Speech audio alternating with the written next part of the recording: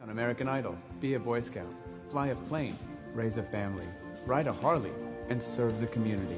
For over 125 years, Sikhs have been part of the American culture. My name is Waris, and I'm proud to be an American.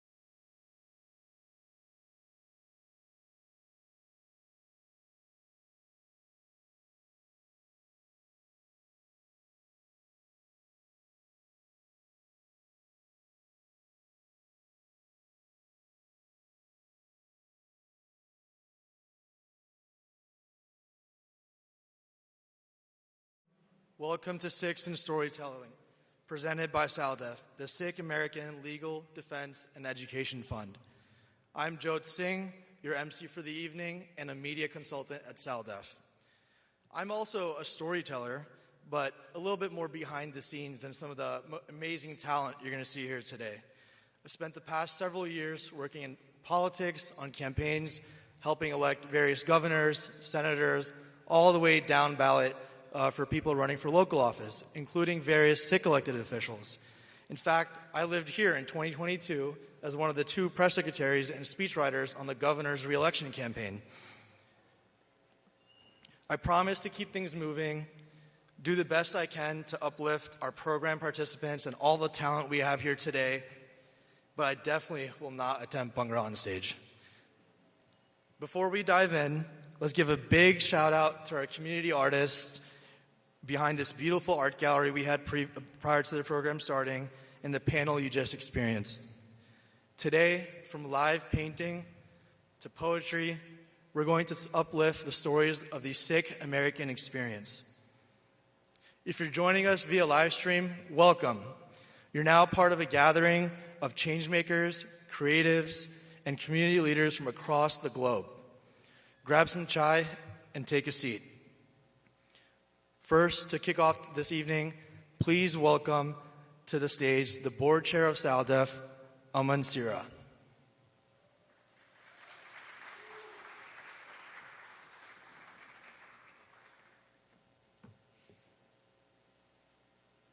Waheguru Ji Ka Khalsa, Waheguru Ji Ki Fateh. My name is Aman Sira, and I'm honored to welcome you all to SALDEF's signature creative showcase event, Sikhs in Storytelling. As the nation's oldest Sikh American civil rights organization, SALDEF empowers Sikh Americans to shape our own narrative, define our own identities, and lead the national conversation on our experiences and contributions to American society. Since we're talking about storytelling, let me share a little bit about my story. In 1993, I was a 13-year-old kid and just became the starter on my freshman basketball team. I played great, and in my second game, the referees came up to me and said that I might have weapons hidden in my hair and that I will no longer be able to play until the state of New Jersey approved me playing with my patka on. At that time, there was no SALDEF. I got a letter from my Gurdwara, submitted it to the state, and ended up playing just 1 minute for the rest of the entire season. I did not play high school basketball again, but it did open up my eyes. It made me realize all the issues that I didn't see or maybe just chose not to see. Things like having my friends saying, hey, my parents said that you're not allowed to come to my birthday party, or having my European history teacher refuse to give me an A on any assignment. That was when I first realized some of the barriers that the Sikh community faced. Fast forward a few years when I started law school, and just a couple weeks into school, I was in my contracts class when it was suddenly canceled. I later found out that planes had crashed into the World Trade Center. Over the next couple months, I had people throw rocks at me. Every time I went into an elevator, everybody else came out. If I sat on a train, nobody sat next to me. If I was driving, I could see people having road rage just by seeing my turban. And I decided I got to spend these next few months just being safe. So I stayed in my room and spent most of my time there. One day, I needed a change of environment, and I decided to go study at a local mall. I was sitting by a fountain with my law school books, and a little girl who might have been around 3 years old ran about 20 feet within me, and her mother started screaming at the top of her lungs, grabbing her child and running away. That was the moment that I realized this is not the America that I want to live in. I went online, I searched Sikh organizations, and found SALDEF, which at the time was called SMART. I spoke to Manjit, our co-founder, and he inspired me to convert my vision of what I thought the world should be into action. I started advocating on behalf of SALDEF, first for the Workplace Religious Freedom Act in Washington, D.C., and then representing SALDEF in anti-hate meetings in New Jersey, and then doing law enforcement trainings and eventually supporting the Sikh Lead program and so much more. But 24 years later, I've written my own story in my own terms. Now I work for the state of New Jersey, and all my staff say there's two things I always mention in every speech that I talk about. The first one is basketball, and I've already mentioned that one. And the second one's a little bit weird. It's Excel spreadsheets. How many people here love a good Excel spreadsheet? I know I'm not alone, but I love data and I love research. So when SALDEF released Turban Myths, I was so excited. Turban Myths was critical research that showed America's profound lack of knowledge of the Sikh American community, also the widespread American bias against the turban, and also the next steps that we need to take to navigate and make a difference in our future. Then I had the honor of being able to help with the National Sikh Survey. The findings from that project have and will continue to help policymakers, researchers, foundations, elected officials, news organizations, and even Sikh organizations to better understand who we are across the country. Those groundbreaking studies, like Turban Myths and the National Sikh Survey, work to define and help us learn our own stories. Sikhs in storytelling is about creating a new narrative through those stories. Not a narrative created by others, but one created for our community, by our community. This is a narrative that doesn't reduce us to stereotypes, but pushes back with complexity, creativity, and joy. We aren't filling in the gaps of someone else's story. We are creating entirely new narrative spaces where we define ourselves. We believe in narrative is power, so we're investing in platforming Sikh storytellers and creatives, partnering with media organizations, hosting events like this one to build visibility and pride in our community and our experiences. When we talk about community safety and policy change, we can make a small difference. But when we start to couple that with creating our own narrative, we can move mountains. Today's event is not just entertainment. This is community building. This is healing. This is growth that we can make a bigger impact in the future. So before I end, I want to take some time to thank you. First, thank you to our presenters. Sharing your stories takes courage. It is not easy to share past experiences that oftentimes can be traumatic. Your courage is inspiring and continue to have ripples of change into the future.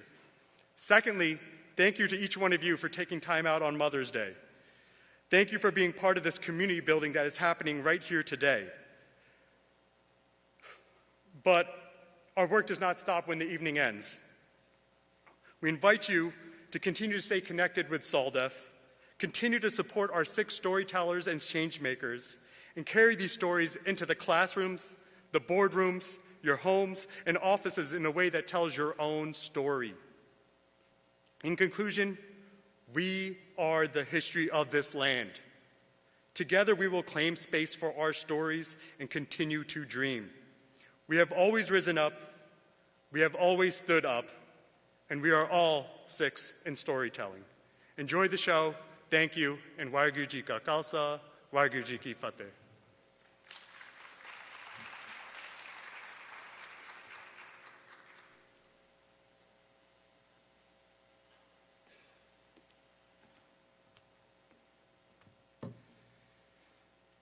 And now, we welcome you and invite you to experience a special snapshot of Sikh history in Chicago through a unique musical and visual journey. Performing for us live is Chicago-based cellist Kaviraj Singh. Kaviraj is a cellist based here. He's a son of Chicago. He's a part of the Midwest Philharmonic Orchestra and the York High School Symphony. Today, Kaviraj will be playing solo Bach, and the pieces he's playing are Prelude, Sarabande, and we hope you enjoy the performance. He will be accompanied by Chicago-based artist and painter John Nisani. As you take us on this path of heritage and heart, keep your eyes on the canvas. This story unfolds in real time. Throughout this program, Johnny will be abstract painting, reflecting on the significance of this program, based on our intuition as a painter, and what we will all be feeling in this room. This is not a planned painting, but an in-the-moment creation. I can't wait to see what she paints by the end of this.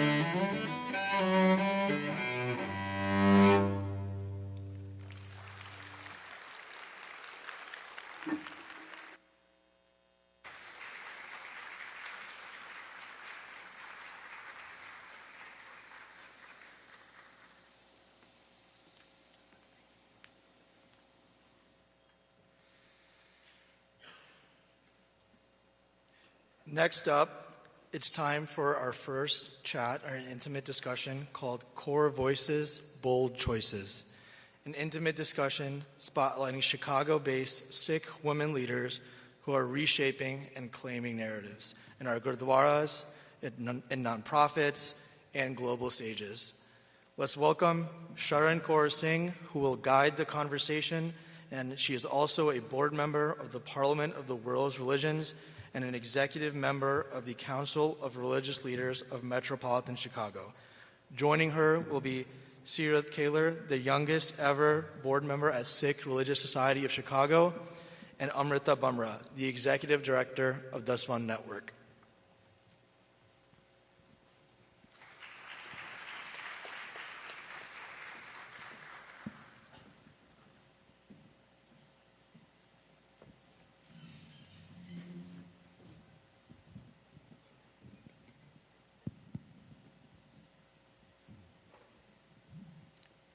Vaheguru Ji Ka Khalsa, Vaheguru Ji Ki Fateh. Thank you, Jyoth, for the introductions. Sirat, Amrita, and I are very honored today to be here to share our stories about what we each do as women in leadership positions in the Chicagoland area. So we will begin a little bit by telling you about our roles and what we do. For me, I've been a board member of the Parliament of World Religions and executive member of the Council of Religious Leaders of Metropolitan Chicago since 2002, and I'm active in both these organizations as I believe it's very important to promote interfaith cooperation, understanding, and respect among faith communities in light especially of our current political climate. Having moved from Malaysia many years ago in the early 90s, I realized quickly that we as Sikh Americans are not widely known and therefore are often misidentified and targeted. That is why I've made it a personal mission to educate others about who we are. Also professionally, I work in the learning and development field currently with a company called Captive Resources. I also have worked previously with SALDEF as a program director and served as the Midwest Regional Director of ADL, the Anti-Defamation League. Even though I no longer work with these professional organizations in a professional capacity, I continue to volunteer with SALDEF and partner as a community advisor to some of the government agencies here in Chicago, including the Chicago Police, where I review all the training content that police officers receive as part of the consent decree that has been imposed upon them, and sit as a member of the FBI Engagement Council here. Some of you know that the Parliament of the World's Religions holds very large interfaith convenings every few years. And we were very lucky as we most recently held our 130th anniversary event in Chicago in 2023, which was a 1 week long convening at the McCormick Center that drew approximately 7,000 attendees. I was honored to not only help plan and run the convening with my team of board members and the staff, but the cooperation from local, regional, and international Sikh leaders and volunteers helped to ensure that the Parliament event was fully represented by Sikh community members, starting with the Parade of Faiths, the plenaries, the programs, and even the langar, where we served all the 7,000 attendees every single day. I want to take this opportunity to personally thank all the Sikh Sangat. Many of you are here in the audience today for making the Parliament of World Religions convening in 2023 in my capacity of a board member to tell you how grateful we are. Without your support, we could not have been as successful as we were. So let's continue to do this work in the future. At all future Parliament convenings, we are trying to decide the next location. It probably will not be in the US, but somewhere probably overseas. And we need to represent ourselves and make sure we continue to attend and support the work in the interfaith areas. So with that, now that I've shared my story, I'd like to request Amrita to please share her story, followed by Sirat. Vaheguru Ji Ka Khalsa, Vaheguru Ji Ki Fateh. I want to start out by first thanking the SALDEF team for choosing Chicago for this event. We're so grateful to be here and for bringing us together to share Sikh stories that we don't always get to talk about. I also want to wish my mom and my mother-in-law who are here a happy Mother's Day, and a happy Mother's Day to all of the moms here in the audience today. So I'm Amrita, and I'm currently the executive director of Dasband Network. And Dasband Network is a crowdfunding platform for Sikh nonprofit organizations. So we're essentially a website where other organizations can join to amplify the work that they're doing and to fundraise for their efforts. In the last 4 years alone, we've brought over $13 million into these Sikh organizations, engaged over 10,000 donors, and we have about 90 organizations on our platform from all across the globe. And prior to joining the Spun Network, I have over a decade's worth of experience in the tech, policy, and nonprofit space. I worked at Meta before joining the organization, and I led the company's engagement with civil rights and racial equity groups in the U.S., and prior to that, kind of jumped around at a bunch of different nonprofit organizations, including Everytown for Gun Safety, SALDEF as well, and the Center for Policing Equity. But really the common thread across all of my experiences has always been centering community, centering impact. And, growing up here in the Chicagoland area, community was always a central part of my life. I have a huge family here. I never thought that I could also make community a central part of my career, and so I'm excited to share more about that with all of you today. Thank you so much both for such wonderful introductions. ਪਹਿਲੀ ਗੱਲ ਸਾਰਿਆਂ ਨੂੰ ਵਾਹਿਗੁਰੂ ਜੀ ਕਾ ਖਾਲਸਾ ਵਾਹਿਗੁਰੂ ਜੀ ਕੀ ਫਤਿਹ। ਮੇਰਾ ਨਾਮ ਸੀਰਤ ਕੌਰ ਹੈ ਤੇ ਅੱਜ ਮੈਂ SALDEF ਦਾ ਵੀ ਧੰਨਵਾਦ ਕਰਨਾ ਚਾਹੁੰਦੀ ਹਾਂ ਕਿ ਤੁਸੀਂ ਮੈਨੂੰ ਚੁਣਿਆ ਇਸ ਇੰਨੇ ਵਧੀਆ ਪੈਨਲ ਵਾਸਤੇ ਅੰਮ੍ਰਿਤਾ ਤੇ ਸ਼ਰਨ ਭੈਣ ਜੀ ਦੇ ਸਾਥ ਨਾਲ ਜਿਨ੍ਹਾਂ ਨੇ ਆਪਣੀ ਕਮਿਊਨਿਟੀਜ਼ 'ਚ ਕਿੰਨਾ ਵੱਡਾ ਯੋਗਦਾਨ ਪਾਇਆ ਹੈ। My story starts right here in Chicago. I was about 4 years old when I first went to the Palatine Gurdwara Sahib. And ਜਿਵੇਂ ਕਿ most ਬੱਚੇ start ਕਰਦੇ ਆ ਮੇਰੀ ਕਹਾਣੀ ਵੀ ਉੱਥੋਂ ਹੀ ਸ਼ੁਰੂ ਹੋਈ ਹੈ ਕਿ ਮੈਂ ਲੰਗਰ ਹਾਲ 'ਚ ਮੈਂ ਫੁਲਕਿਆਂ ਦੀ ਸੇਵਾ ਕਰਦੀ ਸੀ ਜਾਂ ਮੈਂ ਜਲ ਦੀ ਸੇਵਾ ਕਰਦੀ ਸੀ ਐਂਡ ਪਤਾ ਹੀ ਨਹੀਂ ਲੱਗਿਆ ਕਦੋਂ ਮੈਂ ਗੁਰਮਤ ਸਕੂਲ 'ਚ ਸਟੂਡੈਂਟ ਬਣੀ। ਬਾਅਦ 'ਚ ਮੈਂ ਗ੍ਰੈਜੂਏਟ ਵੀ ਕਰ ਗਈ, ਫਿਰ ਮੈਂ ਕਾਲਜ ਗਈ। College graduation ਤੋਂ ਬਾਅਦ I graduated with a degree in finance from DePaul University. And then after that, I decided to pursue a career in management consulting at the Boston Consulting Group, where I focus on global digital banking. And ਹੌਲੀ-ਹੌਲੀ ਮੇਰੀ ਕਹਾਣੀ ਦਾ ਬਣਦੀ ਗਈ ਕਿ ਮੈਨੂੰ ਲੱਗਿਆ ਕਿ ਜਿਹੜੀ ਆਪਣੀ ਸਿੱਖੀ ਨਾਲ ਕਨੈਕਸ਼ਨ ਹੈ, ਜਿਹੜਾ ਆਪਣਾ ਗੁਰਦੁਆਰਾ ਸਾਹਿਬ ਨਾਲ ਕਨੈਕਸ਼ਨ ਹੈ, ਇਹ ਕਦੀ ਭੁੱਲਣਾ ਨਹੀਂ ਚਾਹੀਦਾ. So as I continue to go through these phases in my life, about a year and a half, 2 years ago, ਮੈਨੂੰ ਮੌਕਾ ਮਿਲਿਆ ਪ੍ਰਬੰਧਕ ਕਮੇਟੀ ਦੇ ਵਿੱਚ ਇੱਕ ਬੋਰਡ ਮੈਂਬਰ ਬਣਨ ਦਾ. ਤੇ ਇਹ ਮੈਂ ਆਪਣੀ ਜ਼ਿੰਦਗੀ ਦਾ ਸਭ ਤੋਂ ਵੱਡਾ ਆਨਰ ਸਮਝਦੀ ਹਾਂ, ਸਭ ਤੋਂ ਵੱਡੀ ਜ਼ਿੰਮੇਵਾਰੀ ਸਮਝਦੀ ਹਾਂ ਕਿ ਮੈਨੂੰ ਆਪਣੀ ਸਿੱਖ ਸੰਗਤ ਦਾ ਮੈਨੂੰ ਸੇਵਾ ਕਰਨ ਦਾ ਮੈਨੂੰ ਮੌਕਾ ਮਿਲਦਾ ਆ. And it's really because of the women in the Chicago community that have paved the path for that. A big thanks to Sharan Panji, who I've known as a child, who's been doing this, which is a big, positive motivator for people like me, who thought that they could do this position. But ਜਦੋਂ ਮੈਂ ਗੁਰਦੁਆਰਾ ਸਾਹਿਬ ਨਹੀਂ ਹੁੰਦੀ, I'm also pursuing my MBA at the University of Chicago Booth School of Business.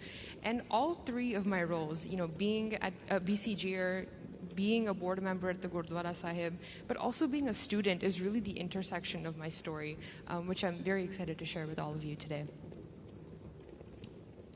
Thank you. So now that we've shared what each of us do, we're going to discuss some pivotal moments that helped us shape our journey into leadership. So for me, there have been a few. Many years ago, I was invited by SALDEF to be part of a Train the Trainer program to facilitate Sikh presentations across the country. This gave me a huge opportunity to not only meet the SALDEF team, including Kiran Gill, our current executive director. I owe a lot to SALDEF.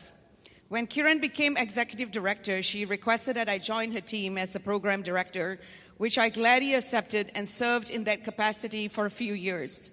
Working with SALDEF has allowed me to educate, raise awareness, and address hate-related issues facing our community. And the work we have done has helped us actually get the FBI Washington, D.C. Director Community Leadership Award in 2021. Another pivotal moment for me was when the shooting at the Oak Creek Gurdwara happened. I remember when this incident happened, I personally realized how ignorant I was.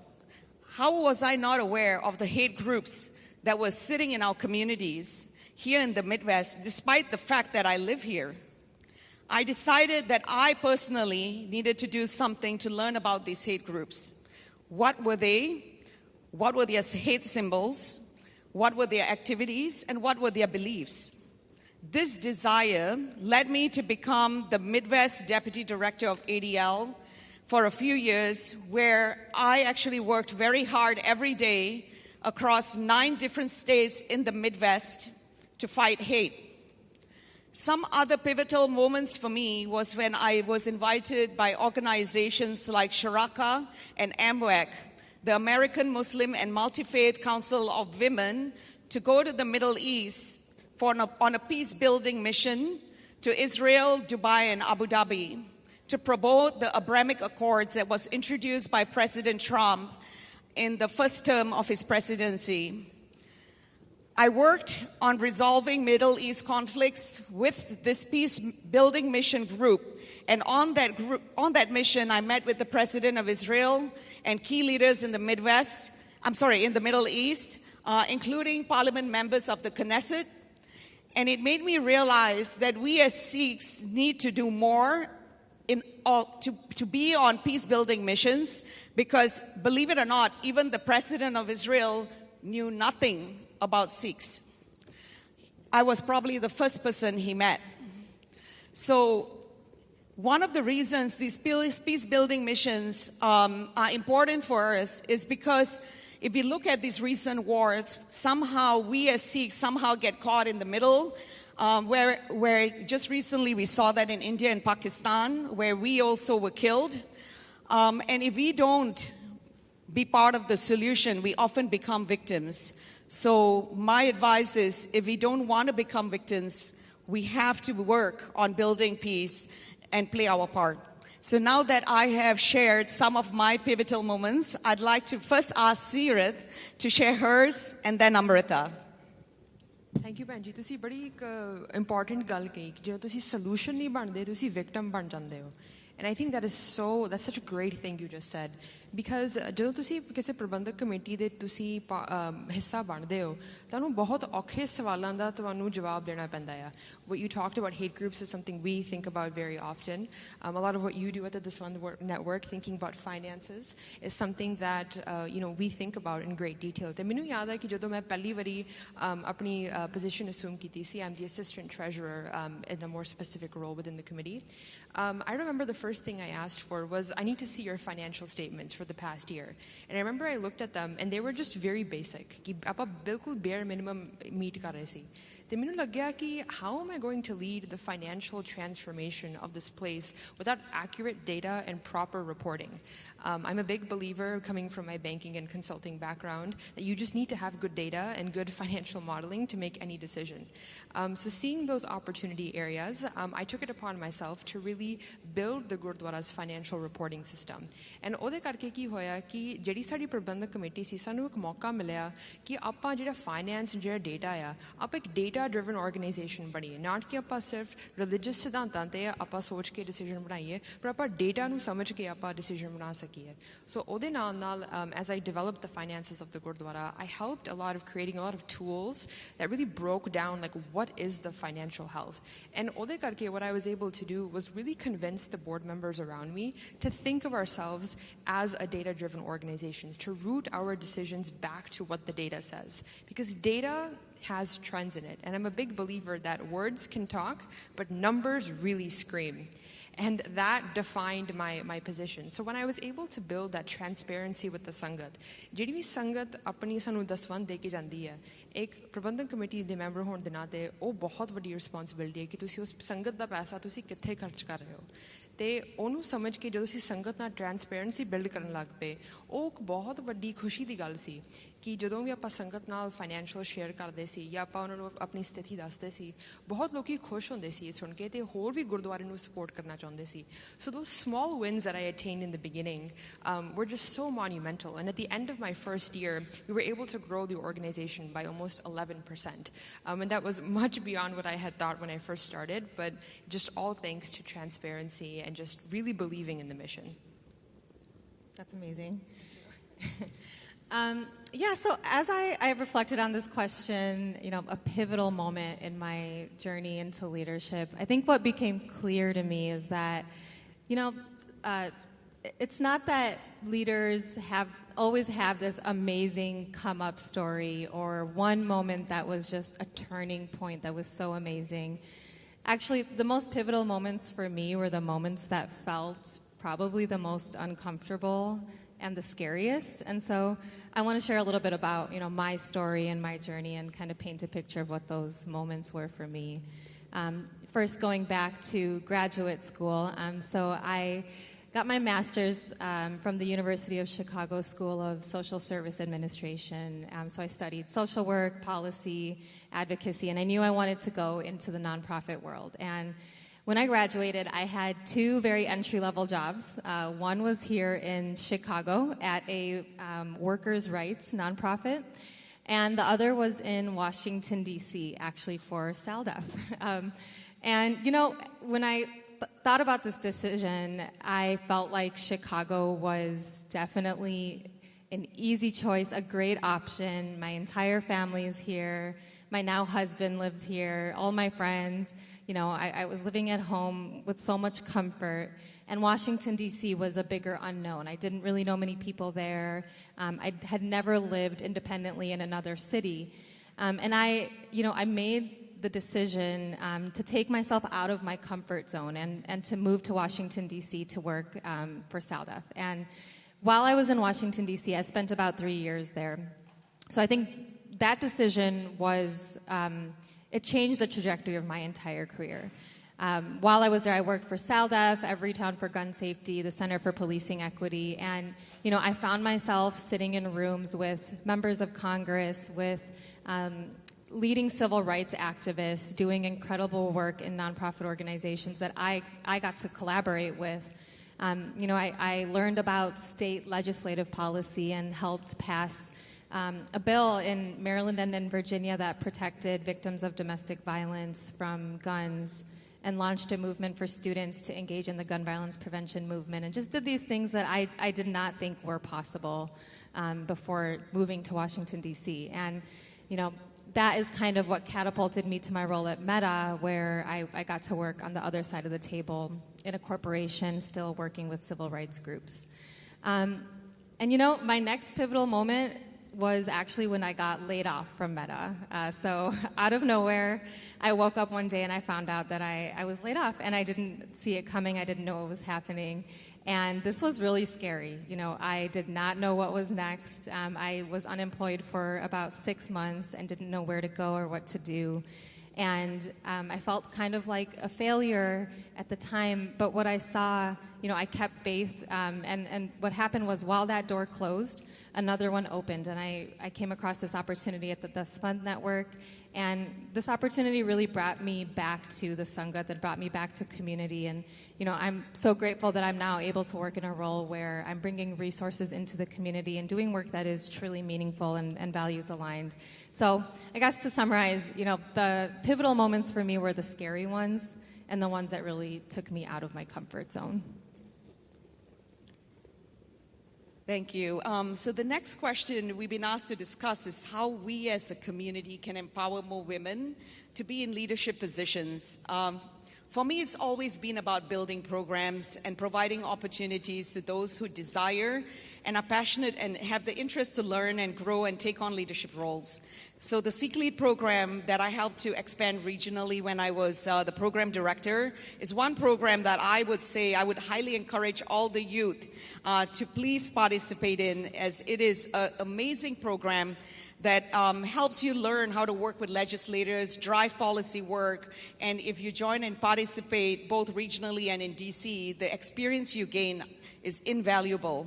For those of you who think policy work is not for you, let me share that even though I don't have a policy background, when I worked with ADL, I learned how to introduce an anti-doxing bill here in Illinois with my team and partners. And an anti-doxing bill is a bill that actually protects your personal identifiable data online so that people cannot target you and come and harm you or kill you. And we didn't have this law in Illinois prior to this. So not only did I help get it through the legislative process, but I got it signed into law by Governor Pritzker. And this experience tells you that even if you don't have experience, with the right group of partners, you can make that happen. And many of you in this audience are some of the partners I worked with.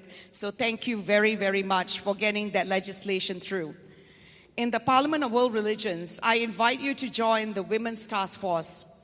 The Women's Task Force does amazing work for women all across the world. And for any one of you who is not a woman but like to still join the Parliament, there are many other task forces, such as the Peace and Justice Task Force, the Climate Task Force, the Global Ethics Task Force, and many others. The Council of Religious Leaders here in Chicago also has huge opportunities for you. We have a group called the Next Generation of Interfaith Leaders that we are working and mentoring with, and they organize a lot of local events. So if you'd like to be part of the next cohort of the Next Generation of Interfaith Leaders, all the youth here, come join us. And I'd like to also share that within our community, it's really important to participate in camps. And Camp Sikh Virsa and other camps that y'all run at the Gurdwara are a huge opportunity for the youth to also get into some of these leadership roles. Because it's important to not only serve our community internally, but also educate our youth. So we have these huge opportunities to do that as well. And I hope all of you would take advantage of that to be able to empower more people to come forward into these leadership positions. So with that, I'd like to now pass it on to Amrita first to share how you think you can empower more women and others into leadership roles. Thank you, Benji. Yeah, I feel like there's so much that I could say. I of course, believe that empowerment starts at a young age. But in line with the theme for today, I am going to tell a story about something I experienced as well.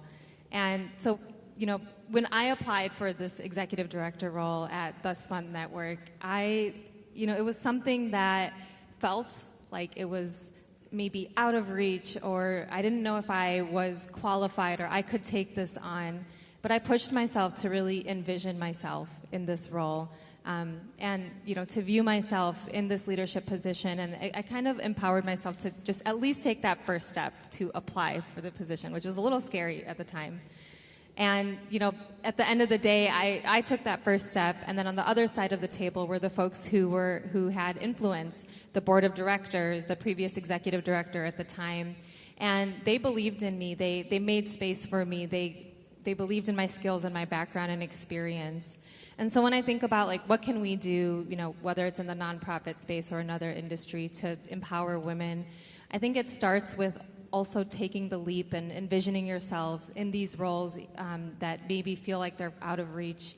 And then second, it's about, regardless of who you are, making space for folks, I think is really important. As the executive director, I've had the opportunity to hire the biggest team in the history of the organization, and I actually hired an all-women team, and that wasn't by design. It was because they were the most qualified candidates for the positions and for the roles. And fostering a culture where women are seen as leaders is something that is and continues to be really important to me. So I guess to summarize, for me, it's about envisioning yourselves in these places, and then also making space and creating space once you're there for folks to go ahead and take those opportunities as well. I love that you said make space for people. I think that's exactly what we need to do. Mainu yaad hai ki jadon when I was accepting my position, you basically have to stand in front of Guru Sahib and you take an oath that jehdi bhi tusi seva kar rahe ho Gurdwara Sahib waste, you're going to do it in the most truthful manner and in the most equitable and in the best manner that you can. And mainu yaad hai ki oh moment bahut heavy si, because mainu realize hoya ki this responsibility is huge. And, I felt really lucky that, I got to do it. But at the same time, as Amrita said, it says taking up space. And I think most women, including myself, are very self-critical. Main hamesha apne aap nu kendi rehni hai ki nahi, you could have been better here, you could have done better here, or aah theek nahi si, ye agli wari idda change karna hai. And sometimes that self-criticalness can lead to a lack of confidence. So I really think it takes a village to bring a woman into a leadership position, because I rely very deeply on, my folks in the community. I rely on my family, to really talk to me when things get tough and I come home frustrated sometimes. I rely on my friends sometimes for that support. So when I listen to the people closest around me, and kehinde nahi Sirat tu kar sakdi hai, tu chuni gayi si. This is, you can do this. बहुत वधिया feel ਹੁੰਦਾ है ਤੇ it just gives me that excitement to keep going. When I see my Gurmukh school students, finally master their Panti Akhri, and I've been working so hard on it the whole year, I want to cry with them because of how proud I am to be alongside their accomplishments. So seeing, I think, accomplishments reflected in others is a great way to bring women into more leadership positions. Wonderful. And so the next question is for us to discuss a challenge that we have faced as Sikh women and how we overcame it. One challenge that I would like to discuss is the approach in our community to work and serve our own community, actually. National Sikh organizations and local gurdwaras, I know, are sometimes not very open to collaborating with one another, and I have faced this when I work with the community quite a bit. However, over the years, I have to compliment SALDEF, because I have seen the huge effort SALDEF has done to rectify this issue, and today partners with all different partners within the Sikh community and so many more other organizations even outside. I've also seen the positive outcome from this work. If all organizations and gurdwaras could do a better job at collaborating, we will find a lot more reasons to work together, and regardless of our affiliations, and I think the output of what we can achieve can be very significant. So for example, when I worked with SALDEF, one of the ways we overcame some of these issues was to develop training modules for the TSA, agents who are working at the airports. And we worked with Sikh Coalition and United Sikhs and created modules that are now implemented nationwide on how to handle Sikh articles of faith when Sikhs travel.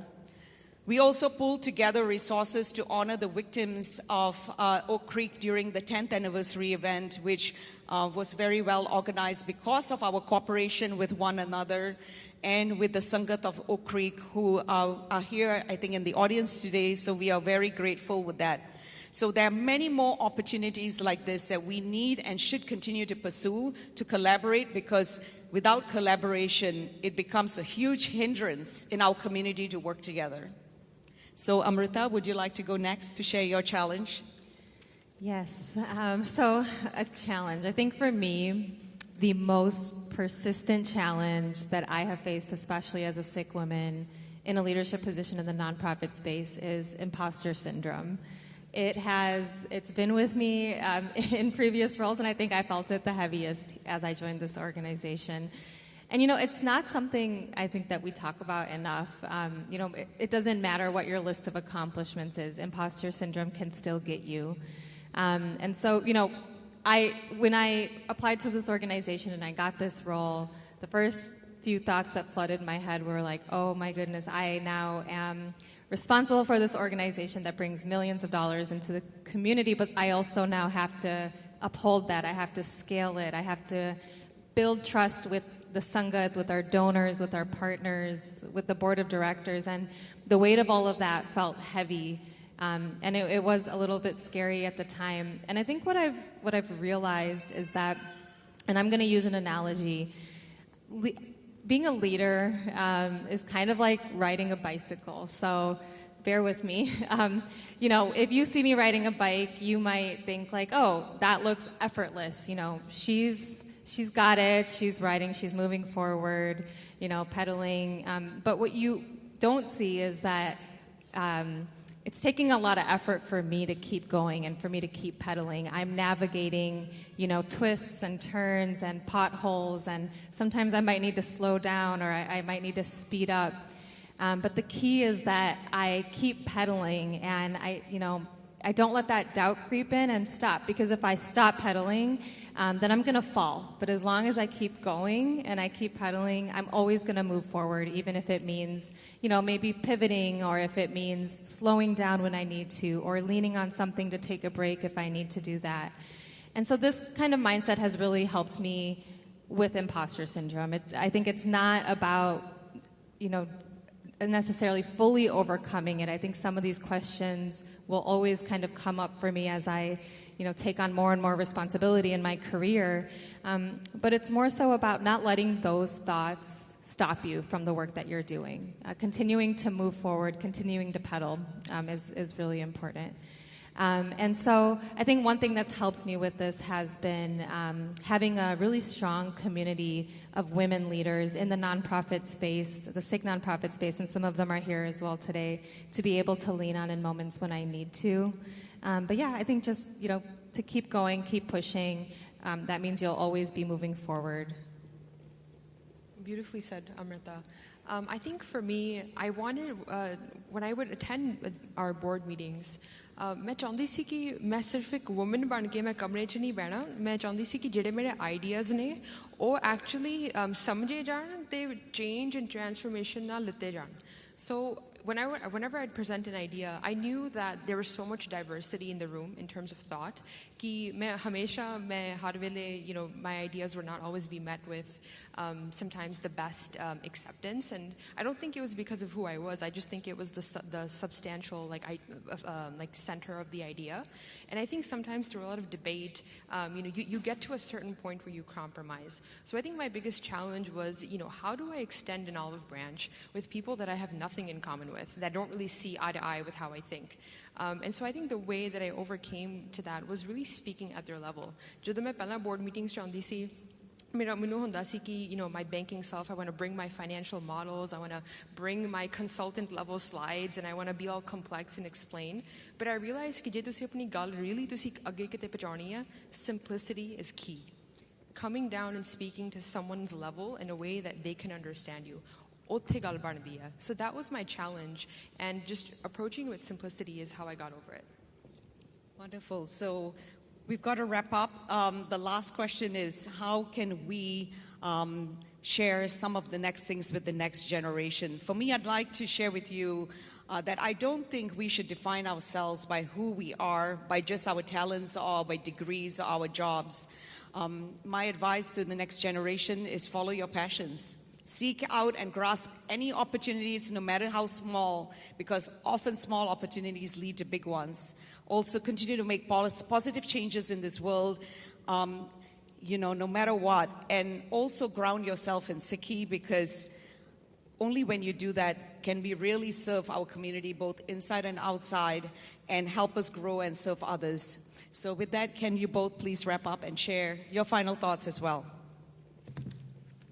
I'll start. I think for me, मैं सब तो बड़ी गल यही सीखी है कि जेडे अगली जनरेशन जेडे गुरुद्वारे ने वो कल्ला लंगर ते कीर्तन ते नहीं चलणगे हर एक तरह की लोड़ है गुरुद्वारा साहब चलाउण नूं ਜਿਹੜੇ ਆਪਣੇ ਵੀਰ ਜਿਹੜੇ IT ਕਰਦੇ ਆ ਉਹਨਾਂ ਦੀ ਲੋੜ ਹੈ ਜਿਹੜੀ ਆਪਣੀਆਂ ਭੈਣਾਂ ਬਿਜ਼ਨਸ ਦੇ ਵਿੱਚ ਨੇ ਉਹਨਾਂ ਦੀ ਲੋੜ ਹੈ you need every kind of occupation to run a gurdwara so I think ਕਿ my lasting message to leaders coming up is ਜੋ ਵੀ ਤੁਸੀਂ ਕਰਦੇ ਹੋ ਉਹਨੂੰ ਇੱਕ ਤਰੀਕੇ ਨਾਲ ਫਿਗਰ ਆਊਟ ਕਰੋ ਕਿ ਤੁਸੀਂ ਗੁਰਦੁਆਰੇ 'ਚ ਆਪਣਾ ਦਸਵੰਧ ਤੇ ਆਪਣਾ ਟਾਈਮ ਤੁਸੀਂ ਕਿਵੇਂ ਦੇ ਸਕਦੇ ਹੋ ਬਾਹਰ ਜਾ ਕੇ ਸਿੱਖੀ ਦੀ ਗੱਲ ਕਰਨੀ ਬਹੁਤ ਜ਼ਰੂਰੀ ਹੈ ਪਰ ਸਭ ਤੋਂ ਹੋਰ ਵੀ ਜ਼ਰੂਰੀ ਗੱਲ ਹੈ ਕਿ ਤੁਸੀਂ ਆਪਣਾ ਗੁਰੂ ਘਰ ਆਪਾਂ ਕਿਵੇਂ ਸਾਂਭਣਾ ਆ ਜਦੋਂ ਆਪਣਾ ਗੁਰਪੁਰਬ ਹੁੰਦਾ ਆਪਣੇ ਸ਼ਹੀਦੀ ਦਿਹਾੜੇ ਹੁੰਦੇ ਆ it is so important for us to show up and say that we have representation and I think ਜਦੋਂ ਆਪਾਂ ਉੱਥੇ ਆਉਂਦੇ ਹਾਂ ਅਸੀਂ ਆਪਣੇ ਗੁਰੂ ਘਰ ਆਪਾਂ ਅੱਗੇ ਜਾ ਕੇ ਇੱਦਾਂ ਹੀ ਸਾਂਭਾਂਗੇ I source my inspiration from strong woman like Mata Khivi ਜੀ ਔਰ ਮਾਈ ਪਾਗੋ ਜੀ ਔਰ Mata Gujri ji who have just done amazing things for the Sikh Panth.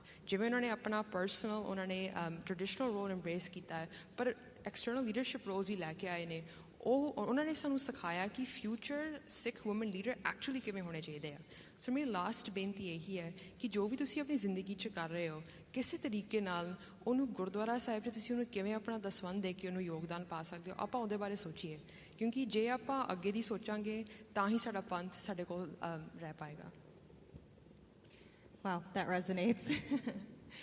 I want to close by really emphasizing the power of our Sangat. I think there already is really incredible infrastructure that exists within our community. From my perspective at the Fund Network, there are so many organizations, SALDEF being one of them that we partner with, that are working on such important and critical issues impacting our community, from education, humanitarian aid, mental health services and support, and so much more. And so I would just encourage folks, if you are inspired by anything that you heard today, to learn more about these organizations, just as another avenue for getting involved and, helping our Sangat in any way that we can. And, I think, we have a table outside as well. I'd love to meet with everyone and share more about our organization, connect, share ideas, and think about how we can collaborate. So with that, we want to thank all of you for listening to our stories and to let you know we are a resource, the three of us, to anybody who would like to learn more about the work we do and to help also inspire the next generation to continue the work as well, because it's really important that everybody who is young here steps forward and takes this on. So with that, thank you all so much. Vaheguru Ji Ka Khalsa, Vaheguru Ji Ki Fateh.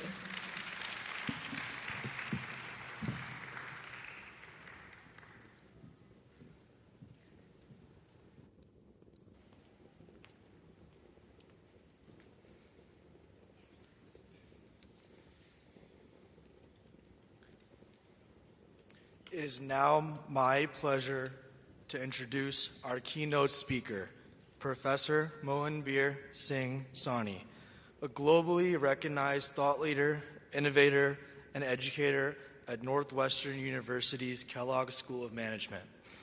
He has guided Fortune 500 companies on strategy and innovation and stands as a significant voice connecting global leadership and the Sikh identity. Please join me in welcoming Professor Sahni.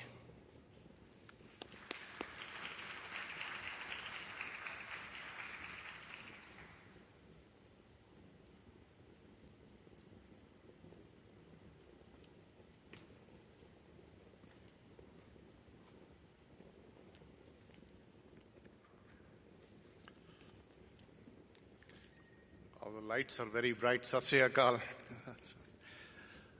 And happy Mother's Day. We are talking about stories. If your mothers were not there, your story would not have begun. So That's the first thing we should remember today. It's a real pleasure to be and an honor to be with you today to share a little bit about my story. You know, I'm an academic, and actually we tell stories every day. Our first job is to keep our audiences awake and entertained. So content may be good, but it has to be delivered in a way that engages people. So this event is about how our journeys have shaped us, our stories. So I want to tell you the story of my identity and my values and how these have molded me, anchored me, and lifted me. You know, I was not born with a turban, which I call a crown. I actually chose to wear it. Now, granted, we all grew up with an identity. We grew up in a Sikh household. But it took me a while to really embrace this identity. And it was not an easy journey. When we were given this gift of identity by our 10th Guru, Guru Gobind Singh Ji, he asked us to stand out. But he asked us for more. He asked us to stand for something. The turban is not just something that we wrap around our head. It's a wrapping of responsibility. It's a circle of courage. It's a commitment that is visible to principles that are not easy to live by. So growing up, I grew up in India. I knew I was different. And my classmates, they often picked on me. And kids can be brutal sometimes. Right? They always reminded me time and again that I look different. When you're only the only kid in the classroom with a patka, and now the only executive in the boardroom with a turban, you're constantly aware and reminded of your identity. But slowly but surely I realized that being different was not a weakness. It was a strength. And that was the realization that I have come to live with. Visibility comes with vulnerability. When you look different, you will be noticed. Sometimes with admiration, sometimes with suspicion, and often with, I think, humorous ignorance. I remember the early days I was in Texas, and a Texan with a hat looks at me and he says, "Nice hat, where can I get one of those?" So I said, "I make them myself." So it's, and I like to say that when I was growing up in India, there was a stereotype, so we were discriminated against. When I came here, we are so few that there is no stereotype. People don't know who you are, so you get the benefit of ignorant doubt. So you don't have an option to be seen. And when you are seen, you have a choice to make. You can shrink or you can rise. And I chose to rise. Because the Khalsa was not meant to blend in. We have this identity because we not only stand out, but we show up. We show up for justice. We show up for truth. We show up for the voiceless, the weak. But we show up for ourselves. So that's when I realized that if I am going to stand out, I should stand out with pride, with dignity, with purpose. So over time, I have begun to embrace my turban as a crown, not because it is easy, but because it is worth it. Like all crowns, it sits on my head, but it's also close to my mind. It reminds me that I don't walk alone.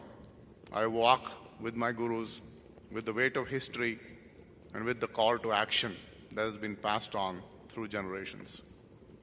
My identity opens doors. It sparks conversations. It has made me memorable. I teach marketing, and in marketing they say you have to position yourself in a way to stand out.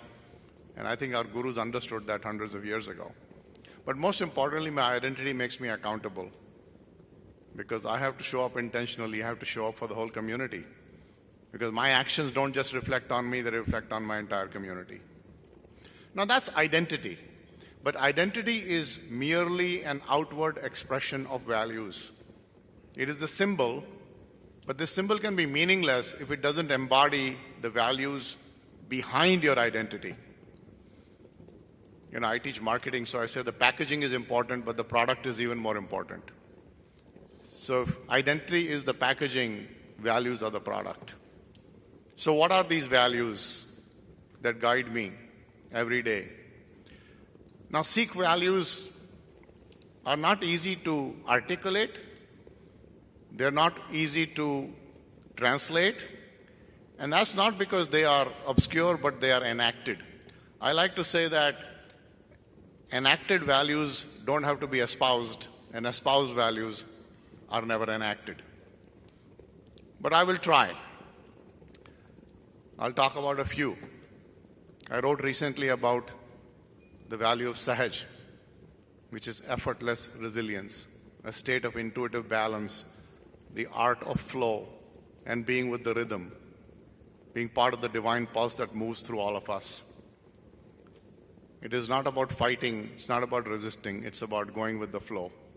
So even when you're going through disappointment, when you're going through challenges, you have to ask, what is this moment teaching me?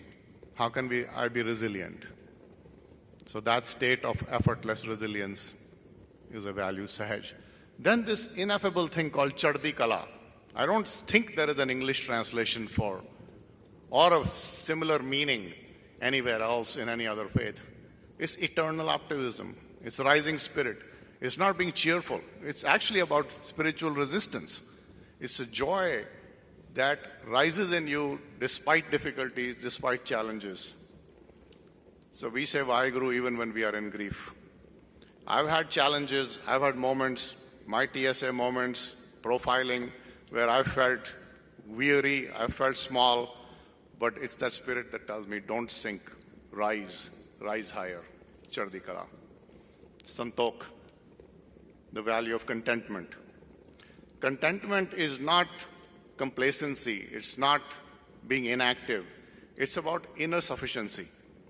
In a society where we are on a treadmill, constantly asking for more, doing more money, more satisfaction, more wealth, more status, more likes on social media.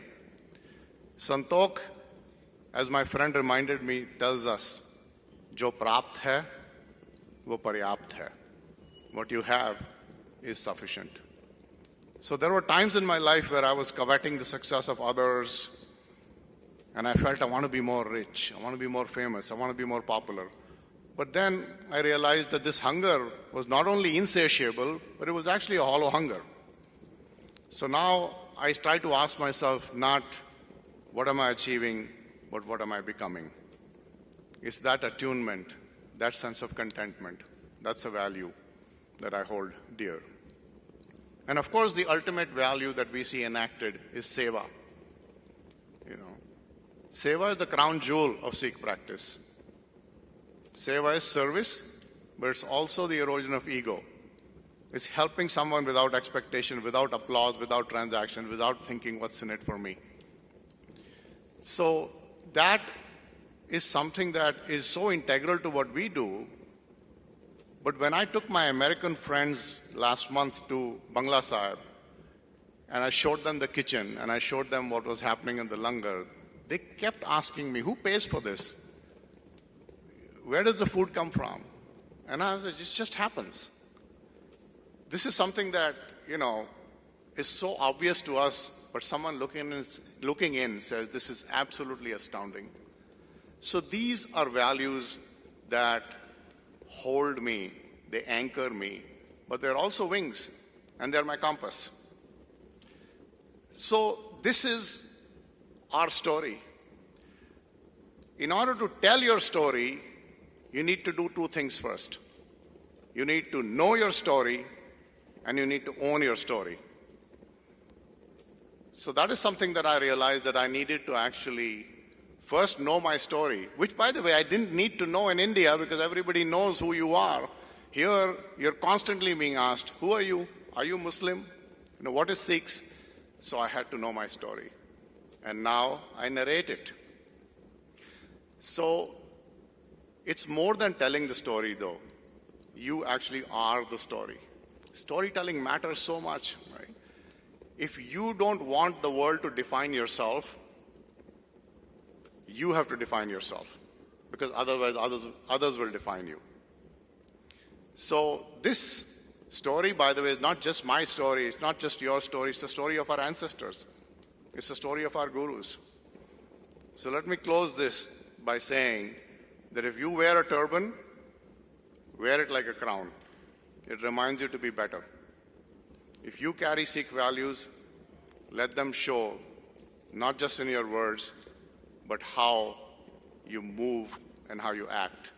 And if you are mistaken for another Sikh, remember, it's not a loss of individuality. It's a reminder that we are never alone. We are part of something larger. We are visible. We are resilient. We are Sikhs in storytelling. And that story is still being written. Vaheguru Ji Ka Khalsa, Vaheguru Ji Ki Fateh.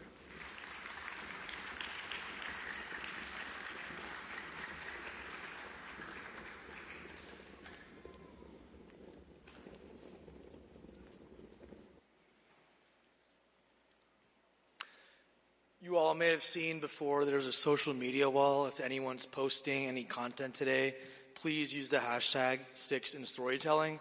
Maybe you'll even see your post up here.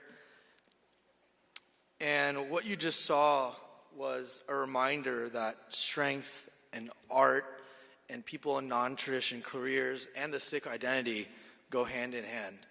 If you believe in building more spaces like this for our youth and our community, consider supporting SALDEF as well. This is the second ever Sikhs in Storytelling. Last year was in New York City. This year we did it in Chicago. We're being, very intentional about uplifting Sikhs across America. Maybe, where there aren't Sikh organizations or there aren't communities coming together at this level. And whether it's mentoring, advocacy, or storytelling, every dollar helps amplify your voice. This is a nonprofit-driven event, and any support would be appreciated so we can keep on doing amazing events like these, uplifting Sangat across the country. You can visit saldef.org and donate or scan the QR code above. And now, a word from Deanna Singh, an award-winning author, business leader, and a champion for marginalized communities. We have a video from her that will play up next. Thank you. Hello, my name is Deanna Singh, and I am the very proud author of The Cloth Crowned. This book was a book that I wrote some years ago after the Sikh massacre here in Wisconsin. And I wrote the book because, quite honestly, I was feeling a lot of things. I was feeling overwhelmed, I was feeling scared, I was feeling anxious, I was feeling angry. We lost so many beautiful souls that day, including someone I had been close to my entire life. And just being in the Gurdwara afterwards and talking to my father and my cousins and my aunts and uncles, right? And being able to hear everybody trying to process, quite frankly, the unthinkable. And recognizing that even in that moment of all of those emotions, recognizing that in that moment, we still had a lot of stories to tell. We still had a sense of joy and a sense of pride that even in the most dire situations couldn't be removed from us. And when I think about Sikhism, when I think about what the faith has meant to me and what I have learned and what has really strengthened my resolve over the years, it has been that sense of community. It's been that sense of seva. And so in that moment, really thinking about how do I take all of these emotions and all of these things that I'm seeing and hearing all around me, what could I do with them that might have a positive impact? At the time, my children were very, very young, and one person actually asked me a question. They said, well, when your children are older and they ask you questions about what happened, what will you tell them? And what I told them is what I would tell all of you, and that is that love always, always, always, always beats hate. Always. It always does. In the end, it always wins. And it's always bigger, and it's always more important. And it was in that context, it was in that vein, it was with that thought process that I decided that I was going to take all those emotions that I was going to feel, that I was feeling, and I was going to put it into something that was tangible and something that I thought could be a tool that would help others. Because another thing that I just kept coming back to was the fact that the person who came into the Gurdwara and committed that tragic act of violence, if he had asked to sit, if he had asked for food, if he had asked for comfort, if he had wanted to have a conversation, we would have offered all of those things because of the Sikh faith. And so I wanted to try to get at the core of that lack of understanding of what it means to be a Sikh and why it's so important and what some of those characteristics were. And so the Craft Clown is literally all about that. It's about a little boy and his experience at school, feeling picked on because he's wearing a bug and really trying to hold on to his identity, but struggling with whether or not he should cut his hair or pick his bug off or what he should be doing. And it's a beautiful conversation with him and his father about his own experience. So it's a story about generations. It's a story about love. It's a story about the power of the bug and the power of the turban. It's a story about the crowns that we wear. And I hope that it's a story that continues to bring more joy, more hope, more of our community together. Thanks so much. I appreciate everything that you do, SALDEF, and it was wonderful to be a part of this moment and to just share why and how storytelling can be so important as we continue to grow as a community. Thanks.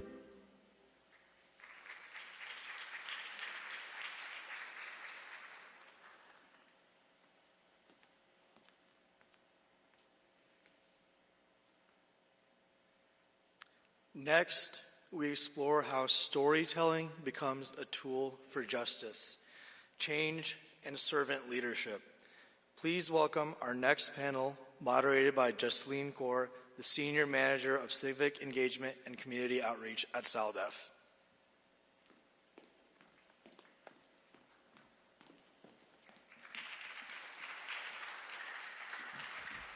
Waheguru Ji Ka Khalsa, Waheguru Ji Ki Fateh. I'm pleased to moderate today's panel on activism, storytelling, and change so that we can hear from the change makers who are really making a deep impact in their communities across the broader Midwest. Of course, first we have Jessica Teji, who sits on the Upnagar board. Please welcome her. Thank you. Waheguru Ji Khalsa, Waheguru Ji Ki Fateh. I'd like to welcome next Representative Ranjiv Puri, who serves as a Michigan Democratic leader for Michigan House District 24.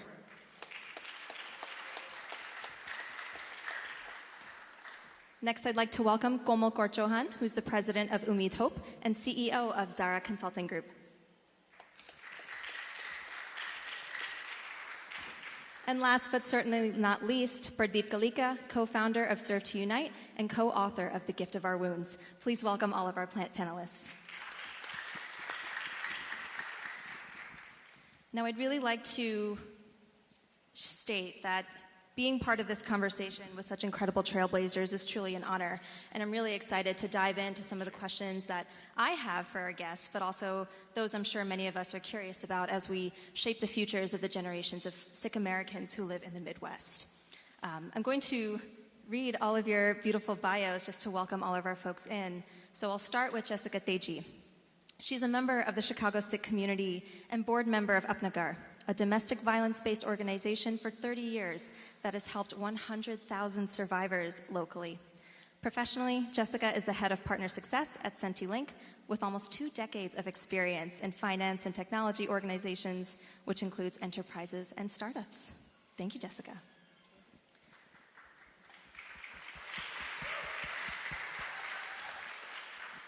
I promise I'll be talking just a little bit more, and then we'll hear more from them. But we have Representative Ranjiv Puri, who serves as a Michigan House Democratic leader.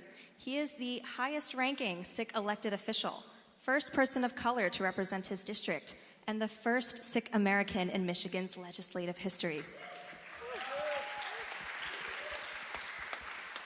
He earned his MBA from the University of Chicago, Booth School of Business, and returned to Michigan, where he worked in the automotive industry. It informs his ability to develop innovative solutions to Michigan families, including crafting a $6.6 billion budget for the Michigan Department of Transportation. Thank you, Ranjiv, for being here.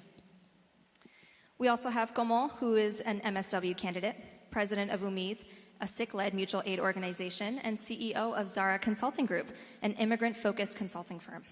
She's shaped by her roots in Hoshiarpur, Punjab, and she is dedicated to dismantling systemic injustices and promoting fairness, care, and liberation. With a background as a special education teacher and community-based caseworker, specializing in trauma, domestic violence, and mental health, she advocates for inclusive spaces and access to safety and resources. Grounded in her Sikh Punjabi identity, Komal leads initiatives addressing systemic inequities and supporting marginalized community both locally and beyond. Thank you, Komal. Many of us may know Pradeep Kalika, who is an author and anti-hate advocate with roots in Wisconsin. He stepped up to serve his community after the tragedy that fell upon the Oak Creek Sikh Temple in August 2012. He co-founded Serve to Unite, a nonprofit designed to bring young people of different religious and cultural backgrounds together and encouraging them to create inclusive, nonviolent communities. Today, he is a trained therapist, former police officer, and an educator who speaks about healing and justice in the same breath and often. He served as the executive director of the Interfaith Conference of Greater Milwaukee and rounds out our exciting panel with whom I'm excited to get started with our conversation.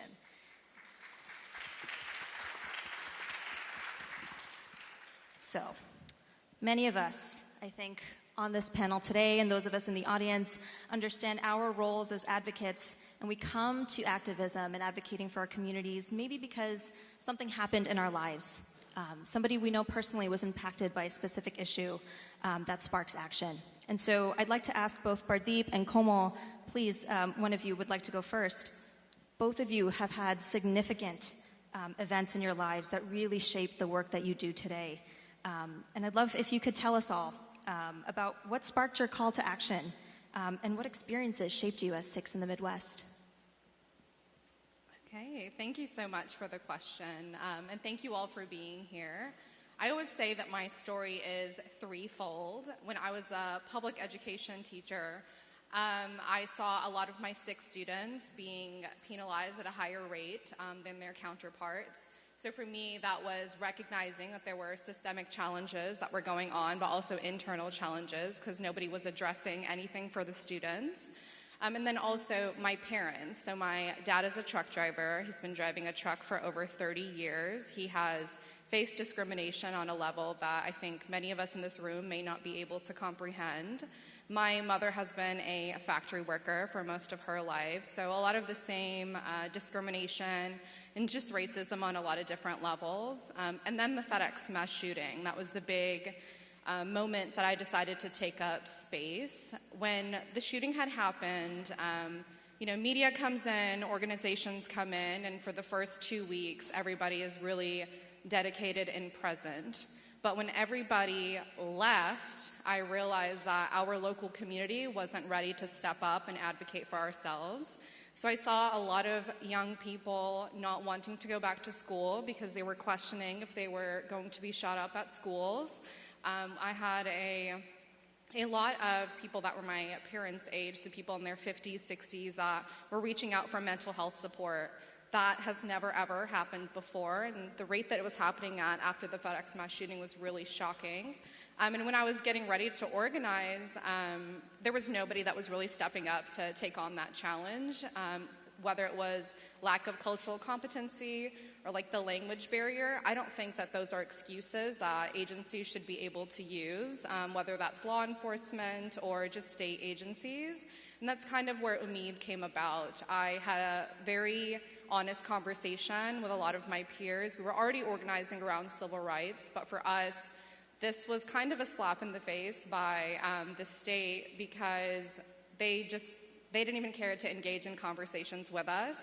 So we decided that we weren't going to keep looking to other people to be a voice for our community. We're now going to form Umeed and take up space and be leading the charges. And since then, we've been able to educate administrations, we've educated FBI field offices, just honestly any sort of agency or institution that comes into contact with the Sikh community in Indianapolis, we're out everywhere. So yeah, for me that was, I guess, a long journey, and then this one traumatic event for me was kind of a, like, why am I not doing anything? I have all of the skills, and maybe it's time to just take up space in that way.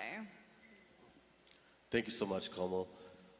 And I just want to follow up on Como's three-part response. And I was thinking about just Oak Creek. Obviously, we all kind of know, if you're old enough to know, in 2012, August of 2012, where you were when you heard what happened. Maybe you were closer by, maybe you were further away.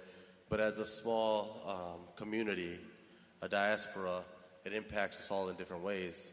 And I think for me, growing up, and thinking about this threefold path around Sikhi and our journey and how we tell stories, I wanted to think about just when I talk to youth, when I was growing up, I grew up in humble beginnings. My dad was a gas station owner.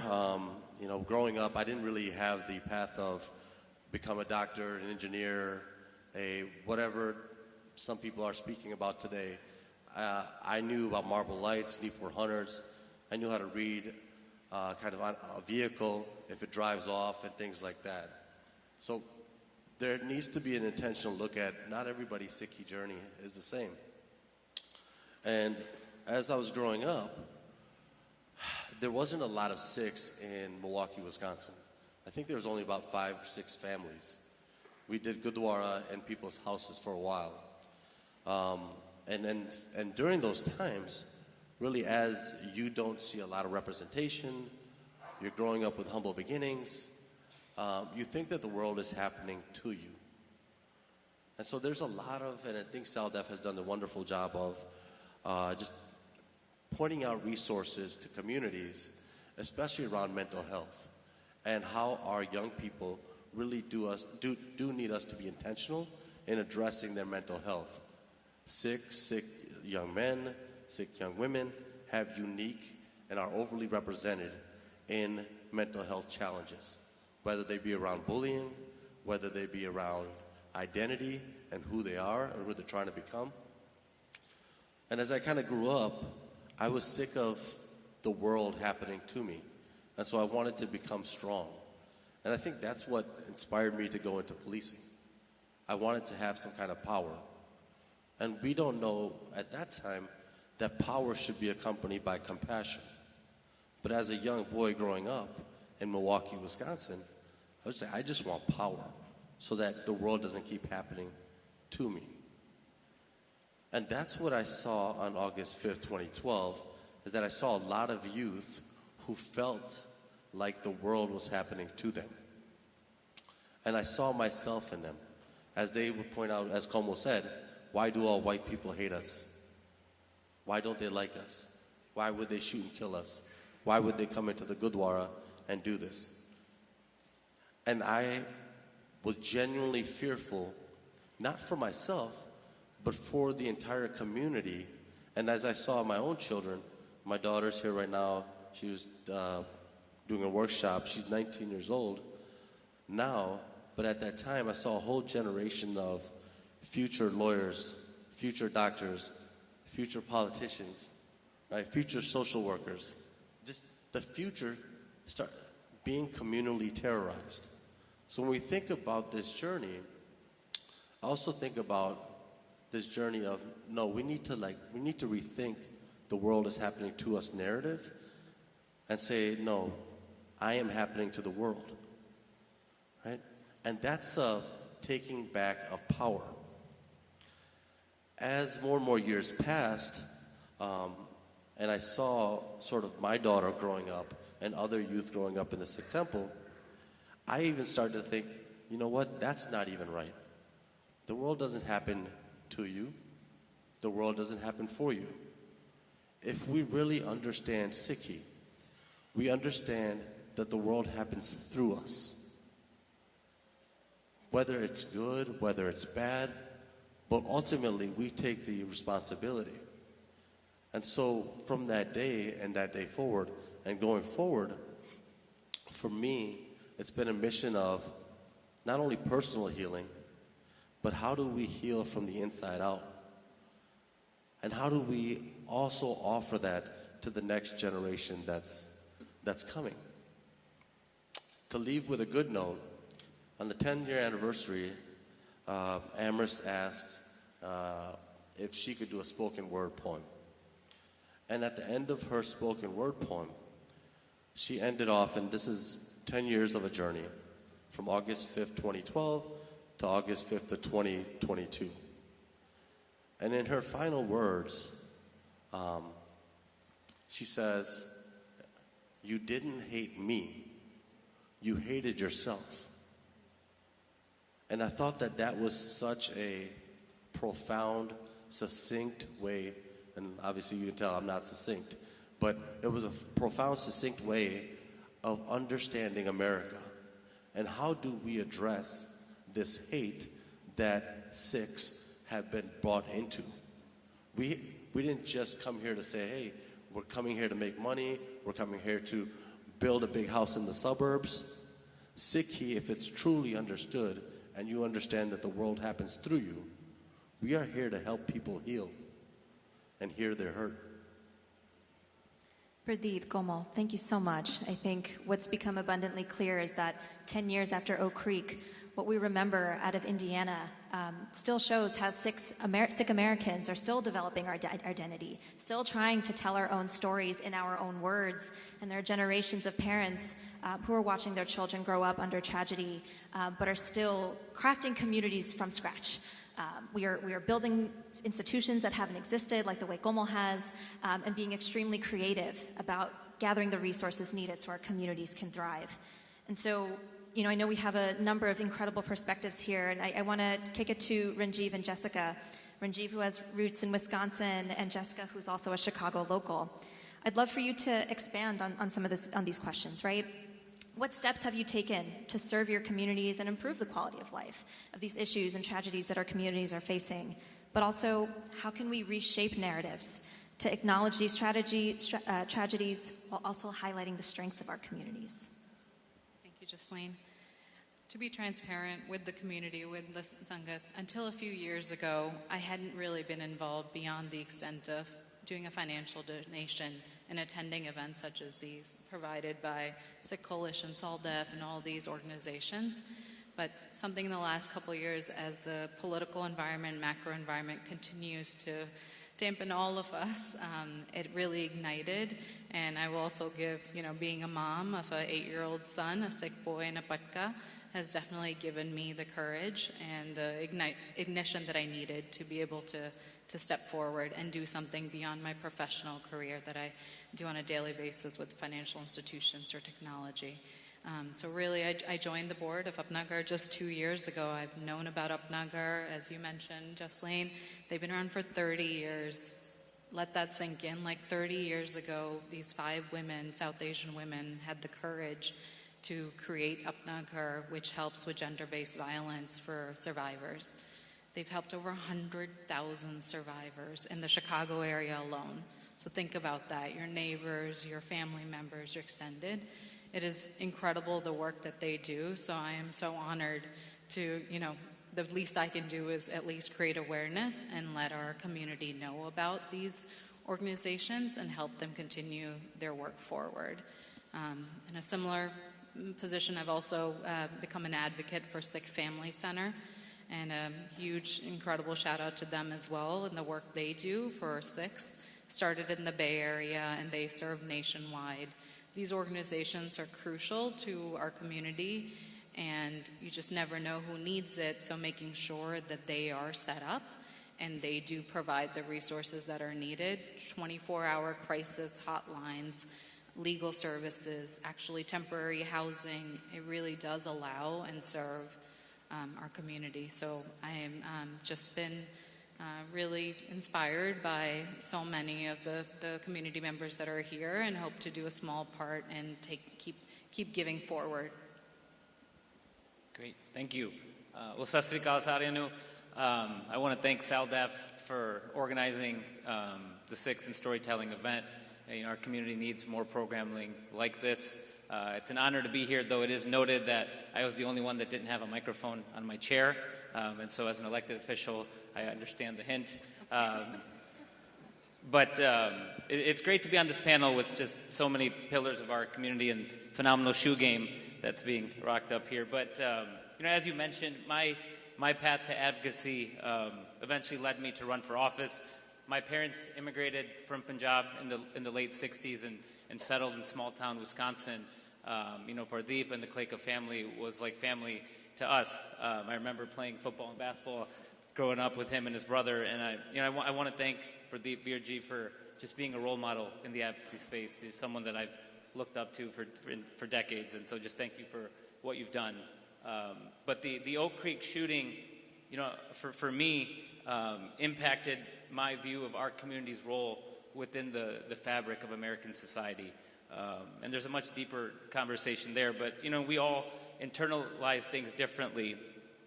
But for me, that was the moment when I knew I needed to do more. And so after working for a number of years, I realized the dire need for advocacy at all levels of government. And our community, as we've talked about here, it's largely misunderstood or not even seen in many spaces. And so I don't think it's different from some of the limitations our community has nationally and more broadly, but within the public policy arena, it's not an option for us to not have a seat at the table anymore. And I think for me, for reshaping the narratives is growing the influence of our deeply marginalized voice, while also leaning into the tenets of Sikhi. Sikhs are leaders. Sikhs stand up for injustice. Sikhs stand up for ensuring that there is equality for everybody and making sure that we are leaving behind a more just society. And those core values are needed now more than ever. And so, and those things only happen when we show up. And we are the ones responsible for doing that for our own community. Those are not things that magically happen. Those are not things that other people will do for us. Those are things that we need to intentionally be involved in lifting up. And so I do now have the good fortune of being a Sikh American elected official, and I try to use my platform each and every day to making sure that we're lifting up everybody and finding visibility as being a core tenet of the work that I do. Absolutely. I think what I'm hearing from all of these panelists, right, is that we're showing up and taking up space, that we're claiming these spaces as our own, carving out communities for ourselves, and making sure that, whether it's women who stepped up to create Upnagar, whether it's people stepping up to run for office, or coming in when our community really needs services. This is the kind of leadership that I think we need to see for Sikh Americans across the country, and especially in the Midwest. And I know we're couching a lot of our narratives to begin this panel around things that have been, unfortunately, very tragic, things that have plagued the community and, tragedies that we will never forget. But something that I've been curious about is how we express Sikh American identity outside of tragedy. How do we uplift narratives that could use more attention? And so for everybody on this panel, I really would love to know, what stories can and should be uplifted? What are the stories that are missing? And what diverse stories do you think should shape the national narrative on who Sikh Americans really are? I can start us off. I always say in Sikh organizations and Sikh media, I don't see my students or my clients reflected. I think it's great when we highlight students that are able to go to Ivy Leagues or individuals that are doctors, lawyers, engineers, but the truth is the average student is not going to an Ivy League school. The average Sikh adult is not a doctor, lawyer, engineer. They're a truck driver, they're a factory worker, they're a taxi driver, they're a gas station owner or worker. These are the stories that we should be highlighting outside of tragedy, and I think when we start highlighting the struggles that these individuals face, we'll be able to address the larger struggles that our communities face. I know mental health has been brought up a lot, but we're not going to be able to push the needle on mental health if we're not normalizing these stories and acknowledging the fact that many of us are facing similar struggles. We're just not sitting in one room and having a conversation and then taking the initiative of thinking of what the next steps are. Okay, now we have a mental health challenge, but what are we going to do around that?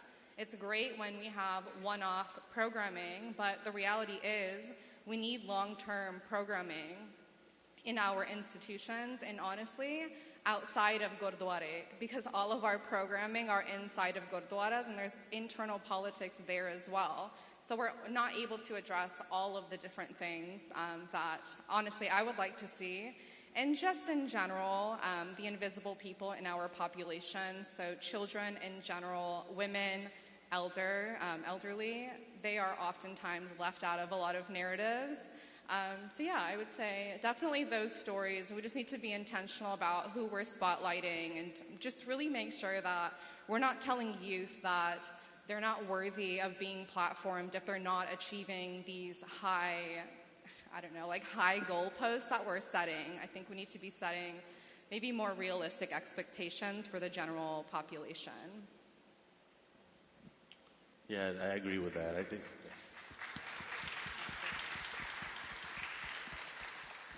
I agree with that. I think and I was talking to Aman backstage, and I said, I'm worried about the access point to Sikhi. If a person decides, and Dukh and Sukh are a big part of who we are. Sometimes I think I do better with the lost than the found. I do better working with the people who are searching rather than have found wherever they needed to find. And I hear them, and I hear them saying that I don't know if I'm Sikh enough. I get the question all the time. Are you really a Sikh? And I said, well, what does that mean? Then you see children, both that are struggling with identity of, am I enough? This is a common question we ask ourselves all the time. Am I smart enough, Mom? Am I strong enough, Dad? Am I good enough? Am I enough? And sometimes we even internally say, no, you're not enough, right? And I think that we need to work on the access point of those that are really, really struggling. Because if somebody is suicidal, if somebody is struggling with housing, if somebody is struggling with these different things, then the guru that has already reached enlightenment, je a banda ite hai, and je a banda ite hai, sometimes a banda, this person doesn't have arms long enough to reach this banda. So that person stays there. Some of us need to come down and become the bridge. So I would like to see highlighted of some of the bridge builders, even in Sikhi, that can say, let's be here so that my arms are long enough to reach this person, bring him to you, and then I'll bring him to you. And then we can bring him to the Guru, right? Because sometimes we don't understand that this Sikhi is a journey. It's not a prescription that we give somebody and say, tu aaj banla, tu aaj case rakhla, tu aaj a karla. But we have to understand that our Guru also gave us and said, this is a journey. And when you come to your point, when you get to that place, you understand, again, you get away from the world is happening to me, right? That the world is happening through me, right? That's the place that we want to get people to. I just want to share, since it's Mother's Day, I want to share just a short story about my mom. And this is the unsung hero that doesn't get a lot of time on the mic and get to share. But a few days after the shooting happened, our front yard in front of our house was full of cameras. And I was taking interview after interview. And then one Asian channel came up and they asked me the question. They said, Pradeep, right now there are Sikhs in India who are burning American flags. I said, what? So I didn't expect that question. And I said, show me a picture, prove it. And they showed me a picture of Sikhs burning an American flag. I don't know if it was in India, I don't know if it was in Punjab, I don't know if it was just propaganda. But I know that that wasn't my question to answer. So I went inside the house and I went and got Mummy. And I said, Mom, she was on the ground and family was around and they were grieving. I said, Mom, there's people burning flags in India, the reporter said this. And she got up from crying, went outside, said, show me the reporter. And I said, she right there, that's the reporter. Then she got up and she said, this is our community, in Punjabi, this is our community. I'm the wife of the late Satwant Singh Kalika, President, Pradhan of the Gurdwara. These are our neighbors, these are our family. You need to stop burning U.S. flags, right? And I don't know if it happened right there or whether that message was received, but these are the stories that we say these are our heroes. And sometimes we don't normalize, like even just our women, our children, so I think there's so many stories to tell. I would say there's a couple things I'd love to say. I was born in Delhi, India, came when I was 11 to the East Coast, and then moved to Chicago 12 years ago. And I've been actually really amazed by the Chicago community, and especially the youth and the younger generation, I will say, and the steadfastness they have in keeping Sikhi alive and keeping our culture alive. I mean, it has been I see a lot of families that I've seen every weekend, essentially, in April and May. But some of the events that go beyond just what happens in the Gurdwara, it's great, but seeing Sikh Arts and Film Festival was an incredible event. I know some folks performed at the Milwaukee Bucks game. They did Bhangra performance there. Hope Chicago Bulls, we can get there one day. But just really incredible to see our community take up space. And not just, like we said, it's wonderful, and I'm really thankful for SALDEF for bringing, such incredible, accomplished folks, but we want to make sure that our community feels they can be a basketball or football player, as we're talking about, and quarterback, and we can see the first Sikh American, but we see Sikhs woven into every part of American culture. So it's really important to highlight those stories and show our community that you can be anything and we can take up the space, which seems to be the phrase, but really important to do that. And one story I would love to tell is someone that's a dear friend of mine is Amrita Handra. She's here today. I hope you get a chance to meet her.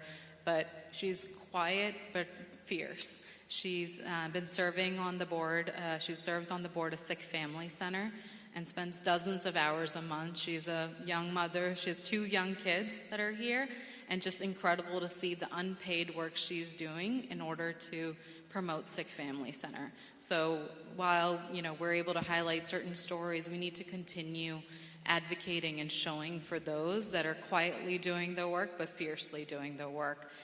So each of us needs to continue, being at our local library, doing book readings with books that are like, what color is my patka, or promoting patka box, or it's amazing to see, Sikhs around the world continue to, grow our panth and keep it alive, but it's our responsibility, it's our community to go out and be vulnerable and really share.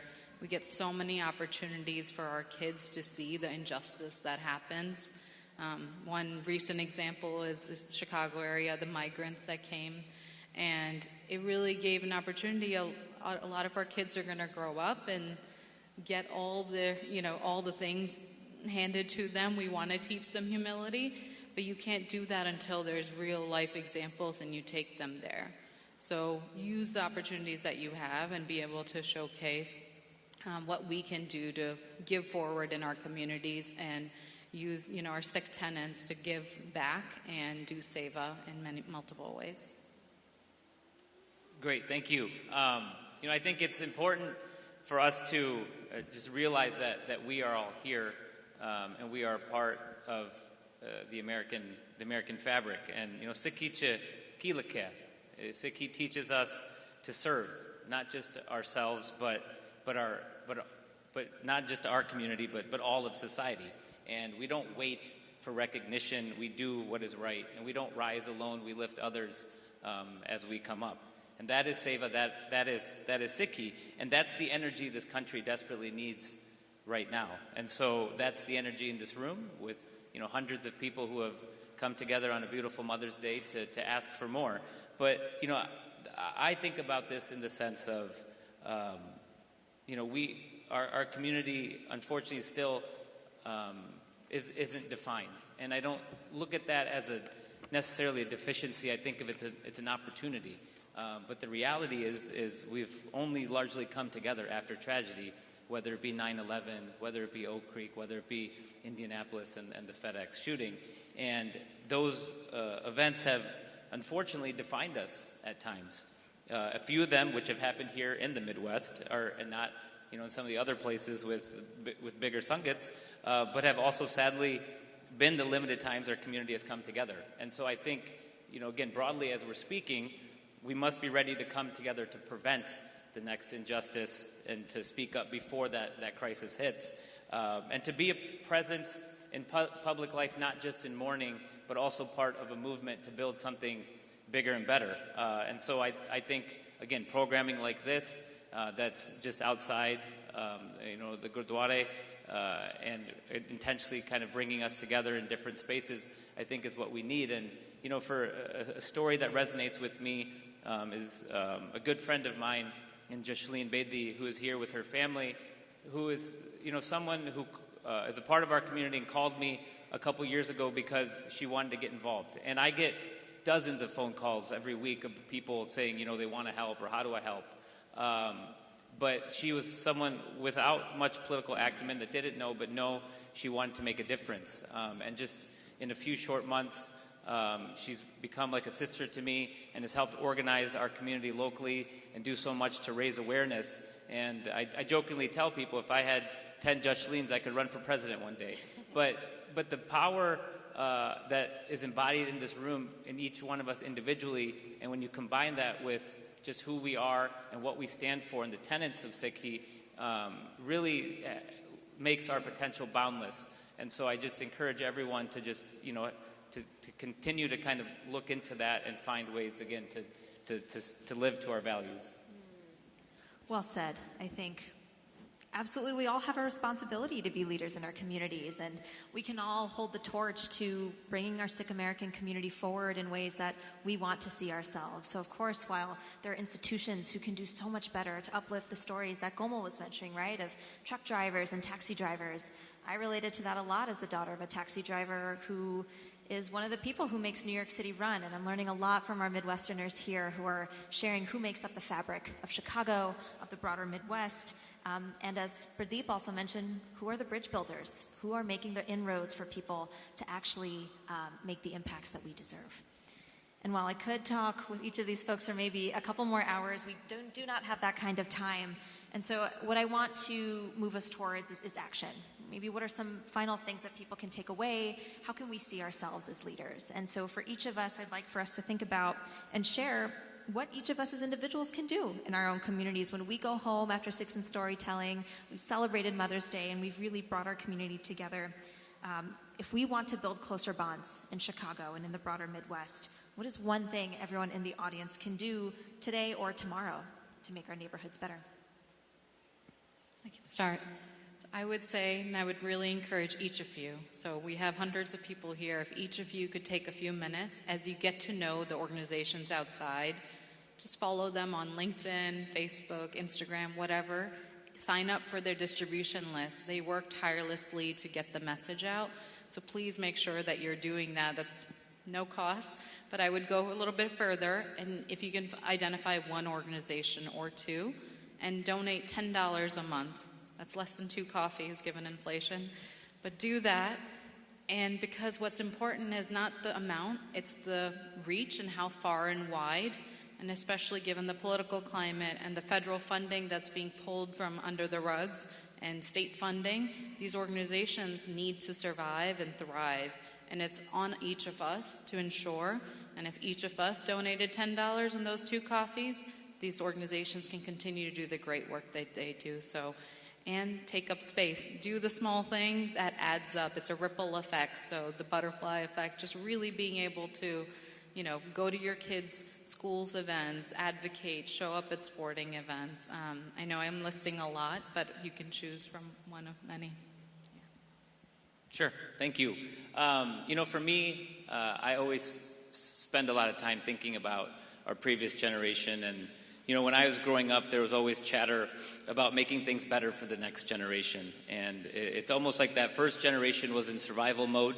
They didn't have the safety nets that were afforded to us and the privilege that our generation has now to be able to build on that. And, you know, I think about the sacrifice of that generation. You know, they traversed oceans, they worked graveyard shifts, and they literally built institutions with their own hands. From the ground up to make sure that we have a platform to be able to do more. And that moment now has come. We are now that next generation that we talked about when we were younger. That is us. And so that foundation has been laid, and it is now upon us, it's incumbent upon us to build that house. And so when you build a house, there are dozens and dozens of things that you need to do. Similarly, in that approach to building a community, there are dozens and dozens of roles. And so not everyone has to run for office, not everyone has to donate thousands of dollars, not everyone has to quit their job and start a nonprofit. But one thing we do need to do is define a task. You know, whether it's to pick up a hammer, pick up a paintbrush, pick up measuring tape, you need to find something that organically fits in the interest that you have to help build this collective home that I'm talking about. And there are political headwinds right now that are working against us that want to blow our house down. And speaking of blowing a house down, I don't know how many people here have kids or nieces and nephews and are familiar with the 3 Little Pigs story. But in that story, I like to think that the 3rd little pig was the smart one. And so clearly that one, he was the youngest sibling, because it's us younger siblings that have the best ideas. You know, see, Pardeep, he's the oldest sibling. He probably would have built his house out of straw and sticks. But, you know, I know his younger brother and me, we would have built that house out of bricks. You know, and jokes aside, though, there are big bad wolves out there that want to blow our house down. And we must all come together collectively, hand in hand, to build a house of bricks that's built to last. And we certainly don't need anyone within the community blowing our house down from the inside either, because we know that happens. Because, you know, honestly, in this world, in the public policy and in the political sector, if we don't care to build that house for our community, who else will? And so, you know, for me, I challenge everyone to find that task and find that role to help, again, to build that collective community house for our community. I feel a little attacked because I'm older, but I think I'm going to call out the young people specifically, the ones that may not have any money to donate, because I feel you really hard on that one. But we all have a role to play, so like as you were just saying. Figure out where you fit. Do not co-opt other movements. Be good allies and just show up. I think there's a lot of power in mutual aid groups. I lead UMID, this is a mutual aid organization, and we let youth pitch projects to us. Mutual aid organizations are more than willing to platform young people. So if you have something that you would like to build up, whether it's a project, an event, whatever it is, find people that want to do it. Find your local mutual aid organizations and dedicate at least 1 hour a month. If you can sit there and talk to your friends for 5 hours, find some friends that you can talk to about organizing. Thank you. I think just thinking about again, I'm going to go back to August 5th and the Gurdwara and what that place, what every Gurdwara means to all of us. I had a really, really immature understanding of Sikhi before August 5th, 2012. We would say, Nanak Naam Chardi Kala Tere Bane Sarbata Bala, before we left every single day. Every single time we left. You all know. And never did that come into my being, saying, do you know what that means? Do you know how deep that is? Sarbata Bala. Do you know how deep that is? Not responsibility for our own people, a responsibility for all mankind. This is our gurus, like, take this with you. Find strength today and Sunday, but take this with you. And as I was speaking to, I'll go back to Aman, that when I was speaking to him, I was thinking about, and Ranji was there, we're thinking about his path, and he talked a lot about Hukam. But Hukam is a two-way street. Hukam doesn't just come to us and say, listen to this. Hukam also says to us, did you hear me? And Hukam says, what are you going to do about it? Because you can't just listen and listen and listen and then leave out and say, Nanak Naam Chardi Kala Tere Bane Sarbata. Nanak Naam Chardi Kala Tere Bane Sarbata. You can't just keep doing that. Because at some point it says, no, you have a responsibility to listen and act. And I know everybody understands this here, but we need to go back to our respective communities and our Gurdwaras, and the youth and the elders need to come together, and then we do this work together. And as we say, SALDEF, the Sikh organizations that also need your support. This is the time, this is a difficult time. So everybody that's here, encourage people to support. These are our leading national organizations. We need them to be there and advocate for our voices. So as this goes forward, you all have a call. You all have a call to do something. Don't just leave here inspired. Leave here committed. Extremely well said. Thank you so much to all of our panelists today. I think what I'm taking away from this too is that we all have our own ecosystems to create. We heard from Sirat at the Palatine Gurdwara, who expressed earlier, when I went to the Chicago Sangat, it was beautiful to see that there are medical clinics that happen every other Sunday. There are services provided to the elders. The Khalsa school is extremely well run. And of course, we have community organizations here, elected officials. Every single one of us has a role to play to build the future that we want to see. For all the parents in the room who want a better future for their kids, for those of us who want to see it in our lifetimes, I think it's up to us to take one of the bricks, build the house that I think we all deserve. And, you know, with that, I think it's time for us to just give a major thanks and round of applause to each of our panelists. Thank you so much. Jessica, Ranjiv, Komal, Pradeep, thank you so much. I'll pass it back to Jyoth, and we'll get on with the rest of our panels. Thank you so much, folks. Take care.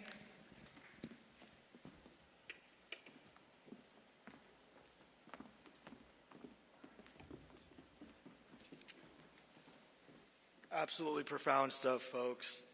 Absolutely profound stuff. We have pioneers and trailblazers on stage, and we've given you guys a lot of really important topics and discussions and panelists. When SALDEF promotes this stuff, if you sign up for our newsletter on the screen, you'll stay in the loop. Whenever we have events like this, whenever we uplift voices like this. It's just part of our mission right now to, make sure we're all connected across the country. So you can scan the QR code to sign up for the newsletter. Now, it's time to switch things up. It's time to rock and roll. Give it up for the Karmic Band from here in Chicago. They are Sikh rock stars we have coming up as they bring Sikh soul and rock rhythm to the stage. Again, don't forget to tag SALDEF and hashtag Sikhs in Storytelling. And give it up for Karmic, everyone. Thank you.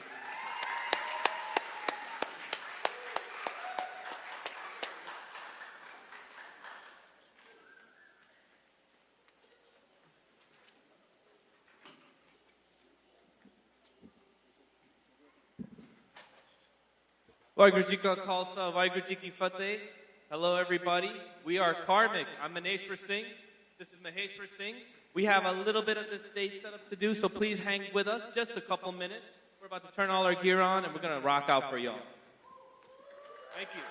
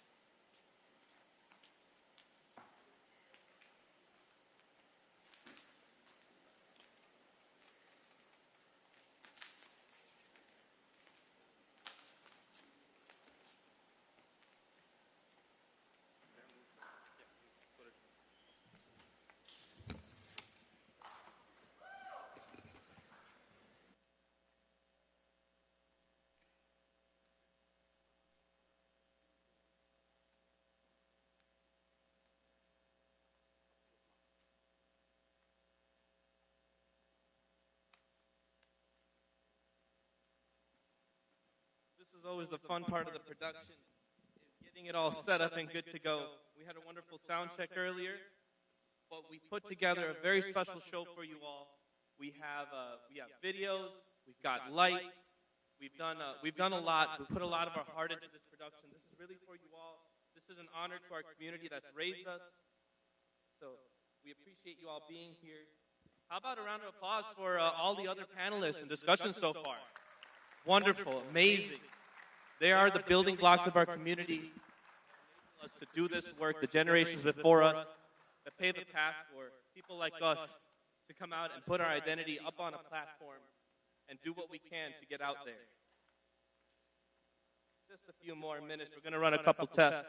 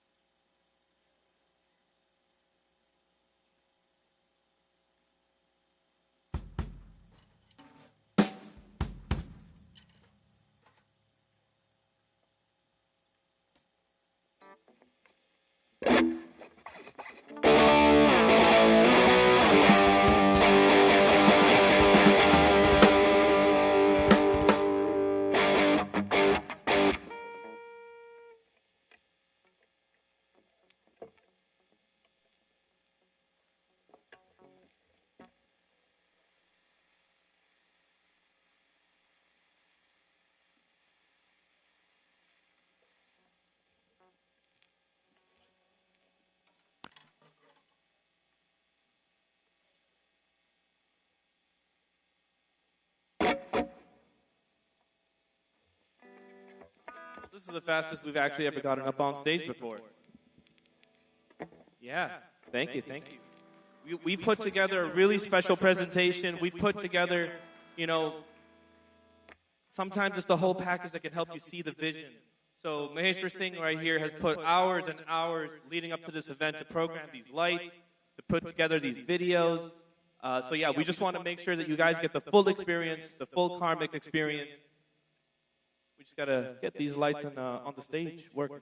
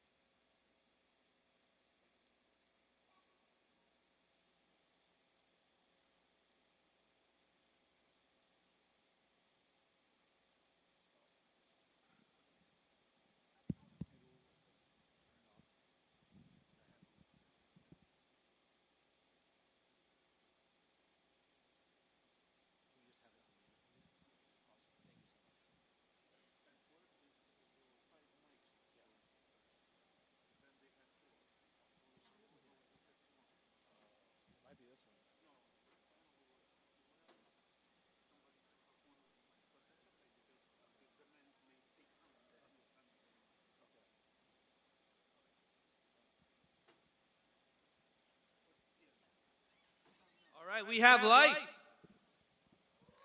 All right, that was our bigged worry. It's really this tech. It's just the two of us. Everything that we do so far has just been my brother and I. We've just, ragtagged it, tried to make it all work together. But we put together something very special for you all.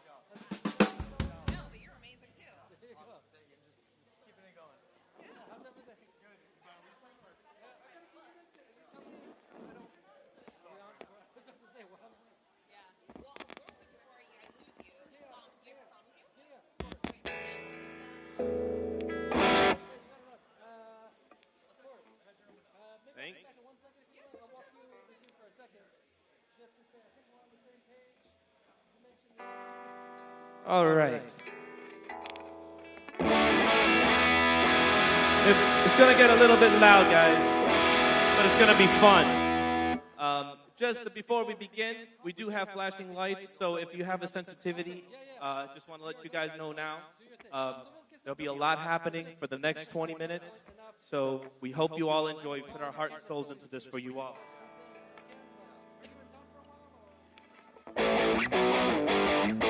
But for now, who's ready to rock?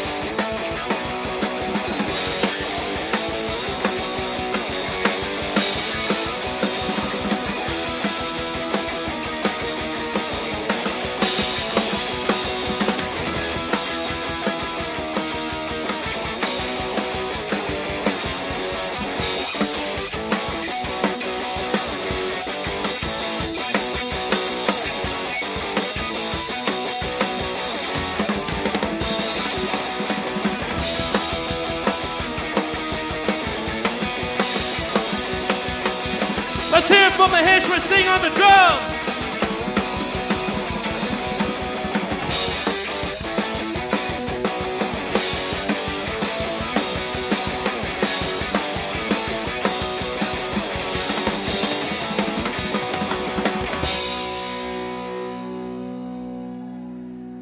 Alrighty. How's the sound out there? Amazing. You all are such a beautiful crowd. We're so honored to play for you all. We're going to do something first for the heritage and then for the party.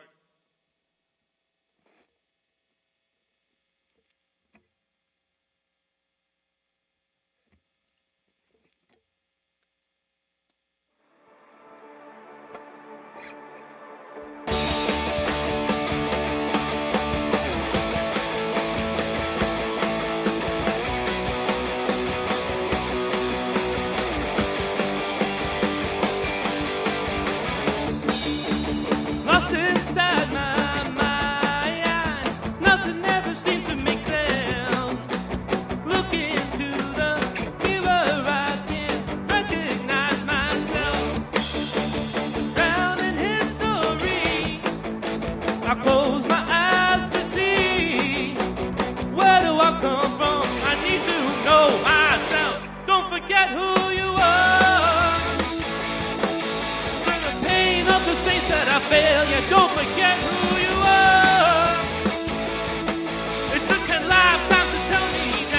you forget who you are.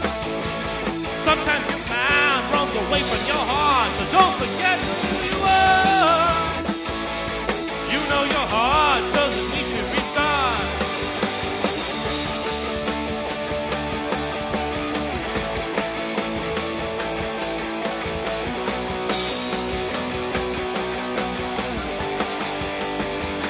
Let me see him hands.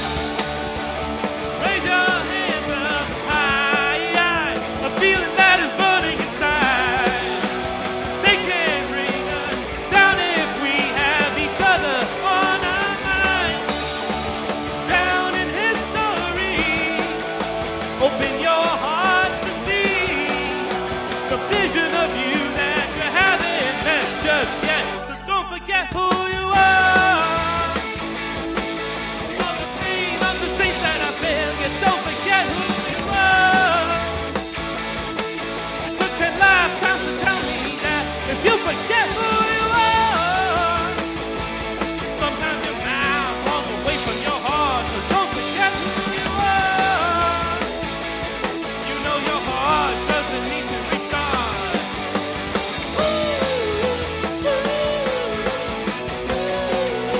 Don't stop feeling.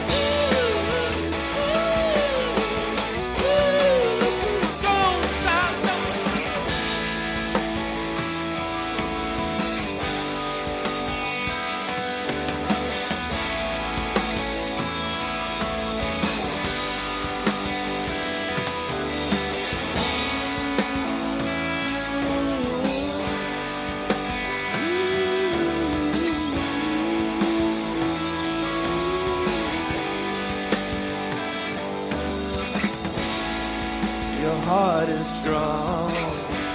Look inside, listen to a song.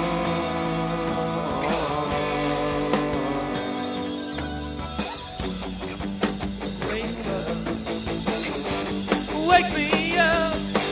It's alright, it's alright, I'm alright, it's alright, I'm alright. You're waking me up. Don't forget who you are. The name of the saint that I feel, yeah, don't forget who you are. Look at life, I'm tell me that if you forget who you are, sometimes your mind runs away from your heart, so don't forget who you are. You know your heart doesn't need to restart.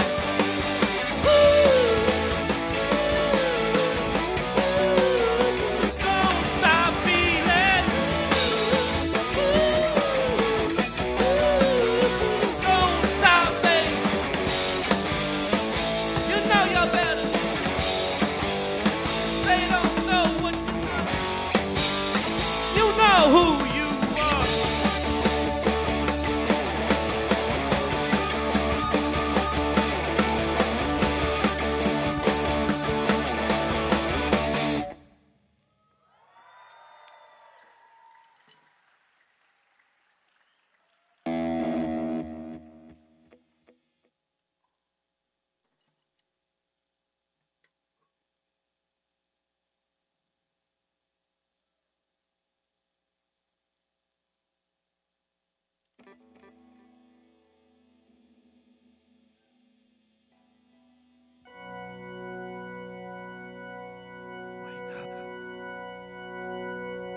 Wake up.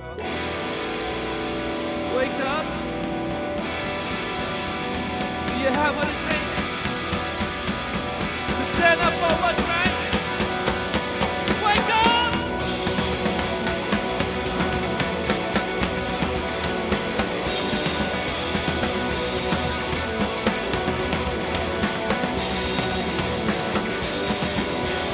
Please, don't you see? There's nothing you say could ever save me now. Running down these tears on your face that love can't replace. So take me away.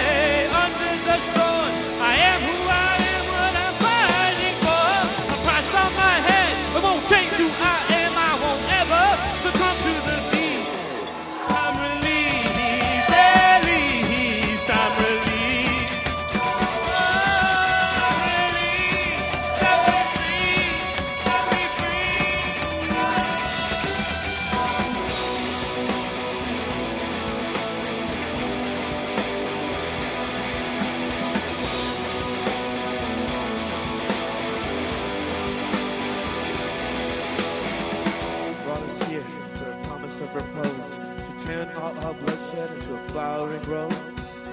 Bring us here to shake our faith. Forget the thorns you left in their places.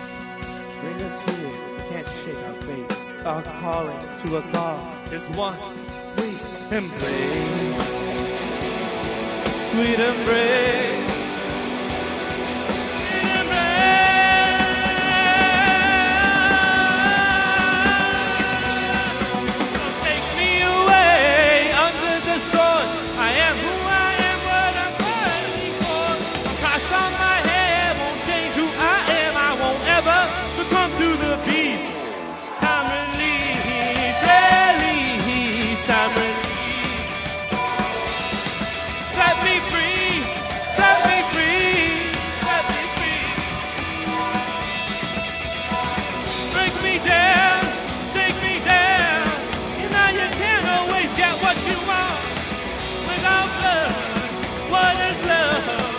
Forget where you came from and lie and protect the one thing you have left was your broken love.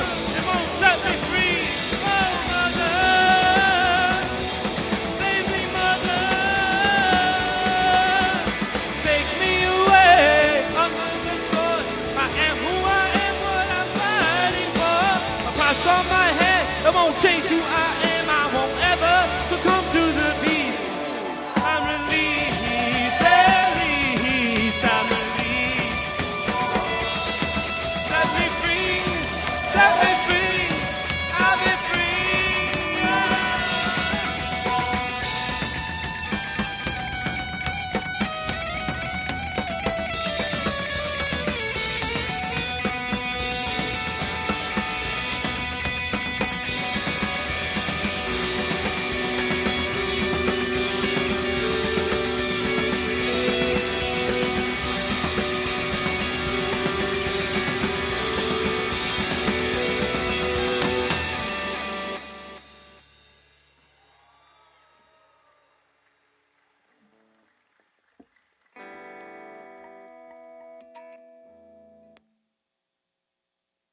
Thank you all so much. Those were a doozy.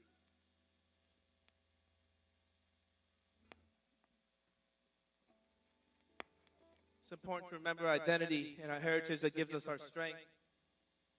That's where we get all this inspiration to do what we do and platform our identity to the highest level. And we think we can do that by being with each other, growing our community, and also having fun. So that's where we came from. Let's switch up the vibe a bit.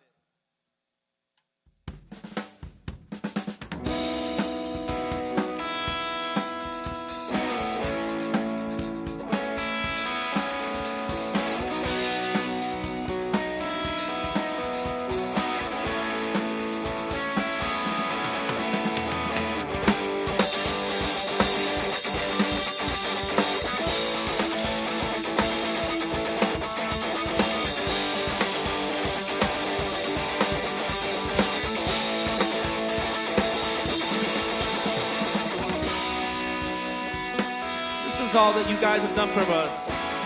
You guys are our community, our home.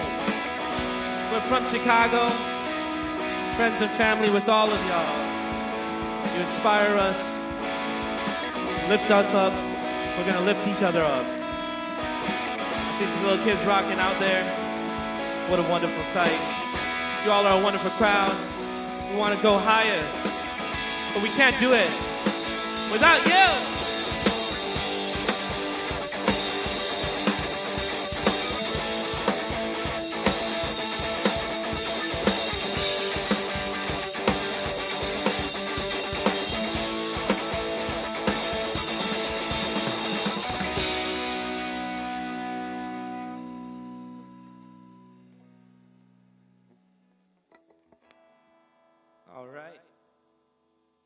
Who's ready to have some fun? Who's heard of the song West Side? Alrighty. I think you all know what's next. We can't go anywhere without that one.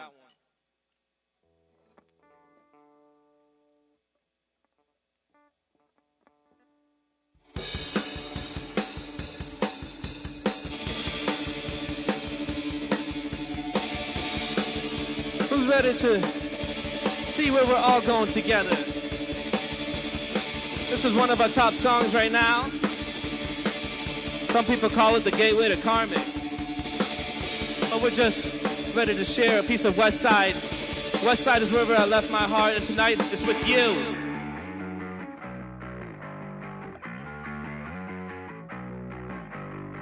West Side, the city lights up in your eyes. I can see it in the rearview. As long as I'm next to you all night, it doesn't matter, just don't let it walk away. Sometimes I really need you, but if I never see you, it's tough to let it go.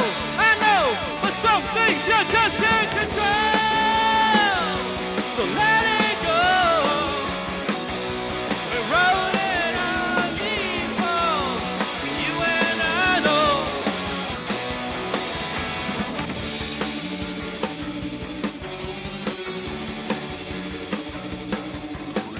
West Side, I'm always dreaming of those nights. We go dancing on the rooftop. You're in my dreams a lot or not. It doesn't matter, just don't let it walk away. Sometimes I really need you, but if I never see you, it's tough to let it go. I know, but some things you just can't control. So let it go. We rolling on these walls, you and I know.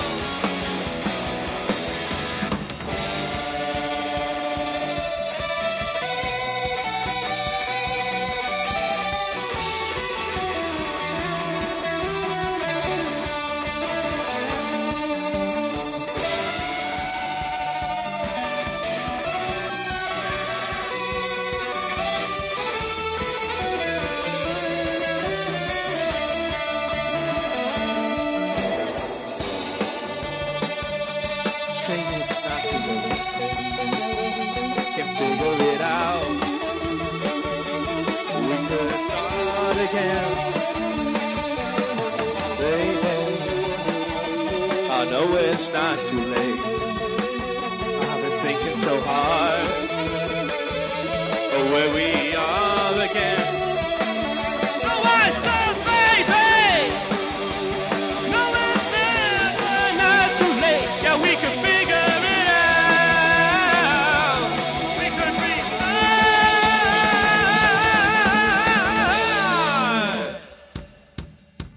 West Side, you got my heart out of line. Every time I try to let go, you bring me back for more. I know there's some things just don't ever let you walk away. Sometimes I really need you, but if I never see you, there's one thing that I know for sure, that I left my heart in Chicago.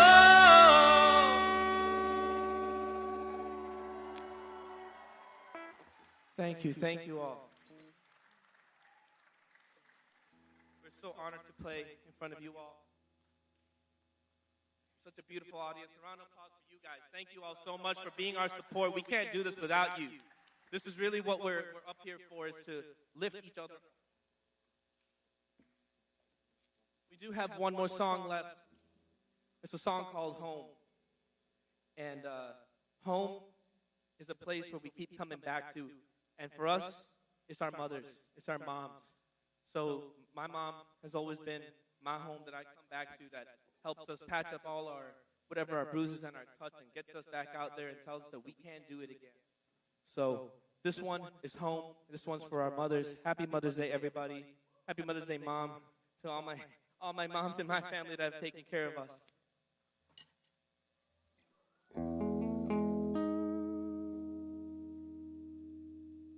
Thank you.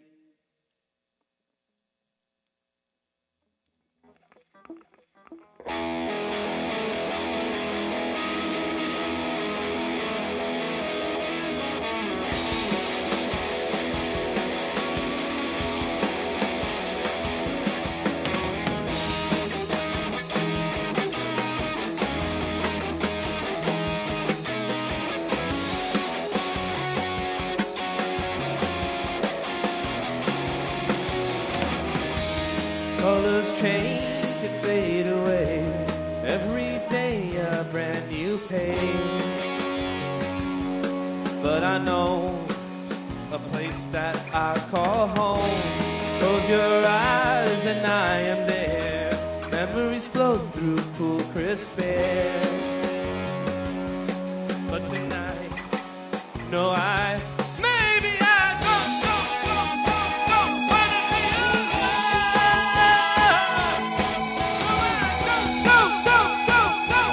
be alone. When your heart is on the line, I can feel it every time. You're barely holding on. You're home.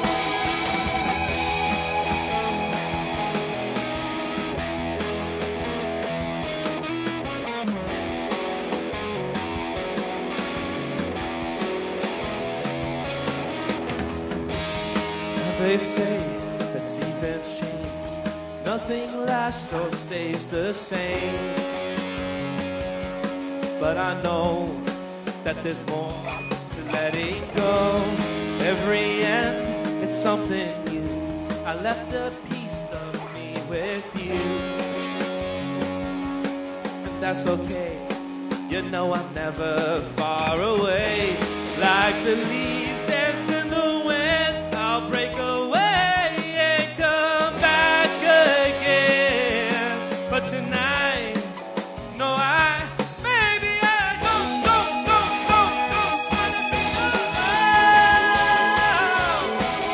I don't wanna be alone.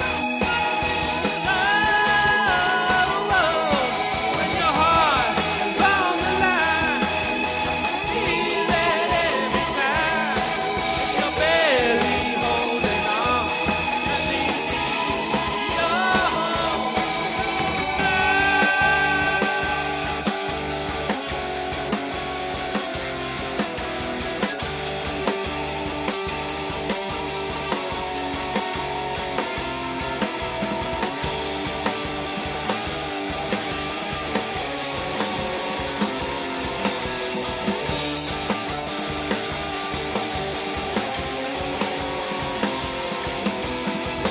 It's like a feeling that comes, brings me up inside. I got nowhere to go, I run.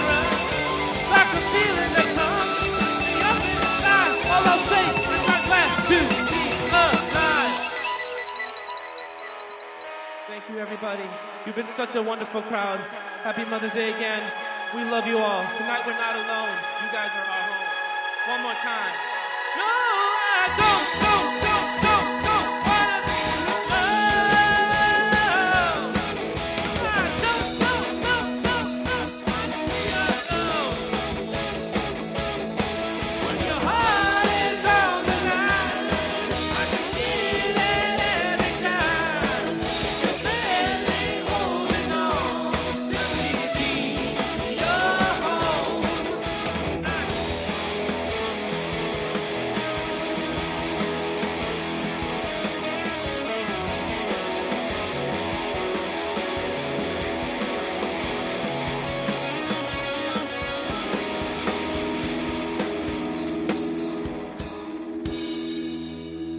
Thank you, everybody.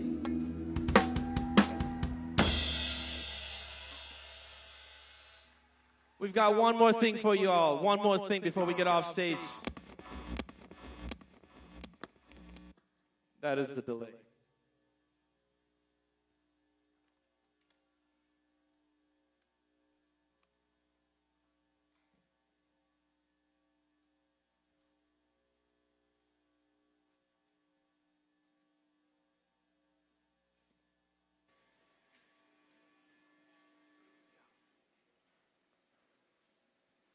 We are just a two-man operation, and the thing that helps us take what we've done here and platform it for you all is with support.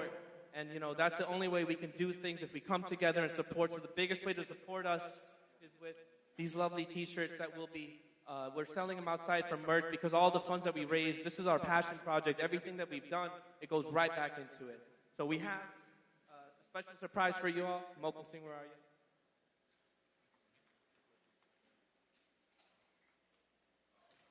Let's go. Who wants to have a little bit of Free t-shirts.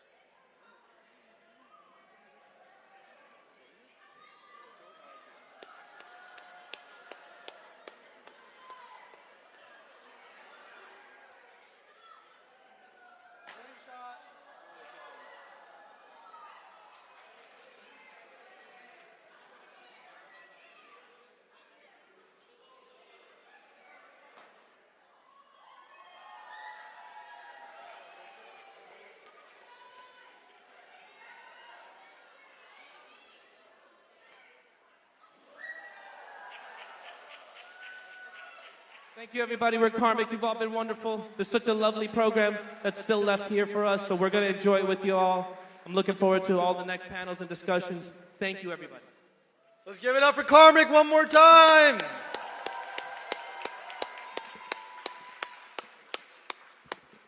Who would have thought Sikh rock stars, and right here in Chicago, this is what this program is all about.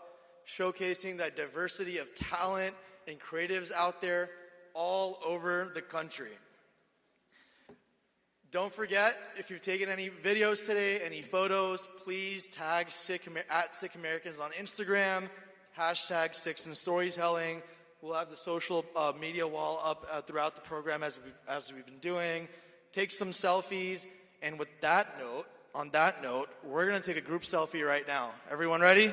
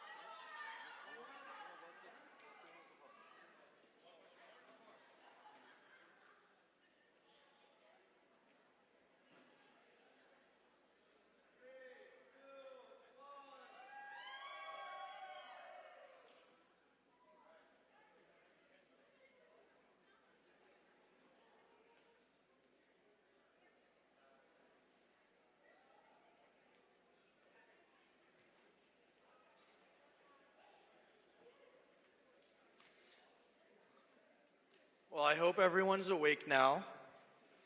Again, let's see if any of y'all are making the social media wall up here. Hashtag Sikhs in Storytelling. Their Instagram tag is at Sikh Americans. I'll post that selfie when I get off stage next. But again, that was a killer performance. It's really showcasing what this event is about. We have another performance a little bit later.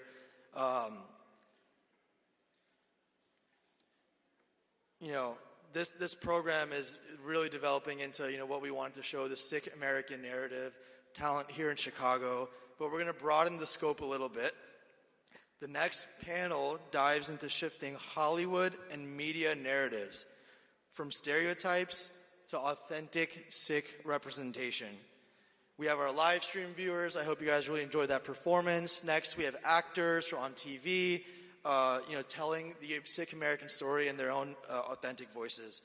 The next panel, please welcome the moderator, Kavneet Singh, a SALDEF board member and the Asian American Media Alliance co-chair. Can we get the fifth microphone back on the chair? The wireless microphone that you have.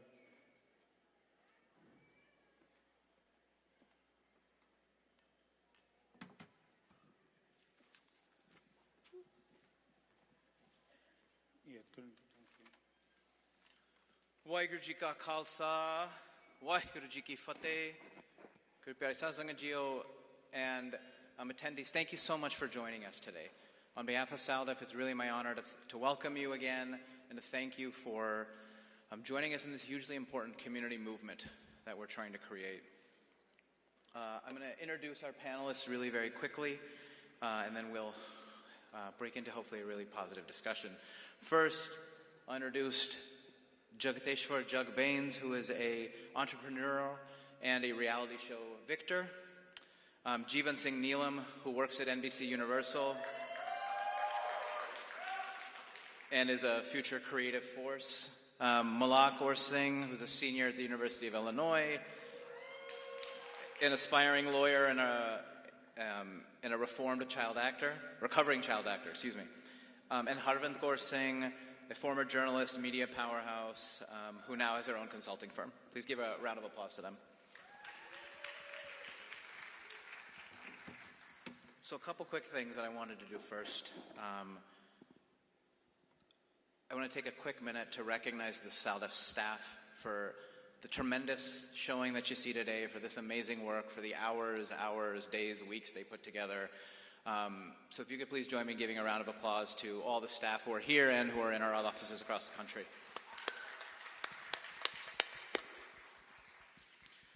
Last and certainly not least, a happy Mother's Day to all of you celebrating. A happy Mother's Day to my wife at home with my 2 toddlers, to all of you who are moms, who are mom figures, to all of you that have had the opportunity to love a mom, or who are missing a mom.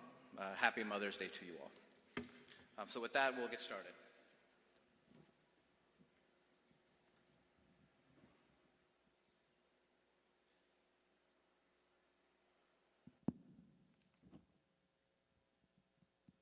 So before we start, I wanted to give a little bit of a primer here of what we really wanted to get done with this panel.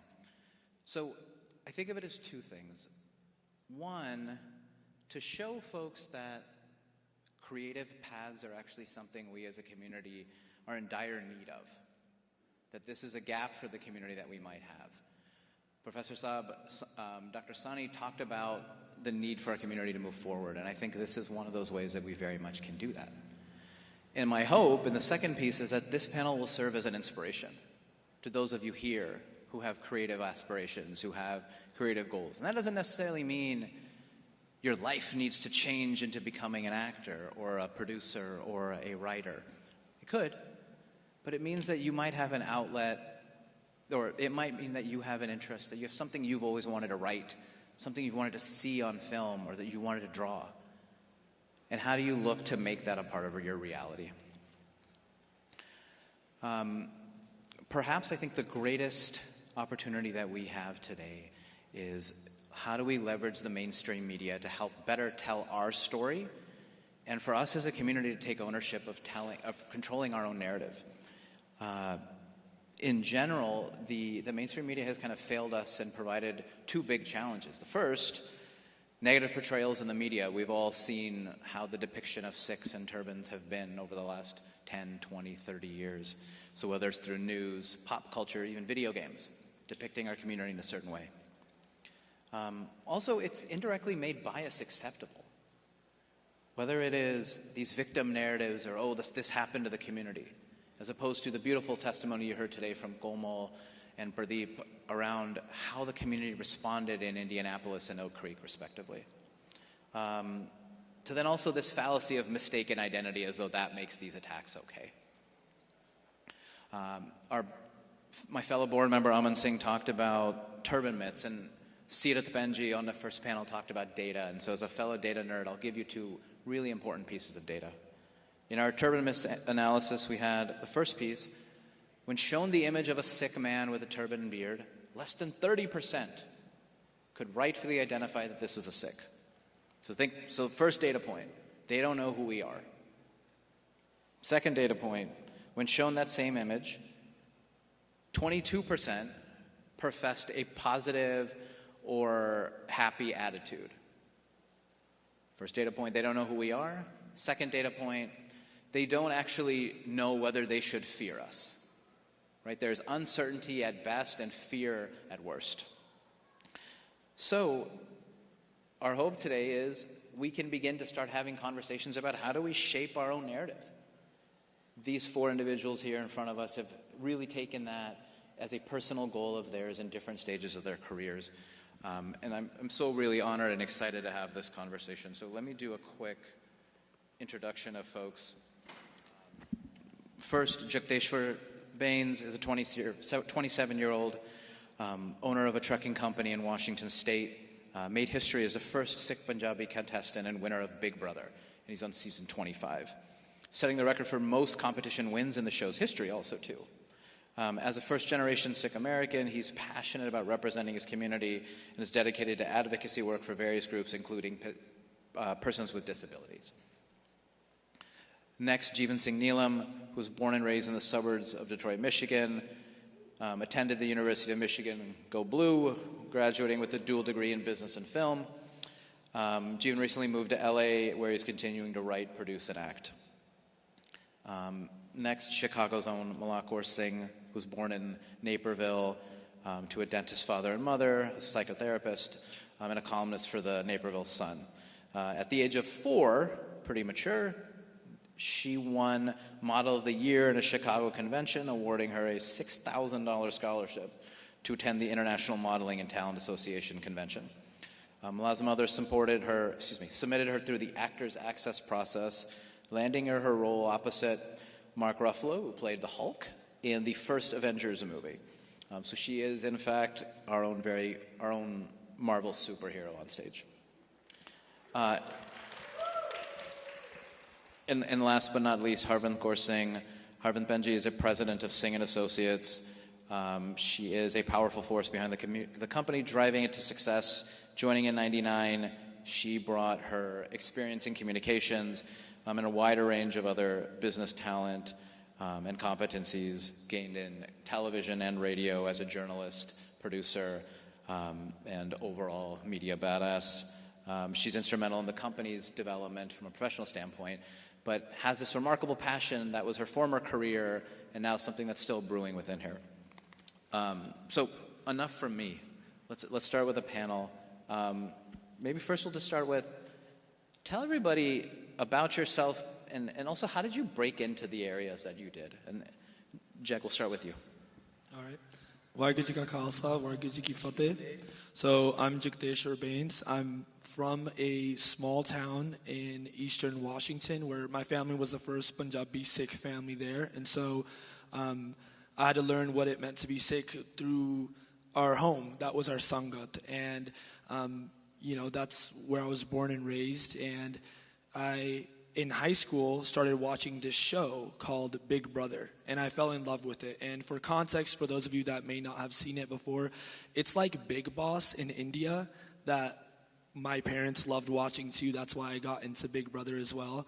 Essentially, you take a bunch of strangers and you place them in a home, and there's cameras that are watching you 24/7, and the objective of the game is to be the last person standing. So every week there's competitions that happen. The whole house votes on who they want to evict, and you're just trying to survive. So I was in there for 100 days, and the way I really got started, because I didn't know it was possible for me to even do Big Brother, but it was my brother, actually, my older brother, who applied first.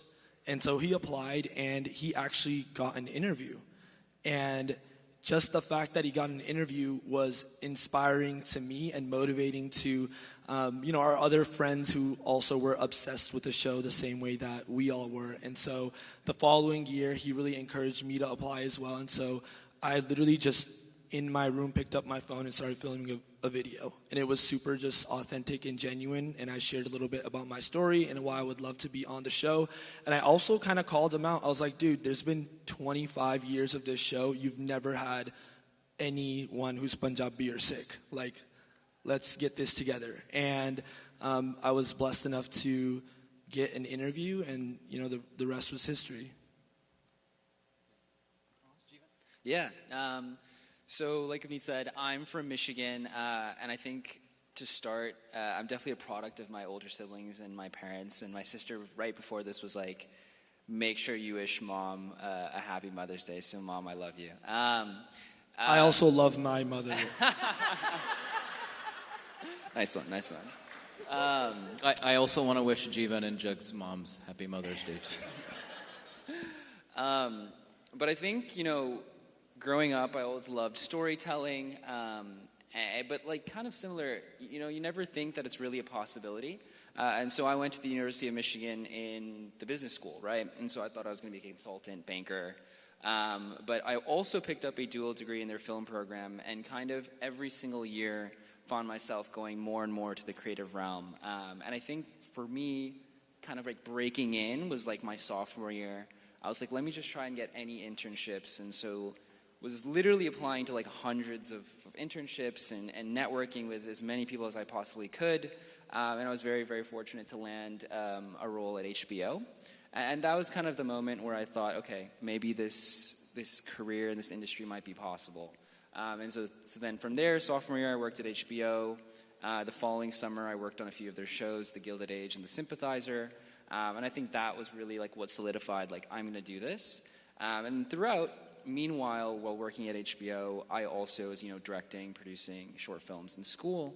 And I think for me, around junior year, was like, okay, if I'm ever in a position later in my career to put someone who looks like me on screen, they better be a good actor. But, there's not a lot of us who go to acting school. So I, started taking acting classes. And then a few months ago, thanks to SALDEF's help, made my TV debut in the show SWAT, which is like a cop show, if you guys watch on CBS.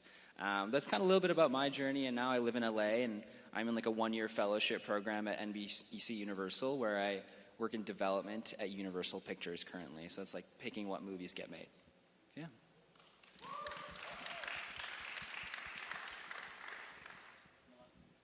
First of all, Vaheguru Ji Ki Khalsa, Vaheguru Ji Ki Fateh. I'm very blessed and thankful to be here today. My story starts with my mom, so I'm glad today is Mother's Day. Thank you, and happy Mother's Day, Mama. But I was a spunky kid, and I would strut around the house, and I accidentally strut towards Mata Dek one time, which I'm very sorry for, Mama. She told me right away I can't do that. And she wanted to see what she could do with that, and so she put me into acting classes and modeling classes. I ended up winning a competition in Illinois, which sent me to New York for IMTA, and ended up winning Actress of the Year and Model of the Year at 4 years old out of thousands. And so my family thought, okay, let's see what we can do here, because at the end of the day, if I had the potential to be a representation for Sikhism in the media, they saw every reason to go for it and no reasons not to. So my mom actually pulled me out of school when I was in kindergarten and by herself took care of me and my brother, who was 3 at the time, living in Hollywood. My dad stayed back with my nanny. And we just went for it, and I went to several auditions, and we went pretty far with it. And when I came back, I ended up auditioning for the Avengers and shooting that in New Mexico. And that was such an amazing experience, something I learned a lot from. And then since then, I was in a flash mob for Dhoom 3. I was in an episode of a show called Sirens. I was in a movie called Punjabi Professional. And I was actually even into Indian commercials for the U.S. Census and State Farm. And I did a lot of other things on the side as well, but for me, I realized that since I had enjoyed it and learned as much as I could at a young age, I realized I wanted to introduce Seva into my life a little bit more. And that's when my idea of pursuing law came to be. And so now I hope to bring Sikhism with me along the way, but kind of use those same stage presence skills and advocacy, a need for advocacy, into my career in law one day. So, I would like to start by sharing a bit of gratitude to SALDEF, because they think I'm still relevant, and that's a big deal, because I'm at least 3 decades older than all of these people here. But after listening to the core segment this morning, I realized that I have not owned my success or my story. When my children ask me, why are you on a panel? And I was like, well, I've won an Emmy nomination. And they didn't know. And it's hanging in my office. It's a problem. So I did what every Desi parent that immigrated here wants their kid to do. I said, I am going to college at the University of Missouri to study broadcast news. And my parents said, you do whatever you want to as long as you come home and have an arranged marriage. And that did happen too. But I studied television news. I always wanted to be a content provider or producer, and I was more interested in the real stories, the daily stories. And eventually that led me to different aspects. I was a writer for CBS in Detroit, And then ultimately, I became a long-form producer and produced some of my own things for the community as my career developed. But I was able to put on 2 magazine shows, Educate and Knowledge Plus, in the Chicago market, which is where one of the Emmy nominations come from. And I also created the first video on the turban. I recognize, so mind you, I'm in school in the late 80s, early 90s, okay? They're so lucky. I had nobody, literally. However, I also had this desire to do something good for our community, something that told our story our way. So I developed this short video called Keep the Faith, and it was purely about educating non-Sikhs about what is the dastar? How do you tie it? And then you guys might have been seeing behind me, I had a great idea, if anybody wants to fund it and produce it with me. I wanted to do a series on Sikhs. And it was called Sikh Portraits, Glorious Past, Brilliant Future. And the first episode was on Dilip Sandh. So this was a long time ago, and it's a story I don't really share. But I realize now that we need more people in the news. We need more people to do journalism because that's a different representation, that's a different voice, and a different way to create your own narrative.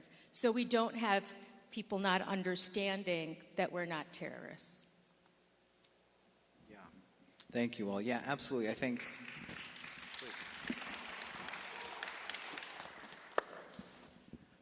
thank you all for the intros, and Harvinder Benji, you absolutely matter. You absolutely did matter then, and you're the shoulders that those that come after you stand on. So thank you.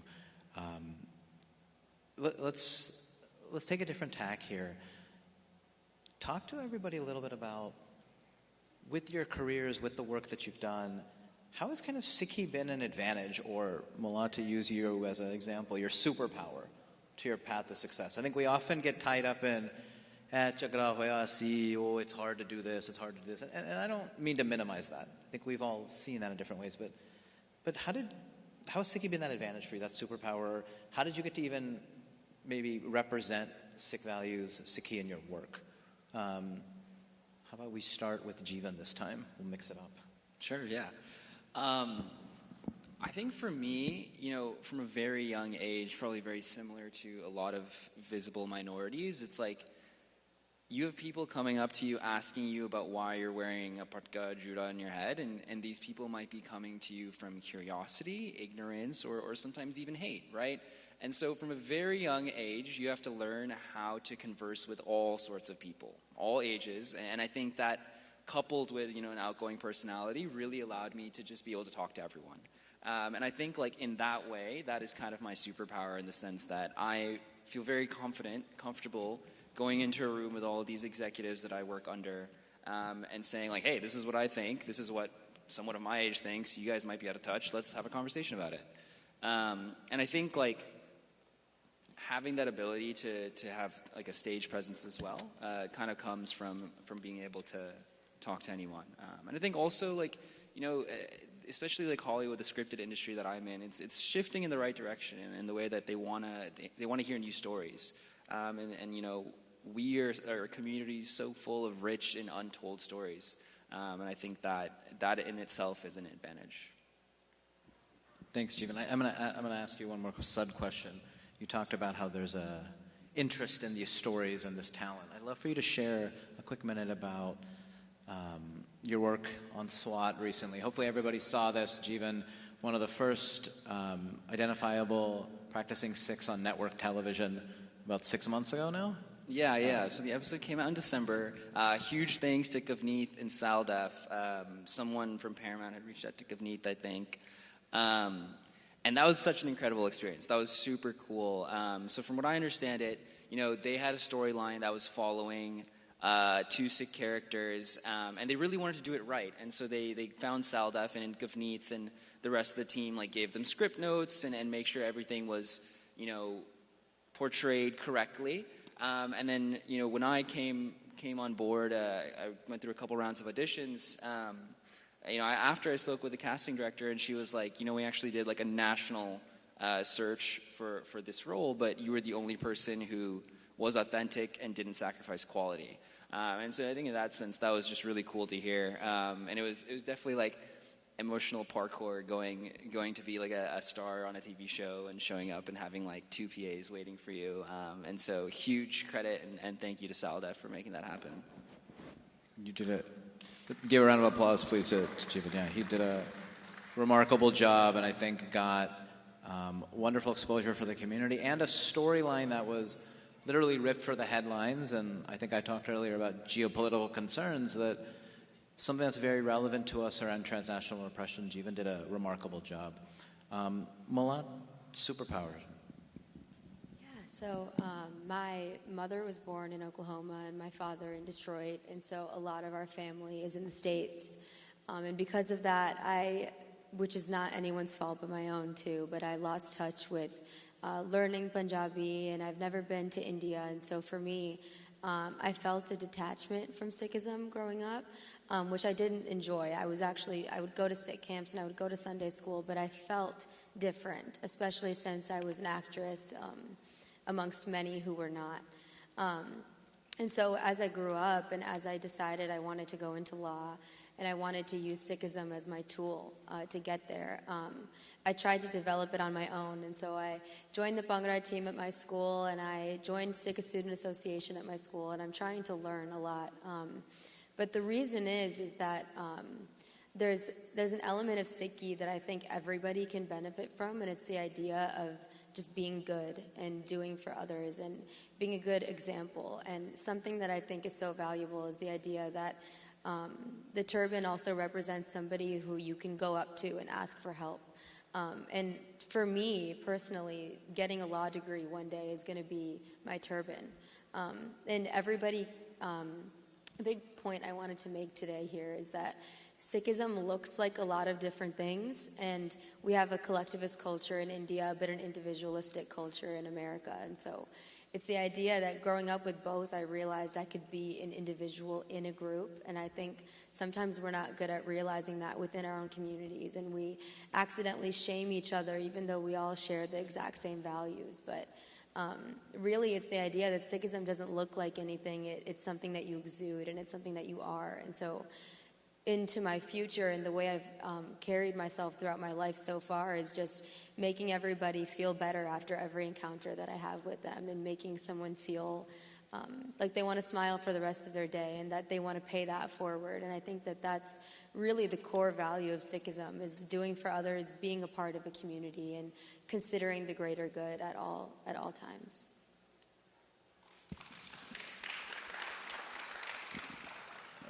Thank you. Harvind Benji. So I was in a newsroom in 1989, 90, 91, and I was clearly told by my professors that I didn't look right. Because in 1988, 89, 90, 91, if you weren't blonde with big hair, you couldn't be on TV because you did not have the appeal of what a national audience or a larger audience would want. So I was not defeated by that. I was strong within my community here in Chicago. I grew up in an environment where, who I am is defined by my faith. And like Malaz said, it comes in all different shapes and forms, right? So I took that as, what else can I do? Because I need to be in this newsroom. Because nobody else is going to be there to have my perspective. So I found something else instead, without having to sacrifice who I am. And I became a producer, where I'm not in front of the camera. However, when you're a producer, you are the gatekeeper. You get to decide what order the stories are going to be put on the newscast. You get to decide if you're going to put a story in the newscast. That has power, more than being in front of the camera. Excellent. Yeah, excellent. The power that we need to have behind the camera running the camera and in front of the camera. I think that's the biggest takeaway. Jack?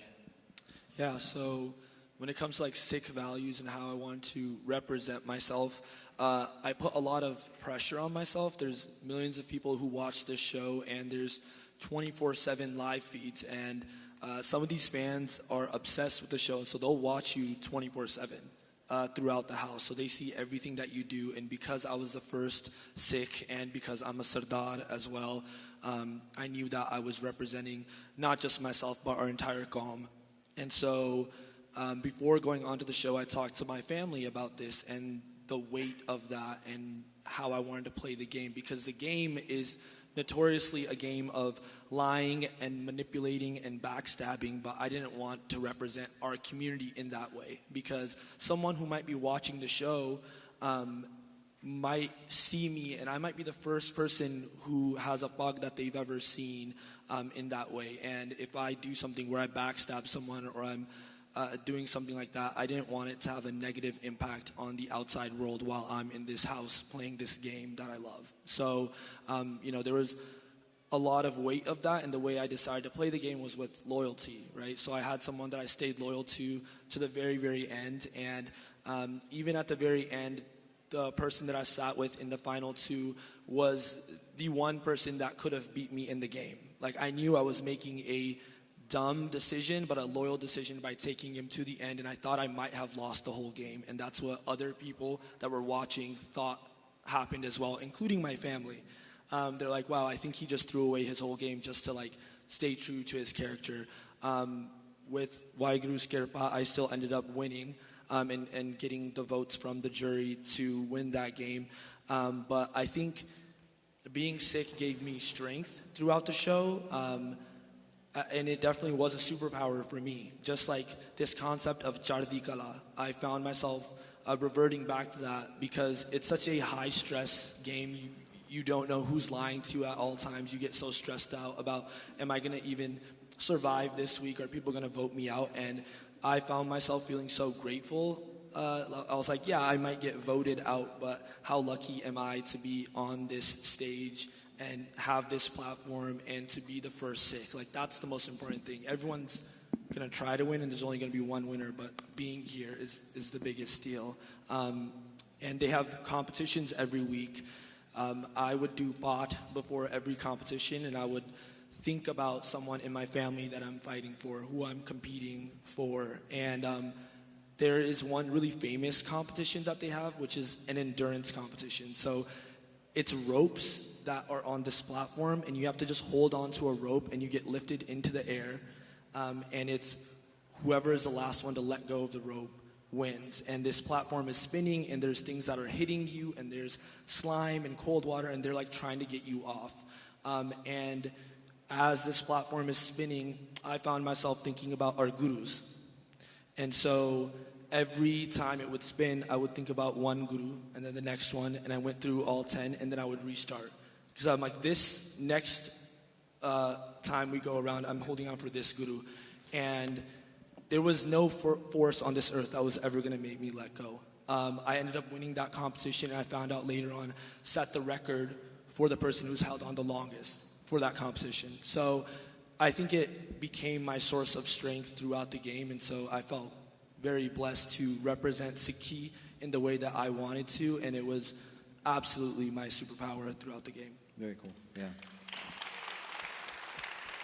Very cool that that all of you got to live your values, right? I think we talk about that, and it's sort of a punchline in today's world, but each of you got to model that through your careers. So thank you for that behavior as well in modeling our faith.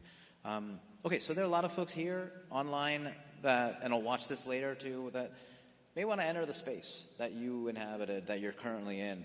And hopefully, one of them will make our community's Crazy Rich Asians or whatever that story is for our community.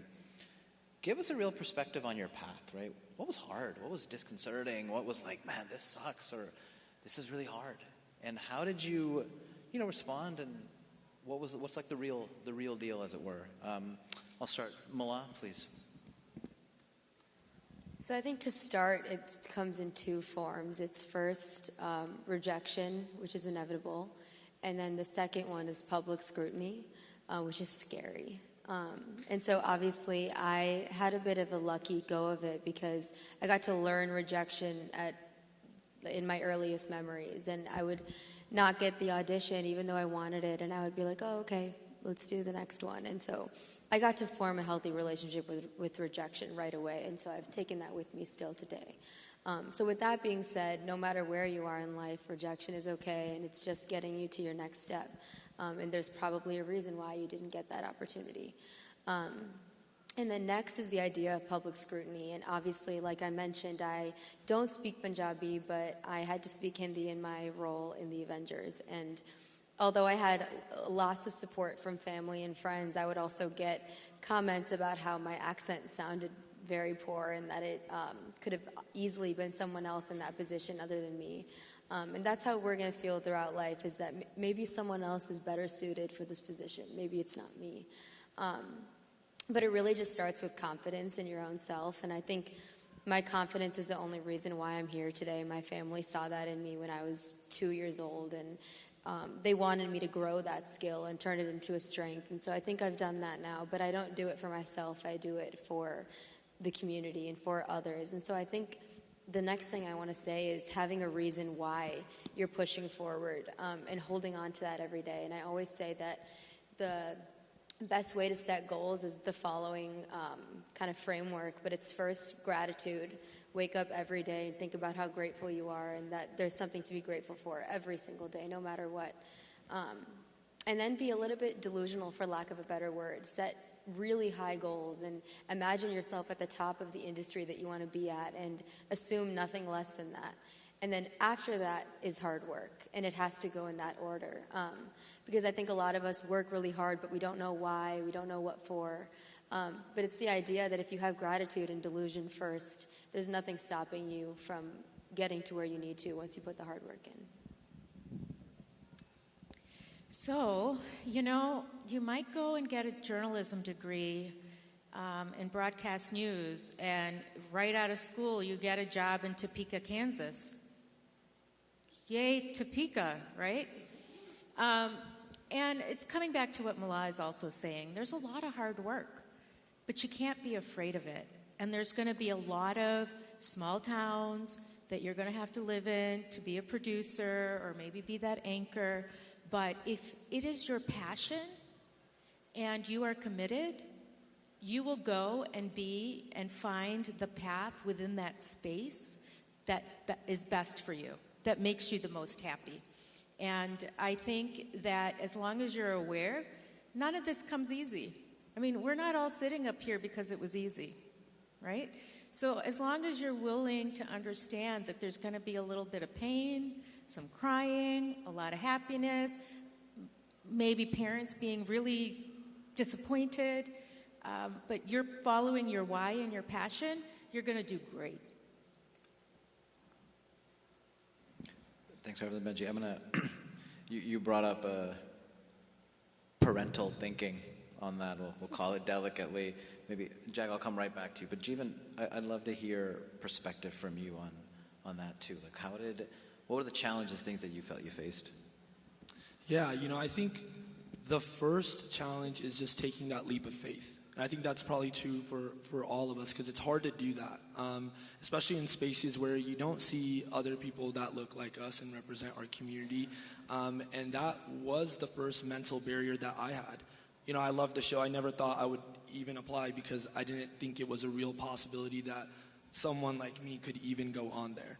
And the way that I was able to break through that mental barrier wasn't because of anything I did. It was because of my brother, right? So it's the people that are around you that are supporting you and become your support system and encourage you to take those leaps of faith as well. And the reality of it is, too, when you're in those rooms where you might be the only one who looks like you or is representing our community, there's a lot of pressure with that. And so there was a lot of pressure when I was on Big Brother, but I think it was also a really, really cool way to connect with people by sharing my story. And I thought it was a really cool opportunity to learn about them as well and to share about who we are. And, I remember when I first got into the Big Brother house, we have all the house guests that are there, and we're all strangers, and we're getting to know each other. And one of my house guests said to me, like, hey, there's something about you that makes me not trust you. And so I knew that was something I would have to face coming in, but to hear it so outwardly and explicitly from someone was disheartening. But again, I just remained in Chardikala and just started sharing more with him and got to know him more, and we became really good friends after that. And so, the path will be hard, right? And not just the creative path, any path that we choose to take as Sikhs. It's never easy. We stand out. We're representing more than ourselves.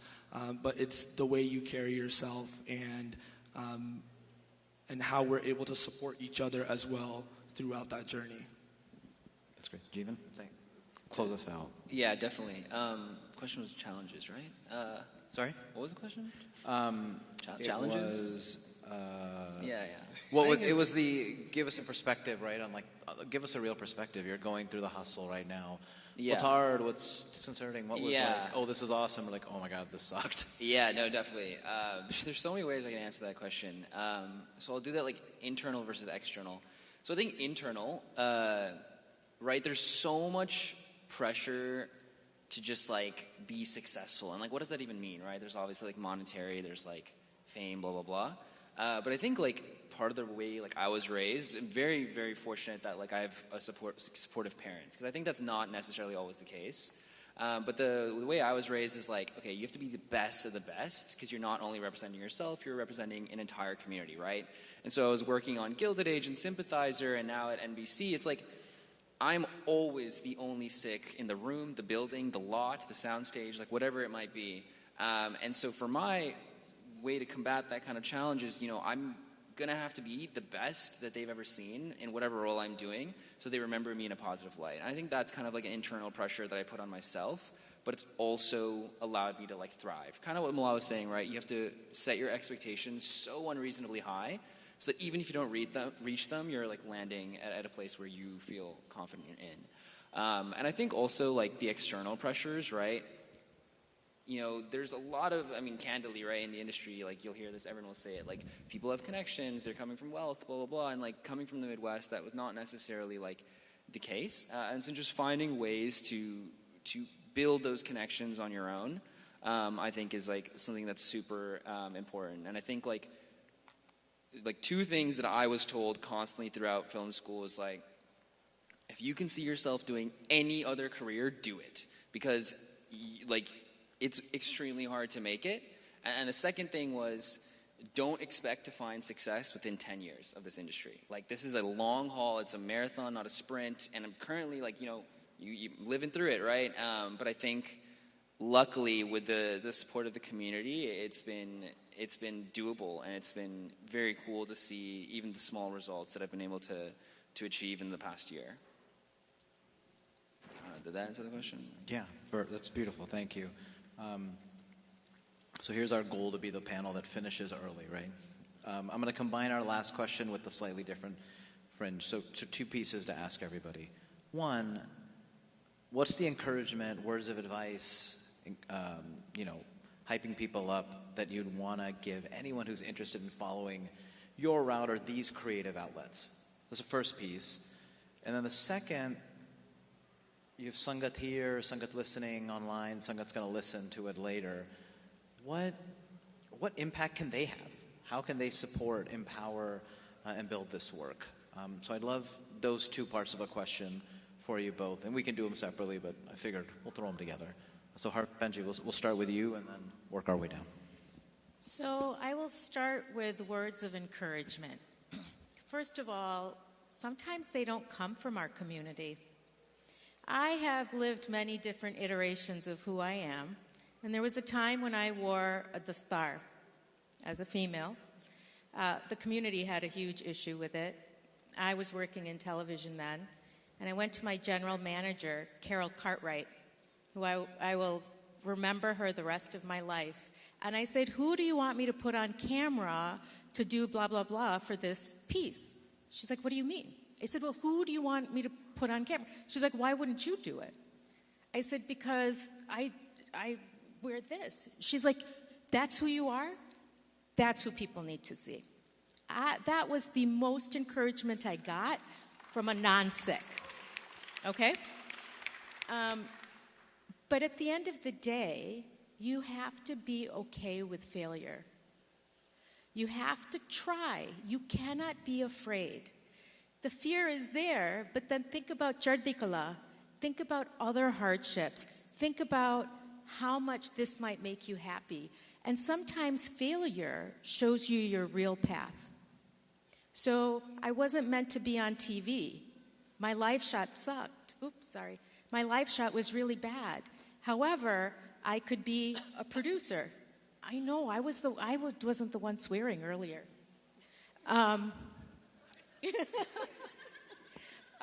So I would highly recommend that, sometimes that failure is what shows you the path you need to be on. I totally forgot the second part of the question. So I would encourage all of you that if you know of organizations, so I got a lot of support for my community work from the Centennial Foundation and other organizations in the community. And if this work is important to you on the, I would say on the documentary side, the film side, you should really consider finding your passion project and supporting it. It takes a lot of money to make TV or make a film or, do a game show. So if that financial support is unbelievably important, especially if you're trying to create things that are long-lasting, that the community will have access to, to share with their families, the future families, and what have you. Thanks, Reverend Benji, also for selling me out. Jug, go ahead. Yeah, I'll keep mine pretty short and sweet. I think something that I learned that was encouraging for me was that you're only as capable as you believe yourself to be. So if you have those mental barriers, know that that's the main limiting factor. And that's something that, I had to learn as well. And when it comes to Sangat, I think Sangat starts in your own home. And so be loving and supporting and encouraging in your own home. And that's where it really makes the biggest impact. If I didn't have the support system and my little Sangat at home supporting me all the time, I wouldn't be where I am today. So, yeah. Thanks, Jacob. Jiva? Yeah, definitely agree with that. The family support is huge. It also helps when you have two older siblings who've done the stable career path. But I think for me, some encouraging advice or more so just advice is there's no overnight success. All of these people who've gotten their first big break have been making their own short films for the past 10 years. And so if you really want it, just start doing it. You have all the tools in your hand, and that's just you and your phone, right? So if you want to do scripted content, you want to be an actor, just start acting, making stuff, and it's going to be terrible at first. And for me, a lot of it still is. But I think that's the only way where you can get good at something is you have to be bad at it first, right? And so if this is something you really, really want, just start doing it because that's the only way to get going. And the second part around? Yeah, how can the community support? Yeah, I think, there's the obvious of, donate money. But I don't know if I'm necessarily in a position to, say that. But I think, there are stigmas around, pursuing creative fields because you make less money, right? And so when I tell kids in college asking what's this like, I'm like, you should do this if you're okay making $40K for the rest of your life. And so and that's not a bad thing, right? That's you can live off that. And so it's just starting to break down these stigmas and also just encouraging people to try things out, try out careers in the arts, because you only live once, and you should make the most of it. Very good. Cool. Thanks, Jiva. Mala, take us home. So to start with the words of advice, I think comparison is important when you're comparing yourself to who you were yesterday rather than your peers.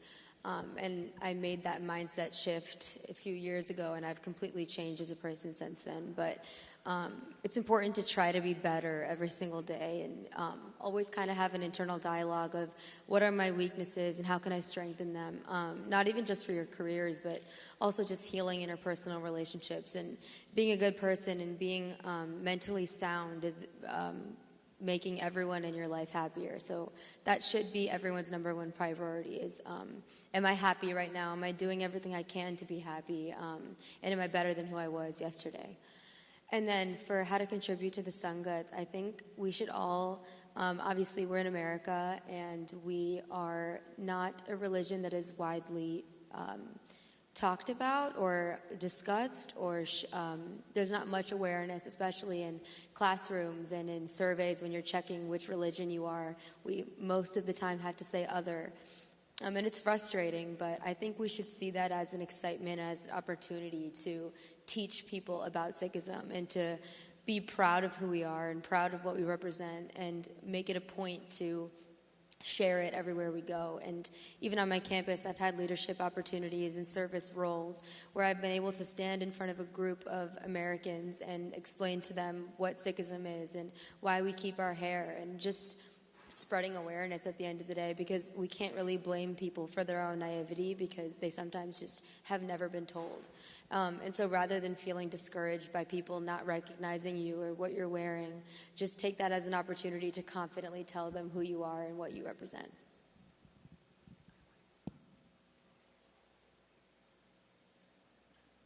I would like to follow up on something Jeevan said. Is that okay? Are you going to be mean to me again? No. Okay, then go ahead. So Jeevan mentioned something really important, and I guess since I'm, a parent here, we're parents, we think about this more than they do. It is our parents telling us that you can't be happy without a lot of money. Spend as much time, 8 years, and become a doctor, and you will make a lot of money. But does that satisfy you, answer your why, give you your passion? So if you're a young person there, evaluate what is important to you. I strongly believe that if you're doing what you love and you're good at it, the money will come. You could do it the other way around, which is totally fine. But Jeevan's saying, if you're okay with that, and usually you might be okay with it, it's the parents that aren't. So that's an internal struggle and conversation you should have with yourself, because it'll take longer for the monetary reward. So, balance that. Maybe you have a day job and a night job, right? I mean, I don't know what Maneshwar does during the day, but I'm pretty sure he doesn't rock out like that. So, I just wanted to mention that because that is one of the biggest reasons people don't follow their love of the creative side of themselves that they really want to be in. Okay. Well, thank you all so very much for really insightful, true, candid, raw commentary. I love it, about what the pathway is. Second, thank you for all the work that you did. You helped move the community forward in small but meaningful and measurable ways. And then last, for everybody, again, here and watching, a couple things to think about as I was reflecting here, that one, a huge community need, right? We have a huge community need in how do we tell stories and how do we develop talent. Also, the path is hard. I think you heard that really candidly and thoughtfully from the panel, but not insurmountable. And I think not so insurmountable in the sense that as Sikhs, that's in our DNA to be trailblazers. It's in our DNA to lead and to embody the values that our gurus gave us. And I loved Harvind Benji's comment just now. She stole what I was going to say, so good job. That living your passion doesn't mean that you have to dedicate your whole life to that. It can be a side hustle, as the young kids say, I guess, these days. Is that still cool? Like, side hustle is a legit thing to say? Okay. Or it can be your full-time gig, right? However you manifest that in your lives, live that passion. And then last, an appeal to the community. let us continue to open our eyes, open our hearts to those that want to pursue this work and lift them up. They're doing a vital service to the community, and we at SALDEF, and I hope we all in the Sangat here, will continue to encourage that. Thank you again so much. Thank you to everybody. Waheguru Ji Ka Khalsa, Waheguru Ji Ki Fateh.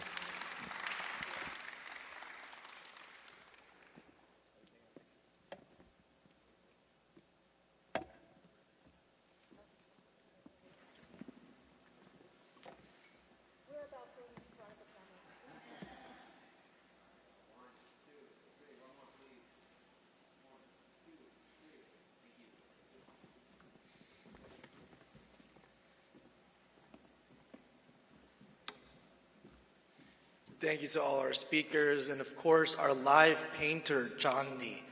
She has her paintings out and display at her table outside.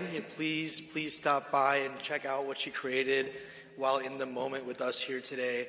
Also, this event would not be possible without our army of volunteers from Khalsa Aid and the local Sangat. Everyone, please give them a round of applause. We have various Sikh nonprofits and community organizations outside as well with tables. Please stop by, check out the amazing work that they're doing across the country and here in Chicago. Of course, if you want to support SALDEF, you like what you're seeing as the oldest Sikh civil rights nonprofit in America. They have pioneered a multitude of programs like Sikh Lead, helping place Sikh youth in internships across the country in over a dozen states, in Washington, D.C., in the White House, in Congress, in the Senate, from creating programs like these, uplifting Sikhs across the country in a variety of traditional and non-traditional career paths. Up next, we're going to play a video showcasing some local art that we solicited from Sikh youth in Chicagoland. We asked them to create a tribute to their mothers, and we have a little video showcasing their work. And for the kids, if you see your name on stage, on the screen, please come up stage from either side to collect a certificate and a small token of gratitude from us as well.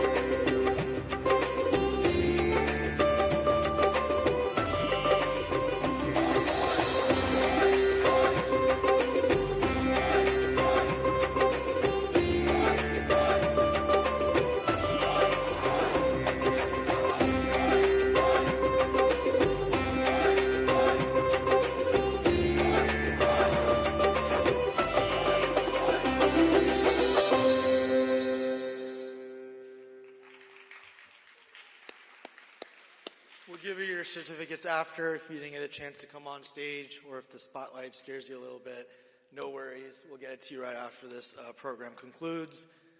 Just a reminder, we also have a networking reception after the program concludes at 8 p.m. Come mix and mingle with the panelists, the speakers you saw here today, a variety of community leaders and organizations here. You know, we want this to be as inclusive as possible so you can build those meaningful relationships, so you can build that community.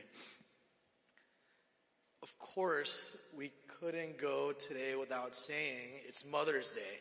My mom is actually here. She flew from Atlanta. We're from Atlanta, Georgia. She's here somewhere in the crowd. And we have a dynamic duo and performance and talk coming up next. Our Mother's Day tribute begins with a powerful story of a Chicago mother supporting her child in a non-traditional career, music, and how it led to the rise of a young Sikh woman DJ here in Chicago. Now she's performing nationally, maybe even internationally, last time I checked. Enjoyed the performance and discussion from Chicago's very own Mona Bala, an internationally acclaimed singer and wedding and events planner, and her daughter, DJ Miss Bala.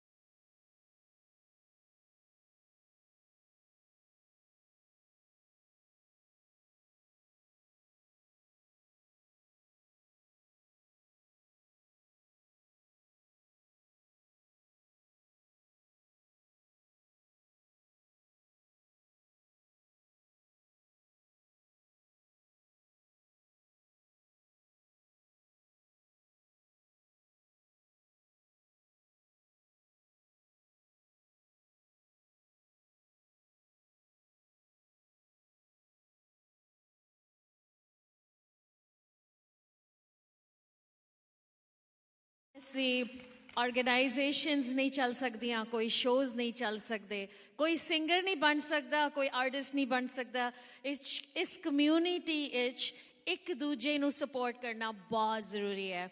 But yeah, I will tell you my story. There were beautiful stories I was listening so far. But here is my daughter, DJ Miss Bhalla.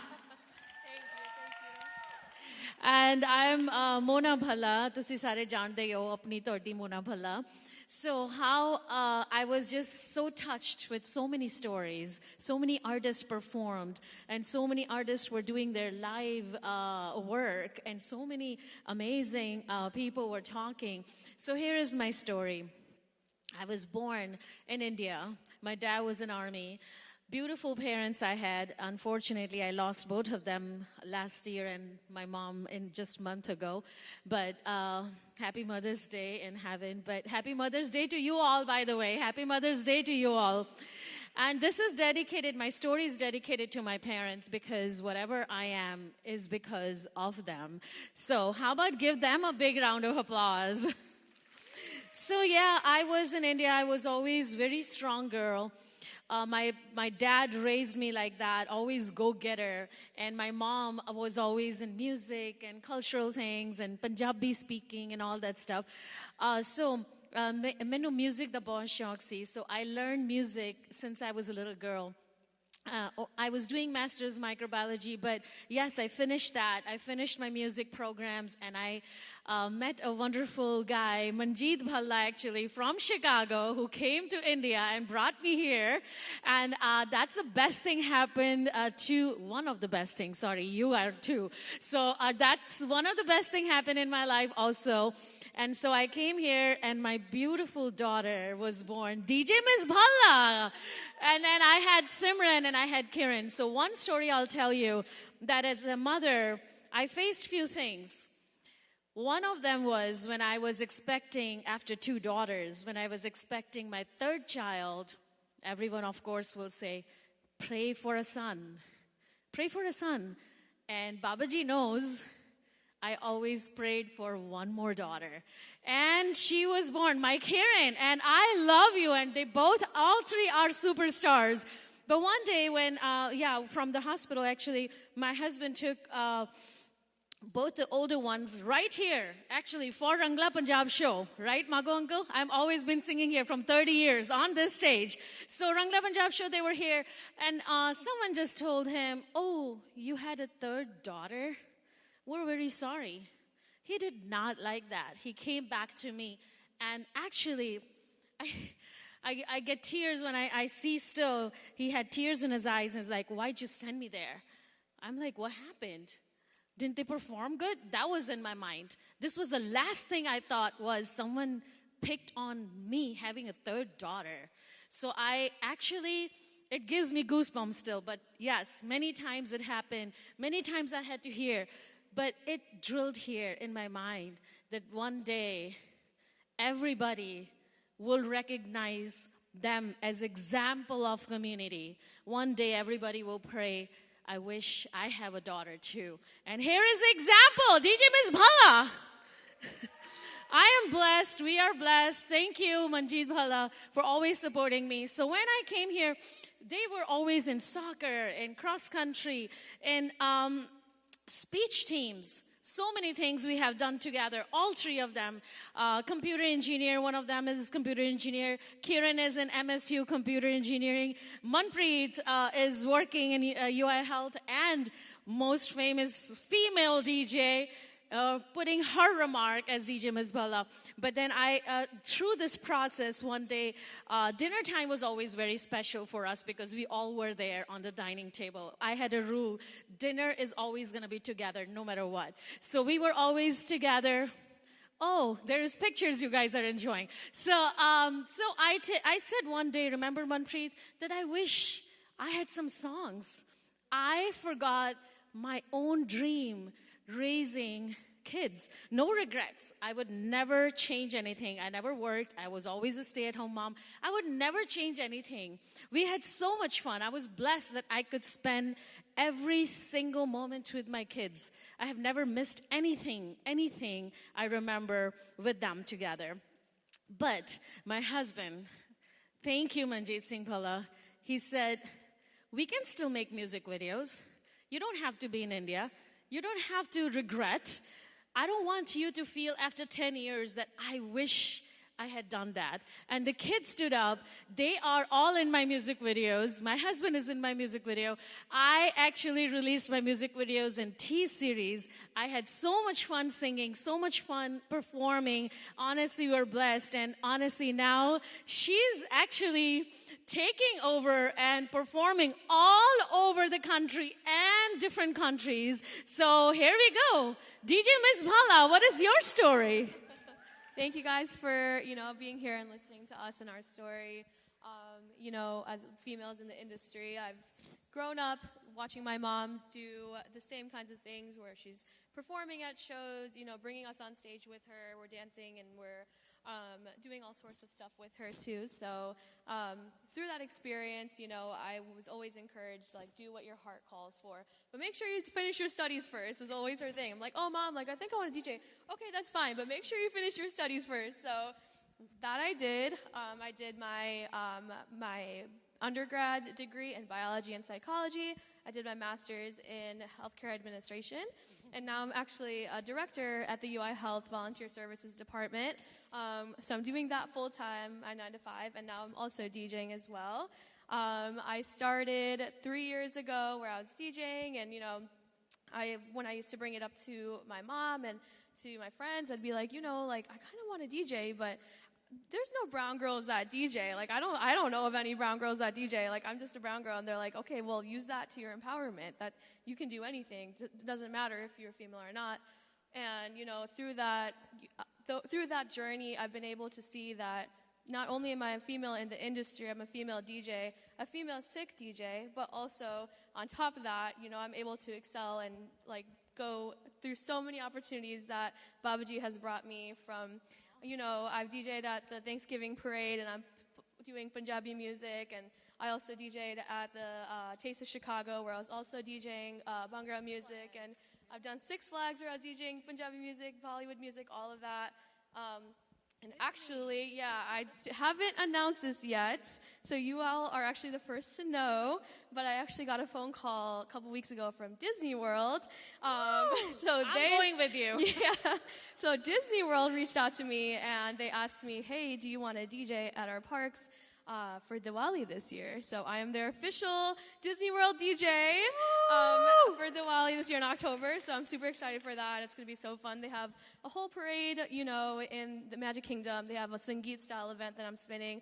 And then also they have a whole show at Animal Kingdom as well. So this is the one in Orlando. So if y'all want to come join, we'll take a bus down and go. But I'm super excited for that. But that being said, I've gotten this platform and not only been able to show that I'm a DJ, a female DJ, a Sikh DJ, but also that I'm able to, pass that passion on to others and let other women know that if you have a passion that you're on the verge of, pursuing, this is your sign to do it. And I always like to empower women entrepreneurs, women business owners, and all of that, again, we're all, like we just talked about, we're all values that were instilled by my parents, especially my mom, too, who's also a female that's excelling in her industry as well. So we just wanted to take a moment to, appreciate that it's Mother's Day, and without my mom, I wouldn't be here because, I'm very blessed that I have parents that are so supportive of my journey, and they're always there, front row at my shows, and they'll be on stage with me. Yeah, they'll be hyping me up. So, yes, thank you guys so much for that. I believe we actually wanted to show you a little bit of our magic. As you know, she's a wedding planner as well and an MC. So there's a lot of times we'll do weddings together. Yeah, we'll do weddings together where I'll be DJing the wedding, she'll be MCing, and we just like a power mother-daughter duo. So we're here to pump up the crowd. So come join us if you want to, especially all of you mothers out there. We'd love to have you come join. And we're going to get the party started for a little bit. Yes. Big round of applause for DJ Miss Bala. So, yeah, it's Mother's Day, and I was told all the moms are allowed to come on the stage and perform with us or dance with us or wherever you are, just enjoy. So I will sing one song for you guys, but you'll have to make some noise. Oh, come on, Chicago. You can do better. Make some noise. And happy Mother's Day, and I would say all the moms, you're doing amazing. There is no book written for how to raise your kids. You are the best mom for your child, and all moms are the best. So give your mom a hug, call them, and yes, this is for all you guys. Happy Mother's Day. All right, put your hands up.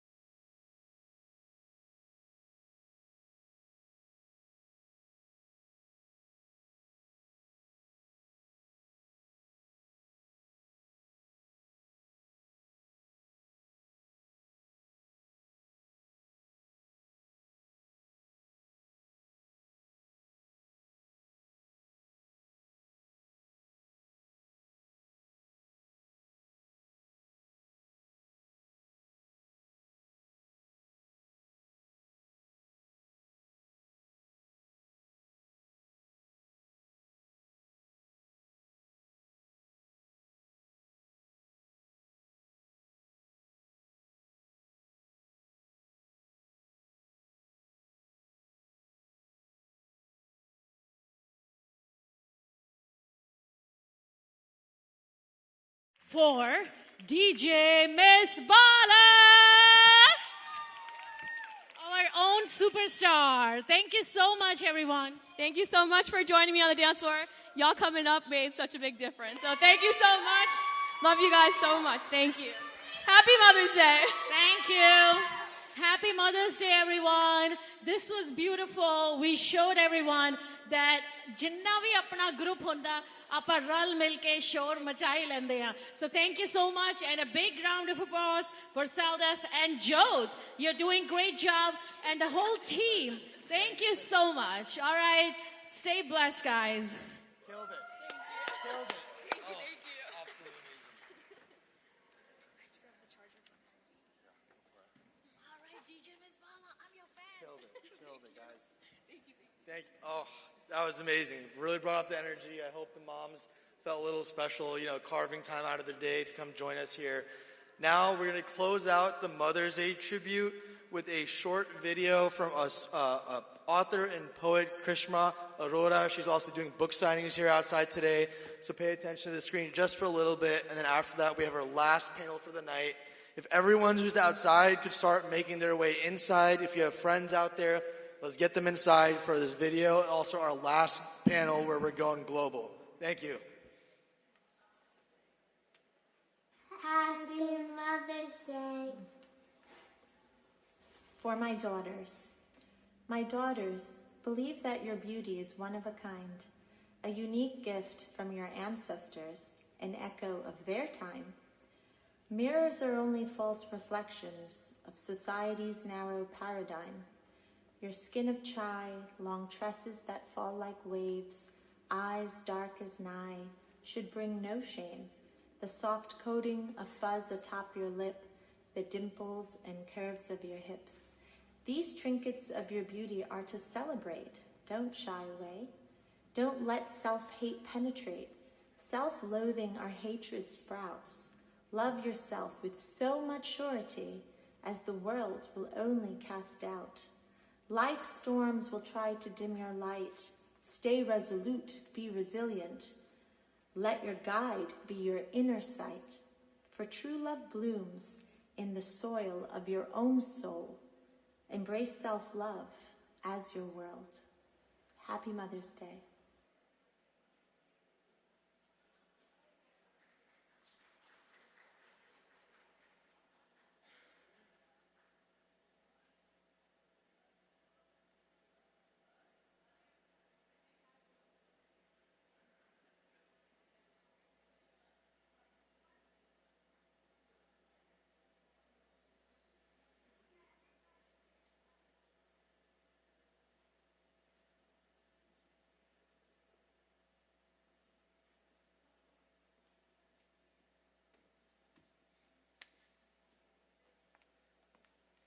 All right, and thank you to all our live streamers, tuning in from across the globe, across the country.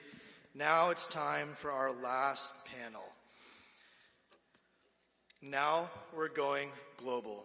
Some of the biggest Sikh American creatives and storytellers are out there, and they're over here today in Chicago with us. Let's bring it home with our powerhouse closer panel. Join us for a dynamic conversation moderated by SALDEF's communications director and the creative brain behind this entire program today, Amrita Kullar. What's up, Chicago? Well, my job today is super easy. You all already know these names, and today we'll discover what's past the spotlight. First, we have rapper, spoken word artist, poet, and international best-selling author, Humble the Poet. Then we have London-born but Toronto-based illustrator and graphic artist, Inquisitive. And of course, we have an international award-winning investigative reporter at NBC Chicago, where she writes, produces, and reports in-depth investigative stories, and she's won almost 7 Emmys and Sikh awards all over the nation. Welcome, PJ.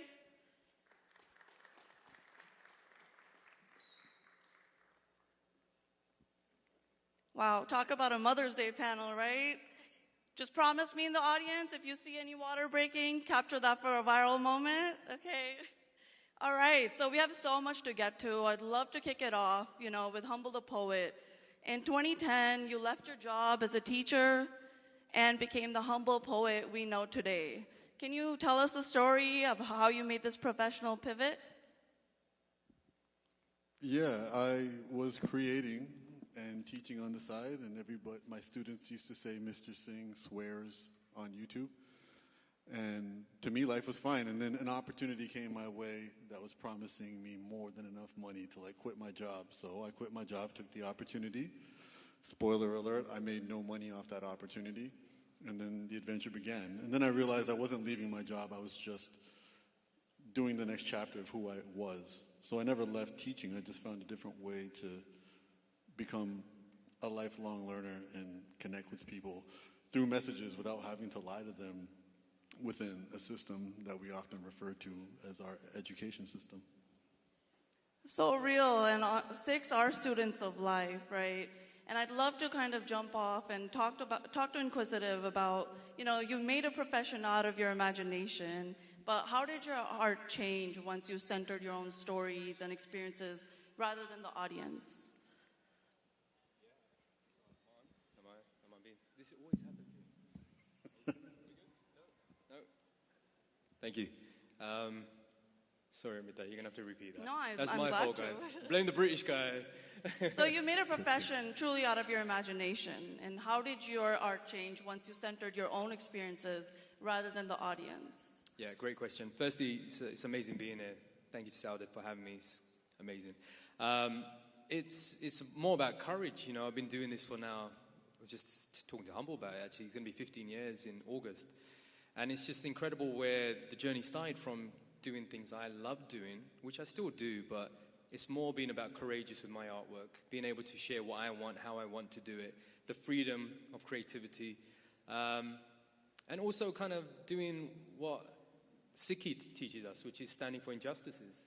I think one of the things I do, why I do it, is because you think back at the Guru's times, they were fighting with swords against the Mughals. Then you got Maharaja Ranjit Singh fighting with their kingdoms, and then you had people like Bhagat Singh, and all these people were doing things, whether it was weaponry. I'm just doing it with a paintbrush, there's no difference.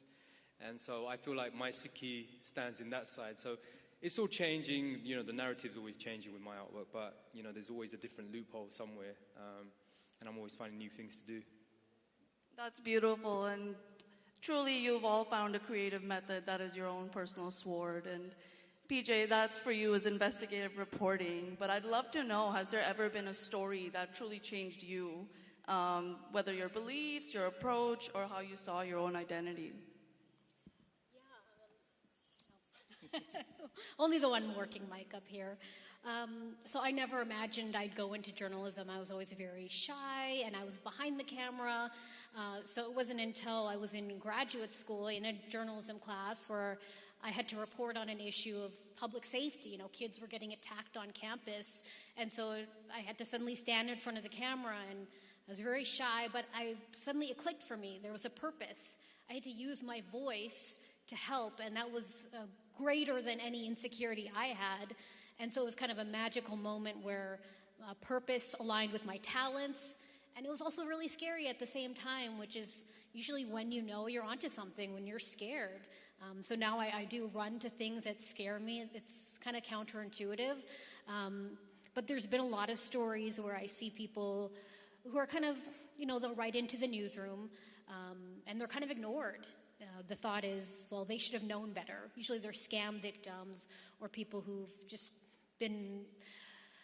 haven't found justice in the justice system or been bossed around by big business or corporations. And I think Sikhi really allows me to take a second look at those people and find the humanity there and advocate for them.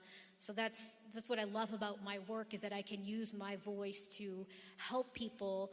And that's my bread and butter. That's what I do every day. I'm a consumer investigative journalist. So people literally bring me their problems, and I try to solve them, or I try to make a story out of them to warn other people that, hey, this is an issue, be on alert, here's how you can protect yourself.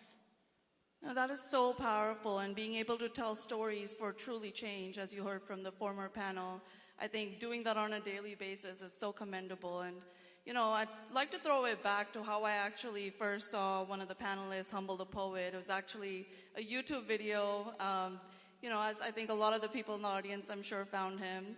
But nowadays, most youth, actually, the number one requested job is in doctor, lawyer, engineer, but it's actually content creator on YouTube. But Humble, you've been successful on YouTube, but I'd love to know, how has content creation, the world shifted since you first started, and what is that unique obsession and passion that made it different and made you truly thrive? I think back then, you had a lot of people, including, Ink right here. It's like you wanted to say something, you wanted to express something. And right before YouTube, the idea was you had to meet the right person. Someone had to put you in position. Someone had to put you in a gallery. Someone had to give you a record deal. And then when YouTube came, it became this place where anyone could say anything and express themselves in a way that was authentic to them. And expression is so important for all of us because it's the medicine. It's what allows us to understand who we are and how we feel. And when you compare that to what YouTube is now, people aren't creating to say something, they're creating to see what works. And what we've done is we've outsourced our self-esteem to how many likes we get, how many views we get, how many followers we get. So when I think people talking about, content creation becoming the number one job that people want, I think what it really is because people who are content creators are selling this fantasy that A, it's so easy. All I got to do is press record and do all this stuff and this money falls on top of my head. And B, it's a way to feel like, oh, look, I matter. I grew up in a house where nobody noticed me. Now all of a sudden I matter because I'm getting a bunch of views. And we're using content creation as a mirror, not understanding that in order to have a career in any type of creative field, you got to be an entrepreneur. You got to work harder than a doctor, lawyer, engineer combined. Because the difference is, if you're 18 years old and you tell your mom and your dad, I want to be a doctor, what you're saying is for the next 10 years, I'm not going to make any money, but I'm going to be on this pathway. And at the end of the finish line, I'll have the label MD and I'll start earning some money. If you want to do that with art, I can guarantee you if you put in enough effort every single day for 10 years, it'll pay off. But there's no pathway. There is no pre-med, med, post-grad. There's no pathway that somebody's laid out for you. So not only do you have to do as much work as a med student, as a lawyer in law school, but you also have to figure out that path. And I can guarantee you, and I know the other panelists will agree, you prepay all your tuition. You prepay all your tuition before you learn a simple lesson. So I think for anybody in this room that wants to be a content creator, don't be here to add to the noise that people use to watch for 3 hours after work.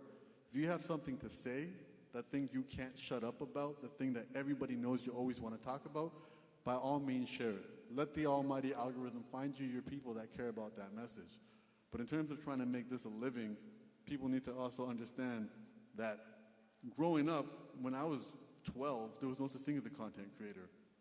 And by the time some of y'all grow up, it's going to be the same situation where there's going to be a whole bunch of different jobs. So things have changed a lot because I think now people are worried about what's going to work. And back when we started, we didn't even realize it could be a job. We were just doing it because we needed to get this message out. And I think that's like the main essence of being a creative is something is inside of me and it needs to get outside of me. Otherwise, I'll probably explode. And I think that's why, you've collected such a passionate audience because people truly see the authenticity and not just the vanity measures of likes and follows. But speaking of follows on Instagram, Inquisitive, you've made a brilliant career on Instagram and really as an artist, which is pretty rare. And given your success on platforms like Instagram, I'm sure a lot of people in the audience, especially the youth, are interested in how can they utilize the digital world to create awareness of their work, and how can they find a niche to help them really stand out like you did? Because, there's many artists on platforms. So, yeah, I'd love to hear. Yeah. Literally everything Humble said there. When we started up doing it, and we say we because literally we started up at the same time, which was like 2010 or so, where it kind of getting really heavy. We weren't using Instagram for the selfies and that. He might have done it now and then, but we were kind of trying to show off we wanted to express, what was the message that we wanted to put across, and whether it's through music or art, that was the beauty of it. Now it's more so, okay, he's done artwork like that, I can do artwork like that.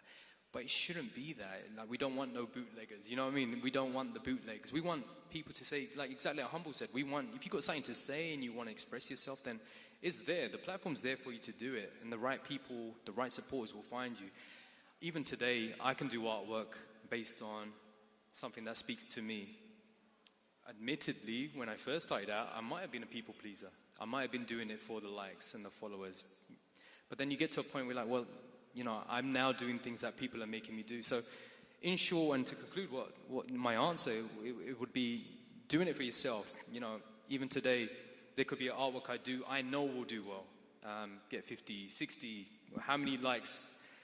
But then there might be an artwork that just gets maybe 10 likes. But I know it's pure to me, and that's true to me, and that's what I love doing. So it's what you want to grab. If you want to grab that, then it might not be the right pathway, but if you're doing it from true to yourself and you've got that inner calling, it's that ability to want to let it scream on the page, just like Humble said, I think that's what it comes down to. So, not trying to grab it and then let it free flow. That's awesome, and you've done it, so be yourself, not inquisitive. He's already done it. He's here. But yeah, PJ, I would love to know, you tell stories for a living, but what is the untold story about being Sikh American? I mean, that's a hard question, but yeah, I'd love your perspective on what would it take to tell our stories fully from your perspective, being in the media behind the scenes? That's a tough question. I think it's just showing up and interacting with people like everyone on stage here who's already doing this work, supporting them, but also not waiting until there's a tragedy or something where the Sikh community has to come out and mourn together on national TV. There are a lot of organizations that I've met here today who have really important newsworthy reports and issues that they want to talk to me about, so I can put them on the news, and I wish I was able to connect with them, more constantly. So I want people to be able to reach out to people in the community, in positions who have a following or who have an outlet, so we can cover these issues. We can make sure that we're seen in the media, not just for tragedies, but for successes, for issues that we really want to bring awareness to, the good deeds that we do, the seva that our community does. These things need recognition too. So just from my perspective as a news person, I'd love to hear about them. So reach out, let it be known. And I can understand there's a lot of distrust with mainstream media. Maybe you feel you won't be heard, or the story, it just won't be told in the way that you feel you can trust. So find one or two news people that you follow and that you think do good work and do honest work, and maybe reach out. We want to celebrate the successes of our community as well. Yeah, and that's why we're here, time and time again while planning the shows. Like, why Chicago? Why the Midwest? You're from LA. Your organization's based in DC, but I think what PJ said resonates so deeply with me. In the last decade, we've been here in times of Oak Creek, a FedEx shooting in Indianapolis, and now is really a time where we can be here in celebration with community members like you, and truly tell our stories in an authentic way and not in just a tragedy. But yeah, I'd love to kind of also throw it back, back to YouTube. One of the first videos I saw was with Lily Singh and Humble the Poet. It was the music video Le, and I just thought it was such a great satire of communicating what I felt growing up, of these older students and this generational gap you feel. But, Ink's handwriting was actually also featured in that video. So I would love to hear from both of you kind of how was that collaborative process so early on in your career? What was it building alongside community, and just how was that experience? I think it's one of those situations where when you're doing it, you don't realize who's watching, who's paying attention. And since I've lived in the States now for 4 years, and people come up to me and they tell me these stories about like how impactful something was, when you're doing it, you're not thinking about the impact. We're trying to make something, we're trying to have fun, and literally the song Let came out of the fact that I was in an underground parking lot with Lily going to Target had explained something to me, and my response was like, le. And it was just funny that we kind of just noticed, we clocked that thing where it's like, oh, you're speaking English, but then every now and then you throw a Punjabi word. And then things just built off around that. And to be honest, too, like it wasn't even a completely original idea. There's a rapper named Black Rob, if anyone listens to hip-hop. He has a song called Whoa. I had a chick, she was down, she was whoa. Da-na-na-na-na-na-na-na, she was whoa. We just took that and said let. So it was us being fans of something and just creating it. And, you know, when we talk about this idea of collaboration, you know, there's 3 levels to this. There's competition, where you view everybody who does the same thing as you as your enemy. And then there's cooperation, where you're like, all right, we're all doing the same things. Let's work together for our benefit. And then collaboration is when you're like, hey, what we're about to do is more important than you and I individually. And I think when it came to that, especially creatives and anybody in this room, if you're doing something that you don't have anybody else that is in alignment with that, it makes you feel like the loneliest person in the world. And I think what ended up happening with a project like that, or anything that we've ever worked on that was, you know, collaborative, it's like, oh, I found someone who feels like me, and we can do this together. And normally, if I did this by myself, I would have only made it this far before I ran out of energy, I ran out of ideas, I ran out of motivation, I ran out of money. And now all of a sudden I got somebody else who's on this pathway with me, and they're gonna prop me up when I'm tired, and I can prop them up when they're tired.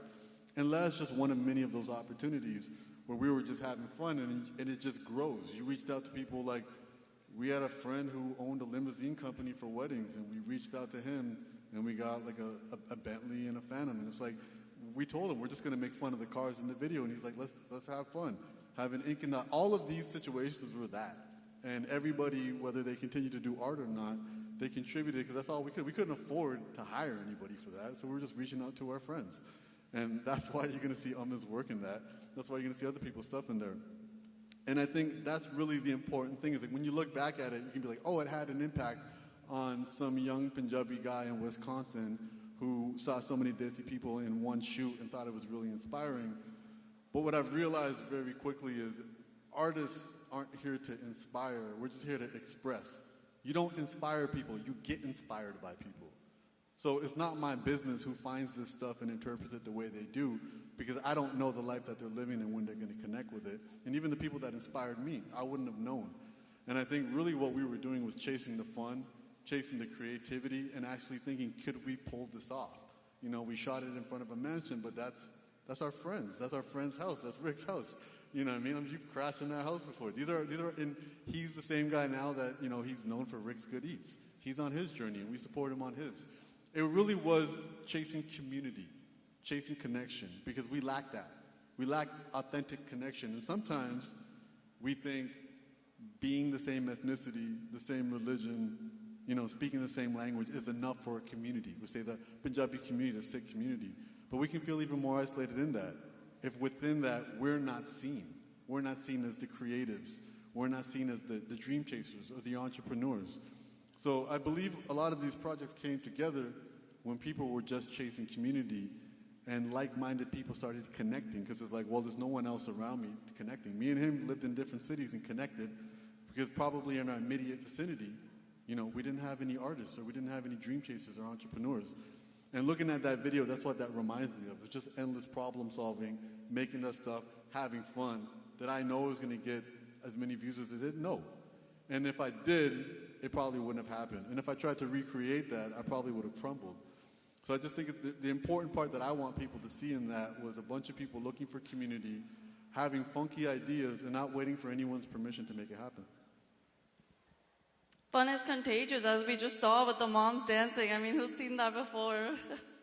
But, you know, I think what's so incredible about all these panelists is that they have such a unique power in their own way to redefine moments. They're the ones sharing the narrative, whether through its art, spoken word, journalism. So I'd love to hear, you know, what was one moment that really, you had the unique power to redefine a moment. And I would love to know, like, what is the most difficult painting you've had to do in this long time that you've been doing this work? And did it help you heal from any of your own emotions and work through some, you know, stuff that you had on your mind? Yeah. There's two, actually. I wasn't going to bring up the second one, but I'm going to do it, fitting for today. The first one would be the piece that's outside, King Without a Crown. It's orangish kind of, I say that, all my artworks are that color, but it's like Guru Gobind Singh Ji side profile with a lot of splashes, as they used to call it. Probably my most controversial piece, but I had this idea in 2012 to create something that I wanted to create. You know, we've seen Soba Singh's paintings are incredible. You know, they're timeless pieces, but I used to see them all the time at the Gurdwara. And I used to try questioning and asking my dad, well, why is that happening and why is that? So I thought, how can I do it in a way where it builds even more questions? We want to talk about this. We want to talk about the story. We want to talk about the history of Sikhi. And I remember that artwork, which is in that side of the gallery, it does look like it's just a lot of mishmash everywhere, but it's not. It's actually got every part of Guru Gobind Singh Ji's story, from 4 crowns representing the Jar Sahibzade. You've got the bars, you've got the horse, you've got the arrows, you've got everything, the battles, Amrit representing, you know, there's so much representation in that. So that was the most difficult because I did get all the slack. You know, why did you do this, man? Number one, what kind of name is inquisitive? And number two, like, this is terrible, this is blasphemy, like, you know, creating something against Sikhi. And my reply was like, well, you don't have to be it, you don't have to like it. This is why I'm not doing anything disrespectful. I'm telling a story the way I like to tell stories. And my way of telling stories is to be inquisitive. I want people to be like, well, why has he done that? Oh, did you see that? Oh, no, look at that. Being inquisitive. The second piece, I would say, has probably been the most difficult, given it's Mother's Day. It was a piece I did on my mum, because my mother passed away in 2019, and having to revisit that after, I mean, I lost my flair, I lost everything. I lost my creative flair, and my mum gave me the name Inquisitive, and she also was my biggest cheerleader. Before me. She's the one that was like, put your artwork online. Humble met my mum a few times too, so he knows how she was. Good banter, great friend. And I kind of put all my paints away, and then I revisited that after 5 years, and having to go through the journey of painting her eyelashes and seeing a dimple, and very difficult, but I'm glad I did it. Actually, my daughter and my wife are there, so I want to say happy birthday to Mandeep as well, and I want to say happy Mother's Day. And I created a piece where my daughter's being held by my mum, because she obviously wasn't here to do that. So that was a difficult piece, but you learn. Art is just an escape. It's also my reality. So if anything, man, I'm fortunate to have that, and, you know, fortunate to be blessed with that craft, and I think it's my way out, or more so way in, and continue driving. Wow, that's such a beautiful story, and really what a way to really work through your emotions and, you know, offer that guidance for other people that have experienced the similar things. And, you know, I'd love to hear also, how does your PJ, like, Sikh identity really impact your professional life? You know, you investigate, report for a living, and that's a lot about bringing justice to the people. So I'd love to hear a little bit more detail about, you know, how it's impacted your professional life. Yeah, it was a process to get there. You know, you start in local news. My first job was in South Dakota, Rapid City. So I'm reporting on rodeos and agricultural issues, calving season where baby cows are born, and then a lot of random crime and violence. You know, you show up, you report it, you go home. And after a while, that just feels really empty, and it feels like you're just putting a crying family on TV and nothing's going to come of it. No justice for them. I mean, what are they going to make the intersection safer? You know, the intersection maybe where their loved one was killed. That's a different job to look into that, right? So my next job was politics. I was in South Carolina covering the legislature, and it was a lot of rhetoric. It was a lot of promises. And I got sick of covering the promises because nothing ever came of them.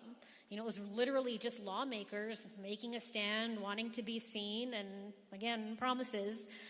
So that really, it made me feel restless. It made me feel like, what is actually being done for people? You become aware of so many problems, so many people that are going without or facing injustice.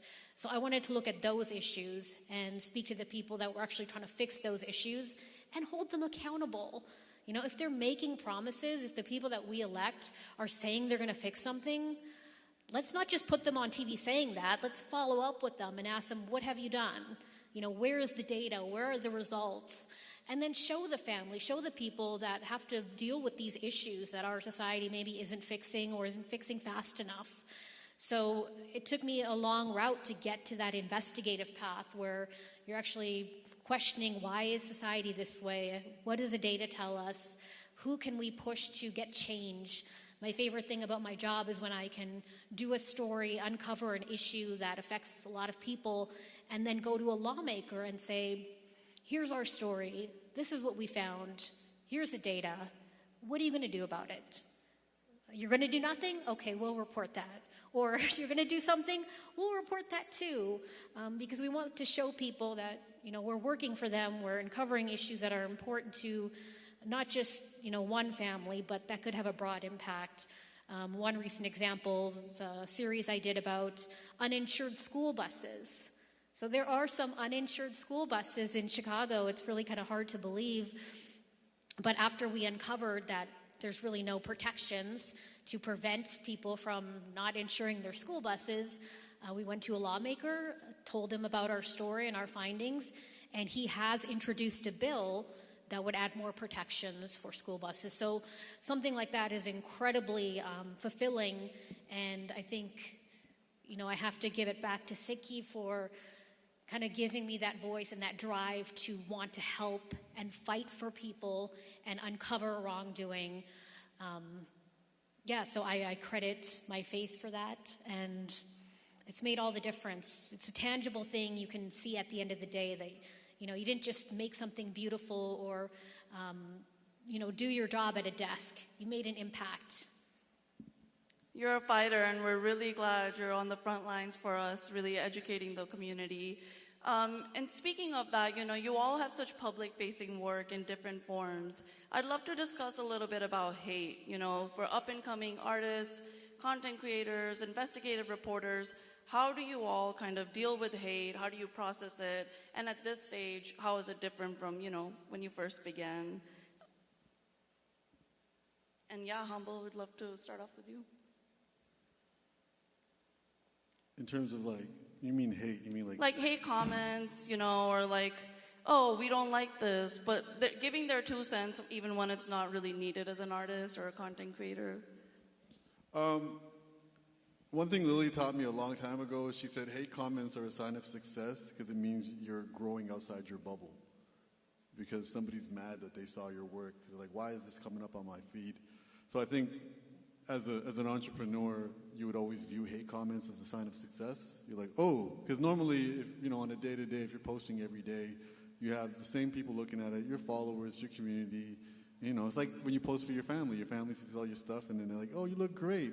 That was an awesome wedding, and all of this stuff. And then randomly, someone's like, why am I seeing this? And they get so pissed off that they leave a mean comment. So I think logistically, I always viewed hate as a sign that you were pushing beyond people who are normally seeing your stuff. I think beyond that, from a philosophical standpoint, anybody who has the energy to say mean things on the internet, they're telling their story, not yours. And also, social media is heavily optimized for us to be mean online because it's an attention economy. Everybody is trying to get attention. And if Ink posts a picture and he gets 100 positive comments, great work, that's amazing, that's inspiring, and I come on and be like, not your best work, that will instantly catch his attention and will instantly catch everyone else's attention. And if I don't have a personal relationship with him, I'm not going to even view him as a human and consider that there's an impact that it's having on him.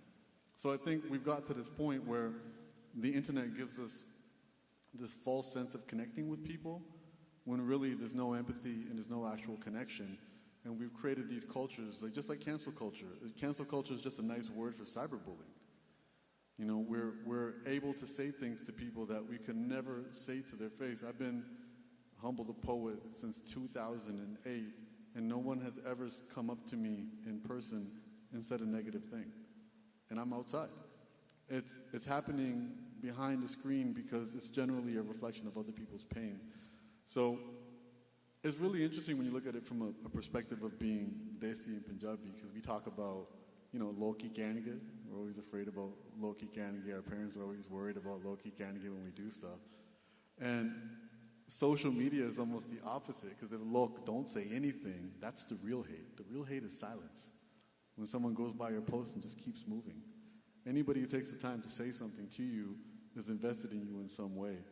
And this is the danger of this. We have to be very mindful. And speaking of Sikhi, you know, the one thing more important than the identity is, you know, the foundation of Sikhi was this Kaam Karo Lo Hankar. Hankar being the most important, your ego. And we have these devices that have been designed by the smartest people in the world, who were paid by the richest people in the world, to keep us constantly outsourcing our value into them. And we have to be mindful of that. And we have to have a foundation of like, this does not decide who I am. These strangers who I've never met, there cannot be more value on their opinions than the people that I have met. And that's what this chase of fame ends up becoming. Chasing fame means I care about people I don't know and what they think about me more than the people I actually do know. The people in my house who spend time with me, their opinions matter less than everybody else's. And it's something very important to be mindful of as you start your journey, where we start to measure our success and how much attention something gets. When we realize, like, you know, someone like PJ is doing important work, but there's so much low-grade news. And what's the rule for news? If it bleeds, it leads. And that's turning into everything. We're all fighting for attention, making quick 5-second videos that have nothing to do with the movements that we're a part of. So when I think of hate, I think of it as just another feature in this system that we're in, where everybody is dying to get noticed. And somebody leaving hate on your page is just like them putting graffiti over your wall. They just want someone to notice them. So I would approach hate with empathy, because I know whenever someone says something mean to me, because whenever I've said something mean to anybody else, it's never meaner than the things I've said to myself. So if someone says something really mean to me, they must be saying some really mean things to themselves. And that triggers a little bit of empathy for me. And I hopefully someone can give them a hug. Yeah. I should learn never to sit beside this guy, man, because how do I follow up with that, right? You just say the same thing, but with your British accent, and they'll like it more. Everything sounds better with a British accent. I learned from a very early part of my career that, look, I can paint the sun orange, and someone's going to say it's too yellow. You can paint it yellow, someone's going to say it's too orange. No matter what I do in my artistic journey, the narrative's always changing. Oh, he's left this country out. He's anti-this, anti-that. Oh, my goodness, he's done this, he's this and that. So with my artwork now, and I'll be honest, when I first started up, it was exactly that. You get the 100 comments, which are amazing. Then you get that one triggers you, and you're just like, all right, I'm a failure. Can't do it no more, no. Pack it up. But then you come to a point in your career where you're just like, well, no, I'm not actually doing it for that. I'm doing it, number one, for a reason. I'm doing it because I have something to say. I've got an expression in my heart, and I want to bring it out to paper. And art is opinionated. It always will be, no matter what. And as harsh as it is for someone to be like, well, I don't like it, that's fine. It's okay. It's not for you. End of the day, I'm not here to people please anymore. I'm not here to have your applause. I'm here to say, this is me. I'm Aman, or Ink, and this is my artwork, and this is my expression. Do you relate? It's not, oh, I want a like from you, I want a comment. It's, do you relate? Do you get what I'm trying to say? And that's where I've got to now in my career. And I think that's also come with the support of the community as well, because without the community, I've not really been able to put myself across there. So, yeah, opinions are going to be there. I have to respect it. I just don't like it when the narrative changes. When the narrative changes, it just goes off on one, and you end up being on the news, and then, oh my God, then I have to call Humble up and help me out, and it's one of those ones. So, yeah, you kind of just have to ride the wave as well at the same time. But I stay true to my beliefs, it's true to my expression, and I'm unapologetically me, always. I used to think, if you have facts and data and both sides of the story, I mean, who could disagree with that? Why would somebody hate that? But, we're in the age of, false news and people who just don't want to believe just a simple story about, there's changes coming to Social Security. Here's what the changes are. We still get hate comments on a story like that, just giving the facts. So it's to be expected, at least in the media. The one thing I've learned is that you have to be your own biggest cheerleader. I was lucky enough to have a mother who adored me and believed in me more than I could have ever believed in myself. And she would always tell me, why not you? You are the best. You can do this, you know? And I always thought, Mom, just stop. But she would never let me, you know, commiserate. She would never commiserate with me when I felt down or I doubted myself. It was always the really positive self-talk. And unfortunately, she passed away 9 years ago, but I still hear her voice. You know, she would say these things so much. It's now just like kind of in a loop in my head. So she's still my biggest cheerleader. And so you have that, you know, you have that kind of internal dialogue where you tell yourself to be strong and, you know, you are the best. You have to think that because there are so many voices that will tell you otherwise. It's really hard to find people who will constantly prop you up, and maybe you'll find that out if your parents are passed away or your biggest support system is ever not with you. So you are the love of your life. You have to be your biggest cheerleader. That doesn't mean you're not also humble and you can't take feedback, but that's really served me well. And the last thing I'll say about this is have the confidence of a mediocre white man. Okay, think about that. A lot of institutions in our country were built by just mediocre white men who walked into positions of power. They weren't necessarily qualified or very good, but they had the confidence.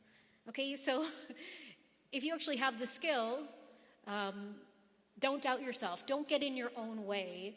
Don't let somebody's hate comments stop you.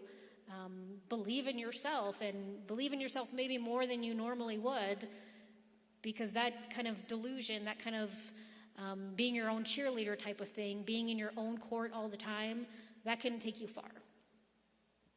Yeah, I truly resonate with that. I think growing up, you realize your inner dialogue is just what your mom's been telling you since you've been growing up. Shout out, Mom. But, you know, we have such success stories from all three of you. But how can the community support you in your work?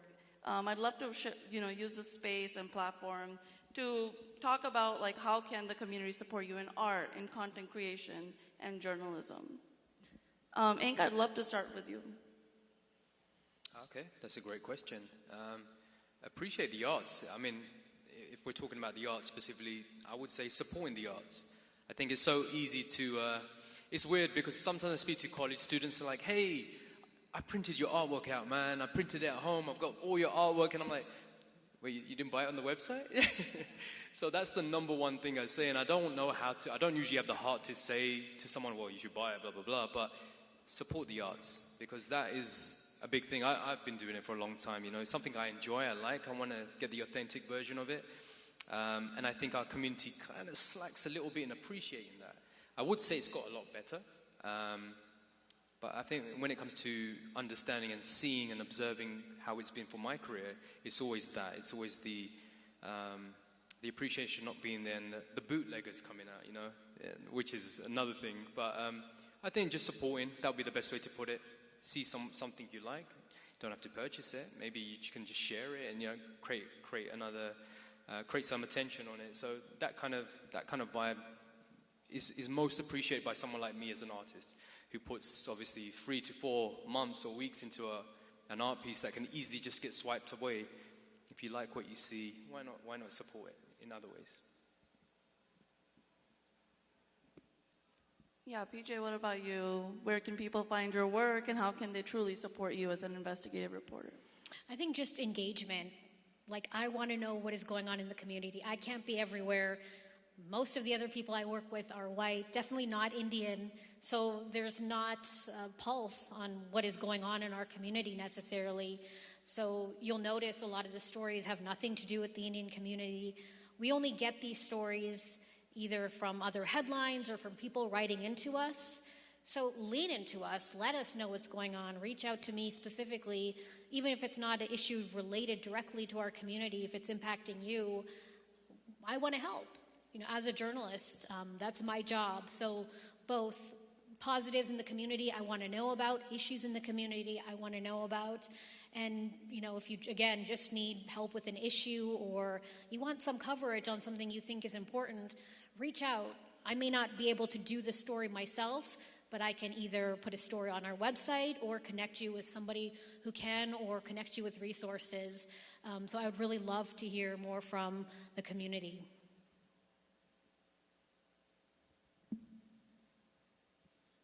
I met this guy in New York, Punjabi guy, who could play anything on the piano just by hearing it.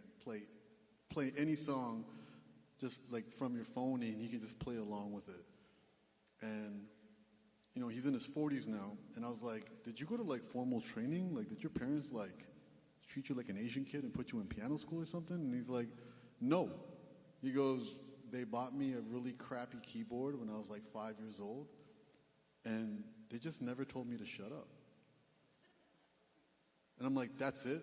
They never got you training? They never encouraged you? They never did anything? He's like, no. He goes, but they just never shut me down. And you realize how many artists never see their potential because somebody shut them down. Somebody whose opinion meant the world to them shut them down, told them to not stand on the chair, told them not to make so much noise, told them not to draw on the wall, told them not to sing, told them not to dress that way, told them not to love that way, told them not to believe that way. So the support I'm asking for is don't do that to somebody.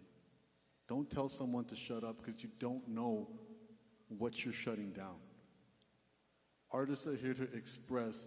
Artists don't choose to be artists. This man could not do what he's doing by choice. He has to do it, otherwise he would explode. I know this, I've seen his work. Please, to support an artist is as simple as getting out of their way. I'm not even saying you gotta get them lessons, you gotta buy them equipment. Just let them tinker, let them play. One of my nephews, my cousin's kid, my cousin is just this roughneck truck driver who is just like a hip-hop snob. And his son, who's 6 years old, wants to rap. So he's giving his son everything to record and rap, and he's just supporting it. And it's so exciting to see this young boy grow, make mistakes, and do all these things at such a young age, when so many of us, especially this generation, we had to overcome a fear of letting down a parent or finding our backbone or advocating for ourselves. And this goes to PJ's billion-dollar business idea of bottling up mediocre white man audacity, putting it in a bottle and spraying your kid with it, giving them that confidence, because amazing things can happen. There's the concept of every human is a potential innovator when you provide them with education. Every woman is an innovator of a community because she will educate them. It's the same thing with creatives. There are a million ways to be creative. You can dance, you can sing, you can sculpt, you can paint, you can code, you can build, you can design, you could do anything. And the whole thing is when we start getting into this mindset of like, well, that's not safe, that's not secure, that's not sustainable, you can't make an income off of it, you might be absolutely right, but just don't say it. You're shutting down something, and that type of support is really important because at the end of the day, art is an essential service, and half the time, with all the money that these people are making, they're just reinvesting it in art.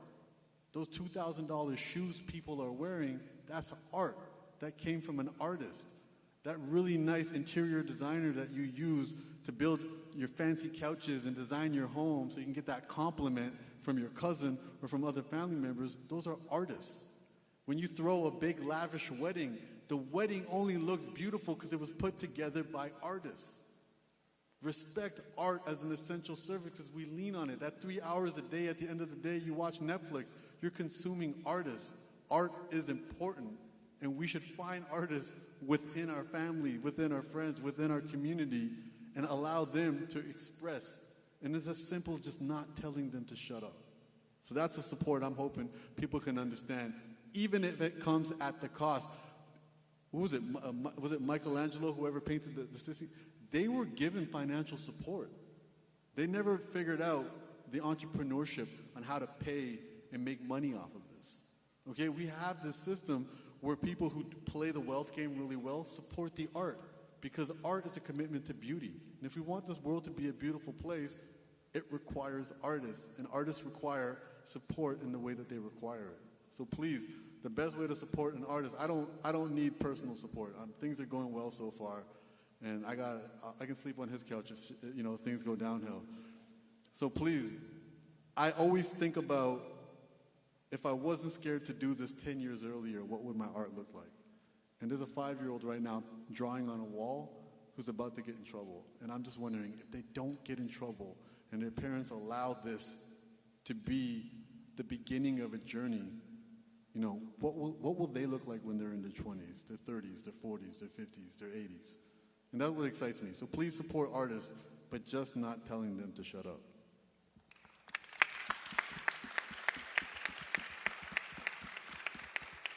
They say never meet your idols, but I'm so glad to have met all three of you and shared this space. I truly feel honored, and I hope you all got a glimpse past the spotlight, and thank you so much.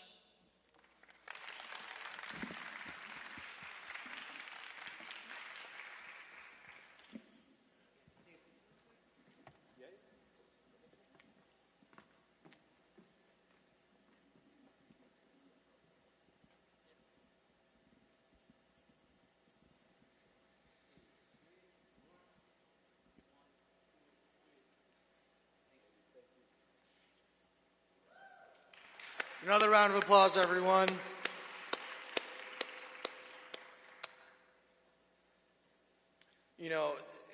It's truly inspiring stuff, this last panel, what they were sharing. As someone also in a non-traditional career path, working in politics and press and media consulting, I saw Inquisitive. My sister's a journalist. Our mom's here, and they support us. Our parents support us as well. And, we saw Inquisitive. We saw Humble the Poet, Lily Singh, Just Rain, Ravi Bala, the mayor of Hoboken, first Sardar as a mayor and elected in America. We saw these people growing up, and it gave us the confidence. It gave, the parents the confidence to keep on supporting their kids, as we saw with Mona Bala and DJ Mispella. So truly profound stuff with generational impacts, and that was a powerhouse closing panel. But we do have a networking reception after this, so everyone, please stick around if you want to interact with our panelists, our speakers. Have your kids talk to them. Parents, you can talk to them for any guidance you may need. They're here free to talk to you guys, and we want to build that community here in Chicago and on a global stage. Humble and Inquisitive, with his British background, and Humble from Canada, they flew in here to talk to you guys and talk to Sangat across America.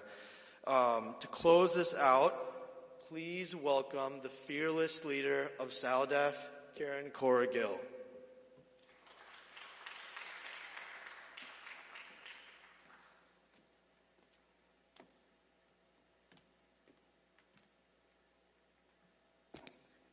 Good evening, everyone. What an incredible day it's been. On behalf of SALDEF, thank you for joining us for this powerful celebration of Sikh voices in storytelling. We are honored to be in the presence of so many artists, creators, filmmakers, writers, and visionaries who are changing the narrative, not just for Sikhs, but for all underrepresented communities. Today, we witnessed how stories can challenge assumptions, heal wounds, build empathy, and inspire change. We saw the richness and depth of Sikh identity, not as a monolith, but as a vibrant, dynamic, and evolving culture. Special thanks to every panelist, performer, and moderator who gave their time, talent, and truth. To the SALDEF team, your dedication to building this platform is what made this event possible. And to our partners and allies, thank you for believing in the power of Sikh representation in media and culture. A special thanks to the Khalsa Aid volunteers for their tremendous support of this event. This is just the beginning. If today showed us anything, it's that our stories deserve to be seen and heard on every screen, in every classroom, and in every community. SALDEF is committed to nurturing Sikh creatives, pushing for representation, and ensuring our stories are part of America's larger story. So let's continue telling our stories, boldly, authentically, and unapologetically, because when we own our own narrative, we shape the future. Thank you again. Good night.